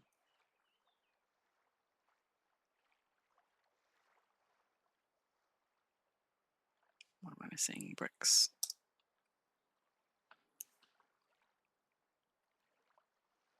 Yeah. Monsters. So monsters will ignore lib priests. So presumably then hellhounds won't ignore lib priests. Is that what we're saying? Yes, more arena sheep, please. Or maybe not even in the arena. Maybe just, in the grounds, being fluffy and lovely. At the friend along, previous years, they've often spawned the passive mobs up in the campgrounds, because that is off-deed and safely away from the arena. It was mostly Vayu spawning them up there, though, and Vayu's not GM anymore, so I don't quite know what we're going to get at the front along this year, but yeah, they sort of. I know where they tend to spawn the things at the different kinds of impalongs now, because I've been to enough of them. But some of that is not so much down to the particular impalong and its layout as it is to the person spawning them. And obviously, we've had some changes of GMs over the past year or so. So, right. Let's drop those. Now, what do I want to shuffle up? I think I'm going to have to swap those round, because there's no way that I'm, unless I'm willing to cover up the window, which I would rather not. Let's move the coffin of dead things over here to, there.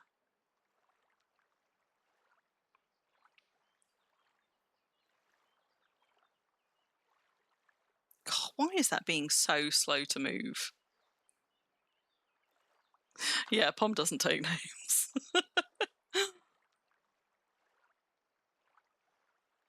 Pom also knows that I'm a kitty cat fan, though, so sometimes she will spawn kitties and be like, psst.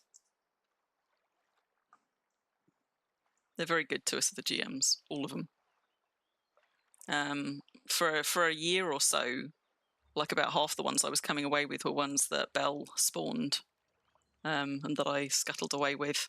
I reckon probably 40, maybe 50% of the creatures in my wildlife park were spawned by Vayu, because Vayu used to be really very, very, very good at trying to put in a lot of time at a lot of those community events. He would frequently be there for sort of several days of the events, whereas a lot of the GMs, we maybe get to see sort of once or twice across the course of an event. Vayu would often put in extra time and try and be there for as much of the event as possible, doing a lot of arena shenanigans. So inevitably, I ended up with quite a few things that Vayu had spawned, but also Vayu was one of the GMs who would frequently spawn passive creatures, event-themed, for people to take home as keepsakes as well, whereas some GMs will mostly focus on spawning stuff in the arena, but are less likely to just spawn passives for collectors. Vayu was always really good about that, and about making sure that there were collectibles for everybody outside of the arena as well as in it. Okay, I think that's as far as that's going to go. So move the coffin over. I think Foe can still stay in this corner, but we'll just shuffle him back a little bit. Oh God, it's a rare foe as well. Do you know what? I used to have him outside.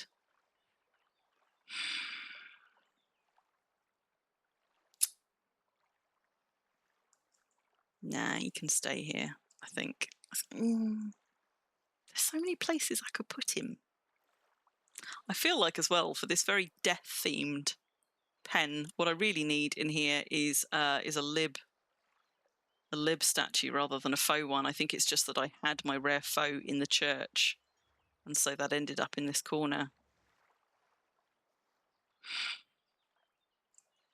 Maybe I'll tell you what, I'll take, let's see if I can find a better home for the foe.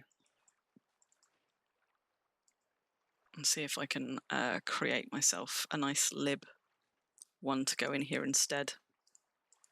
I don't know why this pen ended up being Deathy Death themed.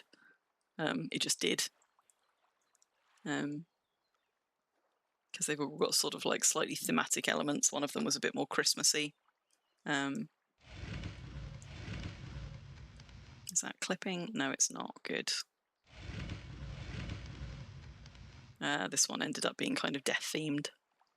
And let's just move her into that corner. Like that.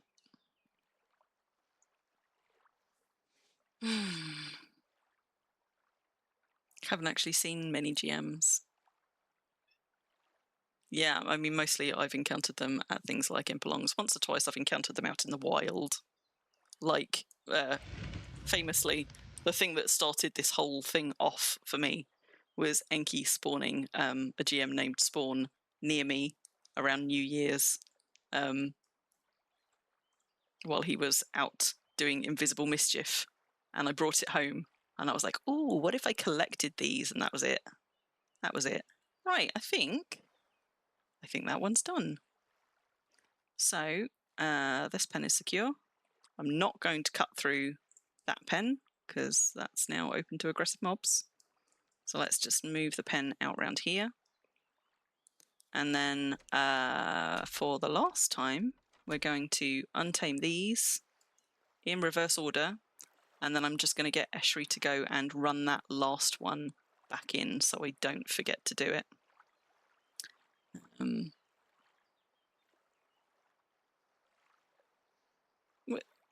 I like how they're both showing as my pet, and I can't remember right now which one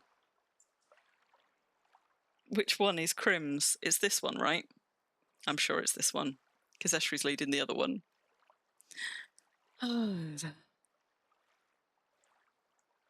Yeah, Eshri's leading that one. Okay, so pet, untame. And then this is my the altars. Do you know what? I pushed these altars because this was really early on when I came back from my worm break, right at the beginning of me founding this deed, and I pushed these nice gold altars all the way from over undeeded land, from halfway up over on that hillside. All of this was undeeded. All of this, like, my deed came to like there, and I pushed them all this way over undeeded land. It was really long and slow and arduous. But I couldn't make them at the time. I certainly couldn't have enchanted them. Like, made my own and enchanted them for all of the gods. So I brought them over here. It took great pains to do so. Right, so that's my one untamed. Eshri's now going to untame hers. And I need to just bump up her favour again because she's up to 51, but I need her up to 70 so that I can safely move the last one back. So let's have that. There we go. That's topped her up. She's just going to come running back with the third one that we put in a safety pen.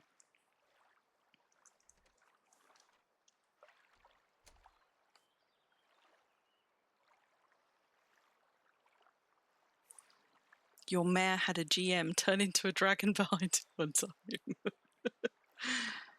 They do like their mischief, do our GMs. Right, okay, and the last one, just charming him and running him back through.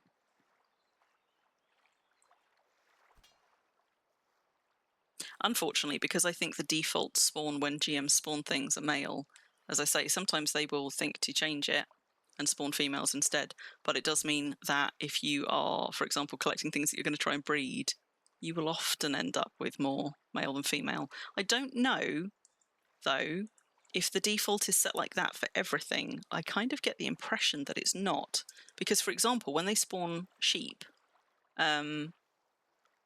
sometimes they will spawn just rams or just sheep. But I suppose because they're differently named, they choose one or the other. So sometimes they'll spawn rams with a certain name, sheep with another. They don't spawn mixed sets unless they're spawning lambs, and then they don't keep their names anyway. But for most creatures where depending on the sex of the creature, like the name doesn't change, like for example with bears, cats, whatever, they tend to default to being all male. But I think it is possible for them to spawn mixed sets, because sometimes if you go hunting around, you'll find a female among them. But, you know, I've taken loads and loads of like beefalo spawns, for example. I found whole packs of beefalo spawns and they are all male, every single one of them. So I don't quite know how that works. I just know that that is a trend. So we'll untame that one. And now all animals are back in their pens. And they've now got nice little garden spaces. So at least I did one of the things that I was intending to get finished today. My terraforming is nowhere close to done, but that's all right. And I reminded myself that I have a couple of rare statues, which I had completely forgotten that I had tucked away in the Cat Chateau. So just going to put Eshery somewhere safe where she's not going to get AFK killed by a troll, so that she can go and slowly regain favour while I continue to potter about on Crim. Like, let's stick her in a sheep pen. That's safe. And now Kitty Cat's done. Look at the state of this field. Also, I've got a random doggo just there. What I might do is just do some final run a gravel path through here, because I intended to do that anyway. Thank you, Ruffle. You're much better at remembering that than I am. Now, wait. Oh, I am still leading my horse. Good. Thought I'd abandoned it somewhere there. In fact, you know what? There's no point taking these back. I need to put them up here on the field, because I'm going to have to tidy up this mess at some point soon, and I'm going to need the wagon for that. So if we go and leave the horses up here.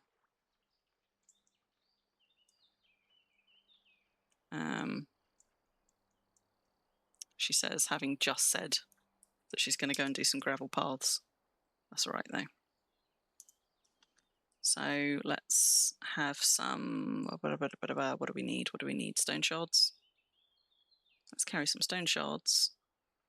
Oh, I should have dropped off that meat. Never mind.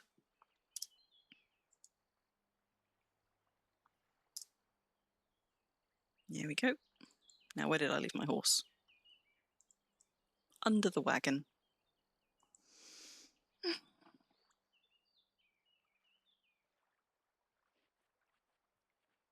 So we're going to just connect up these paths.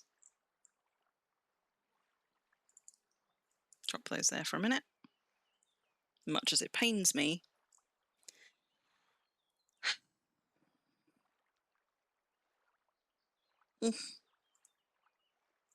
gonna pack some enchanted grass.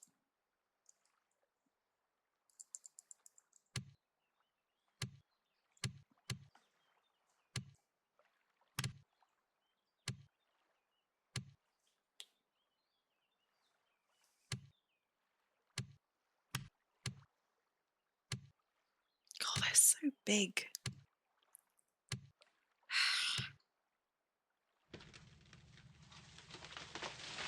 Uh-oh. Might have just dropped that on a cat. Importantly, oh good, I haven't accidentally dropped it into the building. That would have been awkward, wouldn't it? So we're going to pack that one. They're yellow flowers, so I don't mind packing those. If they were anything else, I'd have picked them first.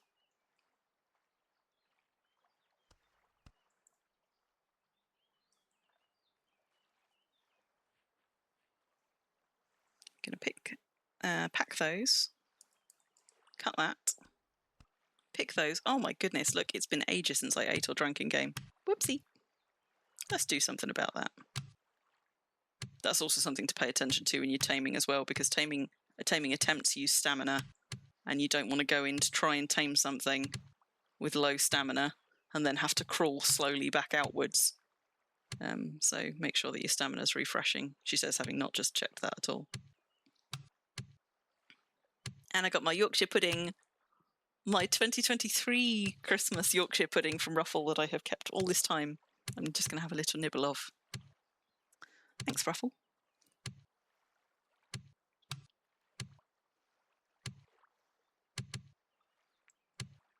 And if I remember, I'm going to summon myself back to the portal and go and pray for that rite of spring before I finish up for today, because it will be gone by the time I'm up in the morning.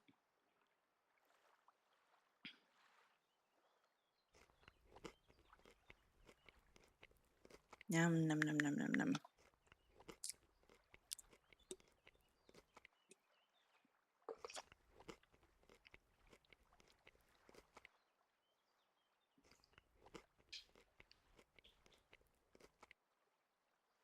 Here we go.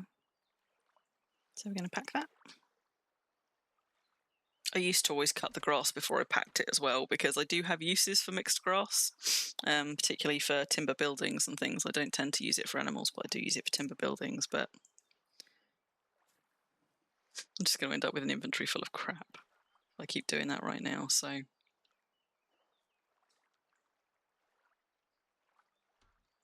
Hello, little one. Let me guess, are you hungry? Oh dear. Chop down this pine tree. In about 20 minutes, when I wrap up. Those cats. Wild cats do not eat grass. No. No, Mimas, unfortunately, you have to feed them meat. So I don't know if they'll eat fish as well. They might do. No, but no, you've got to drop meat for them. So yes, you can make it into grass. You can make it into lawn so that you can see them, which will be a thing that you want to do before you untame it. Pack. If they could graze, it would make my life so much easier. Pack that one. Pack that one. Packed, packed, packed. And we're going to lay a path. Yeah, not untamed it yet. Yeah, do all the things you want to do. Put your pet bowl down. Cut your lawn.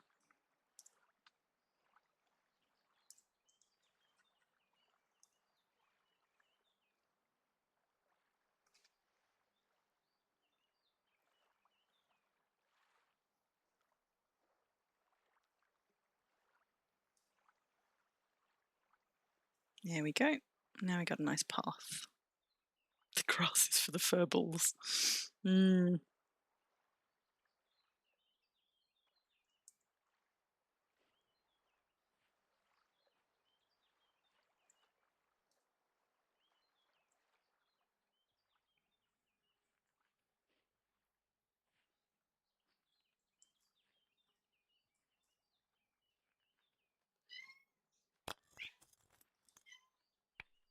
Yes, Ladybug. Still hungry? Really? How would I ever have known if you hadn't told me?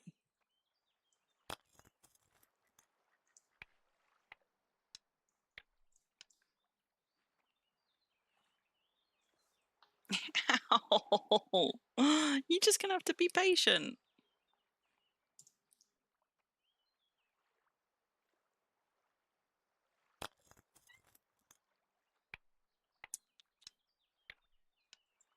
There we go. Mine will get them a little bit in the summer. Like, mine are very clean, but one of mine is long-haired. Mina's long-haired, so she struggles when it's sort of shedding season to get enough of her fur off, because she's not very adventurous. She doesn't go sort of like running around through bushes and things. So she sometimes struggles with them, usually just around shedding season. Lilybug, who's currently dabbing and wailing for food, she's short-haired, but she's got a really very thick, soft, downy undercoat, so her fur is really, really dense, and she really struggles with shedding season as well.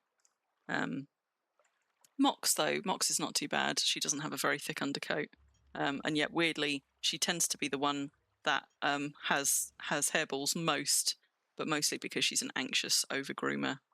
and kind of always has been.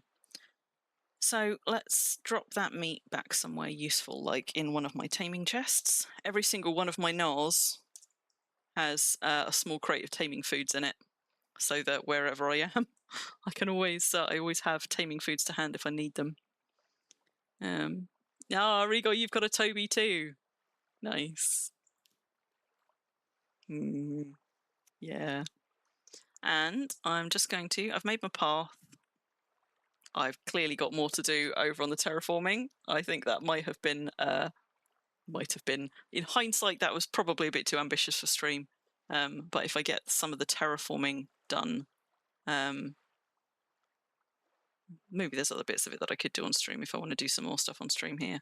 But I'm just going to log in my mag priest, who is my portal ping priest, so that he can ping me over to, where am I going? Xanadu? Was it Xanadu for Rite of Spring? So I'll go and do that prayer. And then Eshri should soon be back full of favour, so she can summon me home. But I'll go and do my prayer, and then I will wrap up the stream, since I'm going to be sat there waiting for my portal cooldown. And we'll wrap it up there for tonight. Yes, Xanadu. Super. Right, let's get Aramis on.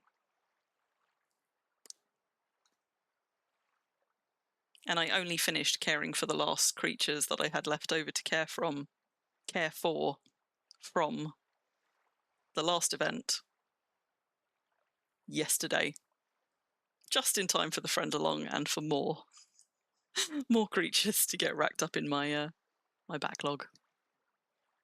Brought home, racked up my backlog. Okay, so I'm just gonna set up a summon. It is like 1:25 here as well, so it's definitely time.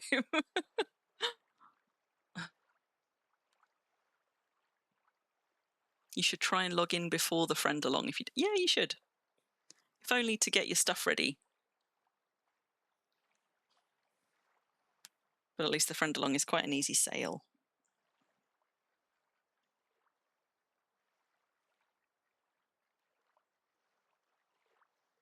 Right, there we go. So, summon incoming. Stan taught me yesterday on stream that you can be in climbing mode when you accept a summon, which is useful if you're getting summoned potentially to quite a high place, like I was yesterday. There are some things that mess with summon, so I'm kind of always afraid to try. But this is my mag priest Aramis, who is currently carrying what is normally Crim's best weapon. Like, that's the one that she's got the highest skill in, but because I'm trying to skill up others at the moment, I had it sat on the side for ages. My very fancy beloved maul. But Aramis had been running around without any kind of weapon at all for a while, and I was like, you know what, fuck it, let's just give him the best weapon I've got. At least he can defend himself. So Xanadu. Do you mean auto carrots?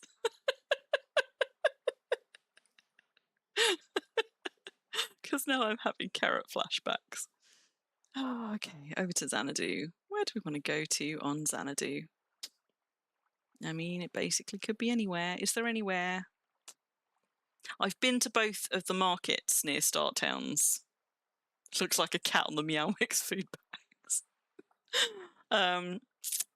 I've been to both of the Start Towns that have got markets nearby recently, so I suppose it doesn't really matter. Let's go to Linton. Linton's quite pretty. You mean auto carrot?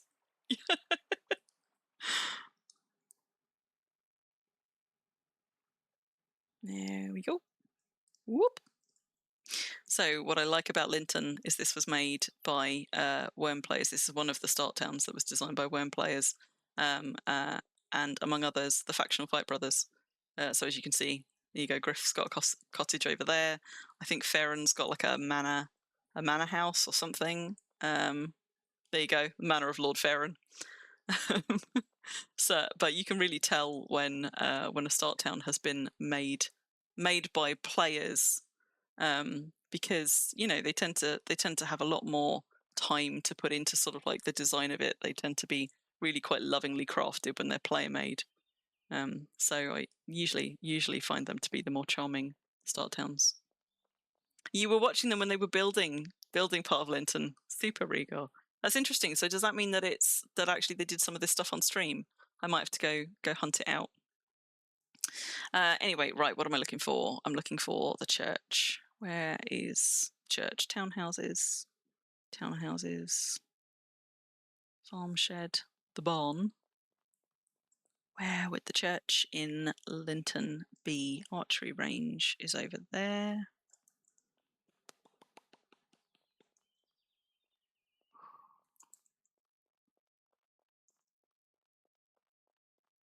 There's the church.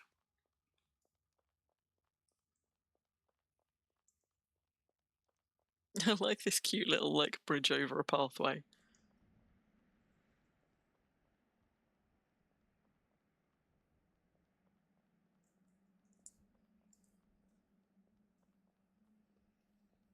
So for anybody who hasn't yet done this and is a Vin follower, there are 4 hours and 38 minutes left on the Rite of Spring on Xanadu. I have not been using my sleep bonus at all, will definitely not be using it, so I'm mostly just here for the skill gains. Rite of Spring skies are especially lovely as well. What time are we on? I've probably missed the prime. Oh, we're coming up for a sunset though. We're coming up for a sunset, but it is also late. What am I doing? I'm praying. There we go. You were busy joining in founding a deed before the mayor decided to move servers again. Oh, that's sucky Tantail. Tantail, was it you that was saying that you were sort of looking for somewhere new to settle but hadn't quite figured out where you wanted to go yet? Yeah, so the skies are affected by all of the global spell casts. There we go. I feel enlightened. What did I get? Mind logic increased by 0.07. Nice. And I got a bit of religion and soul and prayer as well. Yeah, global spell casts all affect the skies. So does being in the range of any holy sites. So we've got these beautiful turquoise blue skies at the moment for Rite of the Sun, which is lovely. Rite of Spring, which are beautiful in and of themselves. But the best bit, from my point of view, with Rite of Spring skies is the sunrises and the sunsets. You get this really kind of like vivid sort of shift from turquoise to pink and back. Like they're really saturated, colourful skies. So Rite of Spring is my favourite of the lot of them. Ritual of the Sun, which I always expect to be bright and colourful, actually isn't at all. That makes really kind of muted skies. And Rite of Death is the one that you see least. Probably the one that you see least often. You don't see Holy Crop terribly often. We got a rainbow. So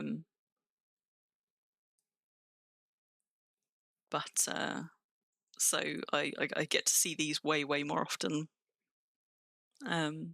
These ones and mag ones way more often than I get to see the faux ones or the lib ones. But then that would make sense because many more people are Vin followers or mag followers, and these rites are partly powered by player actions to specific gods, and partly powered by missions, which of course anybody can do missions for any god. Yeah. You haven't played in a few weeks. Ah.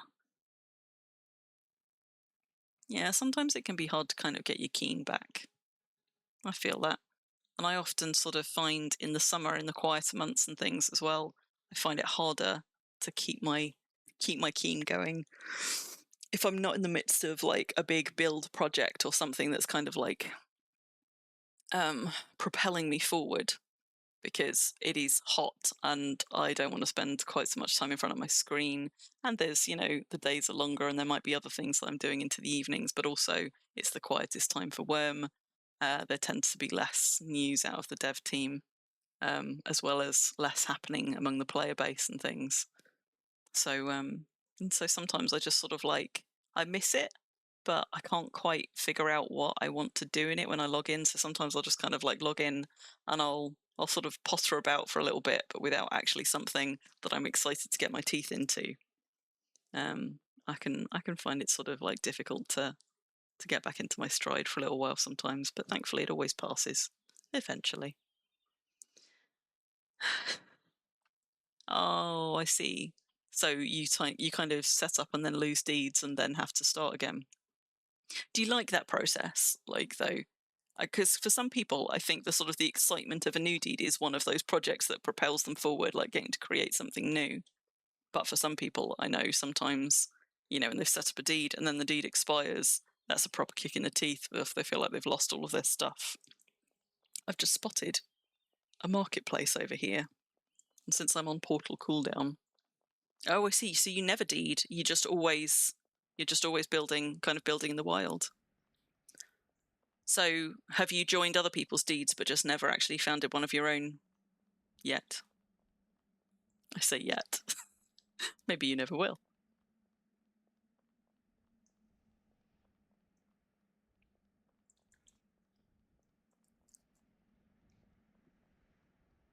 Well, you should get into foraging and botany, because for a modest deed, if you do that enough, or if you quite enjoy the kind of like, oh, another gemmy thing, oh, another gemmy thing, you can very easily cover deed upkeep indefinitely with that. You founded one on Melody and rage quit it. Alas, not items for me. Never hurts to have a peek, though. There's another one here. Merchant all sorts.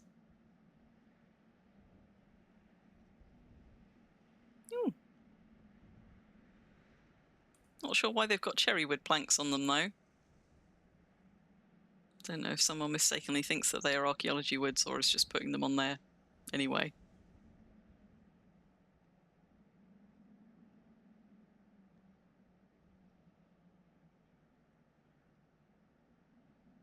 It's a good price for a grapewood shaft, though. I'll have that. Ooh, Kavasi. I've got more than enough Kavasi, to be honest.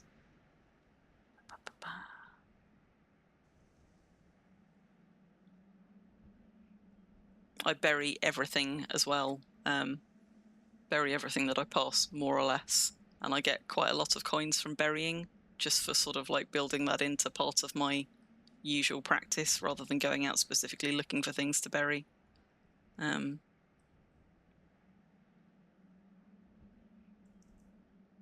Which is where all of these come from, pretty much. These are just the ones that I haven't spent on a merchant or put into. Every so often I get up to sort of like 60 or 70 rare or supreme coins, and I can't then put anything else in my coin purse with all of the change. So I begrudgingly go and throw a load of them into my bank. But I end up picking up quite a lot of coin just from burying stuff, and a lot from foraging and botany, which I'm not doing for coin. I'm doing it because I quite enjoy it, and because I like some of the rewards that I can get in theory. But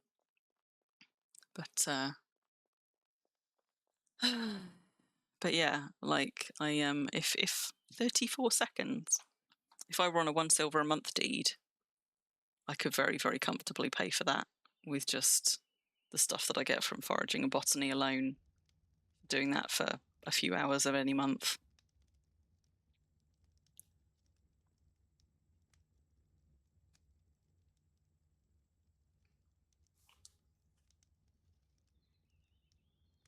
Couldn't get a nice mine running for ages. Yeah, I've had that as well, where I found like sometimes I found the perfect deed space, or space to not deed but just to have a settlement, and then it turns out I've got just really shit mining nearby, and it's kind of heartbreaking. But especially on a noob toon, like I did that when NFI first opened, and I founded my day one deed on Harmony.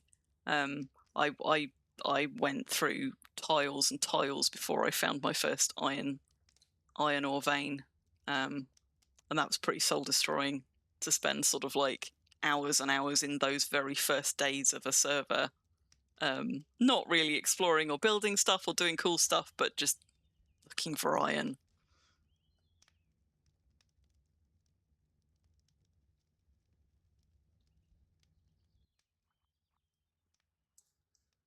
So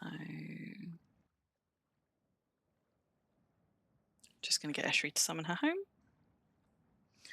And then we will wrap up the stream.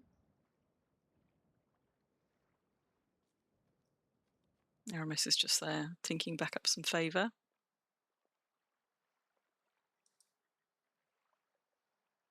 Look at the moon. Look at this sad excuse for a start town. We so need to do something about that. Yeah, it sucks when you join sort of like when you join in a village or you join an alliance, and you're enjoying the company. Where did that come from? But then those people either stop playing or go play somewhere else or something. You know, if you're somebody who sort of gets a lot of that motivation out of having like, you know, a bit of a community or something, that can really sort of sap your enjoyment of it. I totally get that.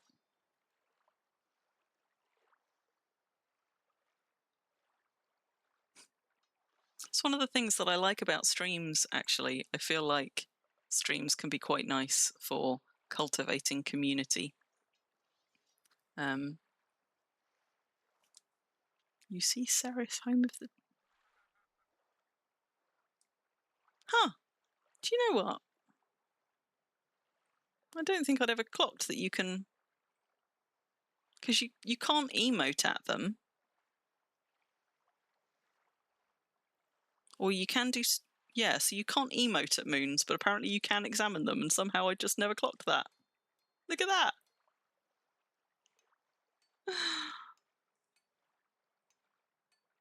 I don't think we've got Jackal or Haven in the sky at the moment. But I kind of now feel compelled to go examining Haven the next time I see it.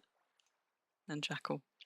What was I doing? Oh, right, yes, Eshri's supposed to be summoning me back, isn't she? Whoops, let's do that.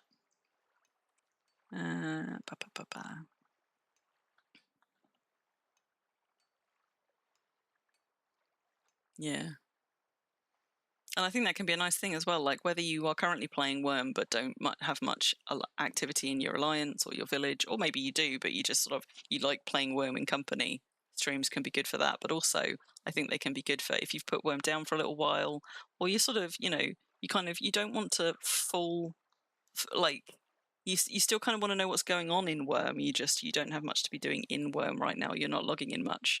I think that sort of streams can be a really nice way to kind of still feel like connected to it and part of the community, and like catch up on what's happening without logging in. And it helps to, I think, maintain that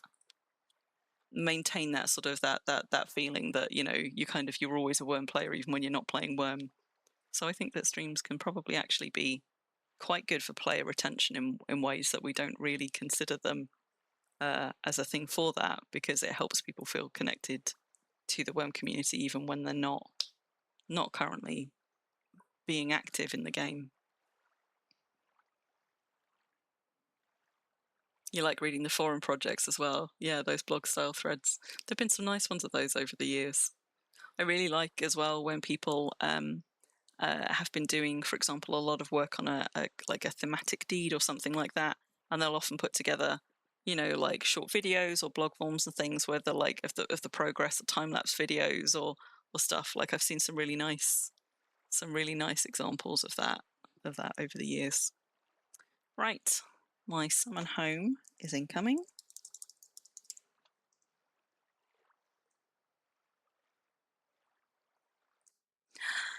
Home again, home again. Surrounded by sheep. Because of course. Look at all of these fluffers. Right. Now, goodness knows, did I leave my horse by the dock? Yes, I did. Knew I'd left my horse somewhere. Right, I am going to wrap it up there, my lovelies. Thank you very much for coming and keeping me company on what was, at times, I appreciate, a slightly less active stream than I would normally do. because we actually did some some good old fashioned like generic worm gameplay today with some terraforming and things. So thank you for the company. Hope you all have a good weekend. If you're a Vin follower and you haven't yet gone and prayed, don't forget to go and pray soon. You've got a little bit over 4 hours left. I don't know if I'm going to do a Skyrim stream tomorrow. I think it's largely going to depend on how my voice is in the morning, because it's certainly feeling a little bit raw right now. I may also need to come and instead finish tidying up that bit up there, but I might be able to do both. You never know. Skyrim's one of those things that I really enjoy while I'm doing it, but I also need to not put it down for too long, otherwise it just sort of ceases to exist. So I might be streaming something tomorrow, or it might be that 4 days together is too much. But I do have a cooldown before I forget. So I haven't actually featured Greenwood Market since I think about episode 6, and amazingly, we are up to, I think this is episode 38. I can't believe I've done this many streams now. It does not feel that long ago that I started. So it was high time for Greenwood Market to get another feature. This is Kazumi's place over on the other side of release. I'm on the east side, she's over on the west side. It is a lovely, lovely market, and I know a lot of market owners have taken inspiration from this one over the years, including me. So if you haven't been there or haven't been there recently, maybe go and pay that one a visit. She's got a lovely little curated marketplace there full of shops. And I think she posted on the forum really quite recently that she has just restocked a load of them as well. So it's a good time to go. Right, take care, everybody. Have a good night's sleep when it's sleepy time for you. And I will catch you another time.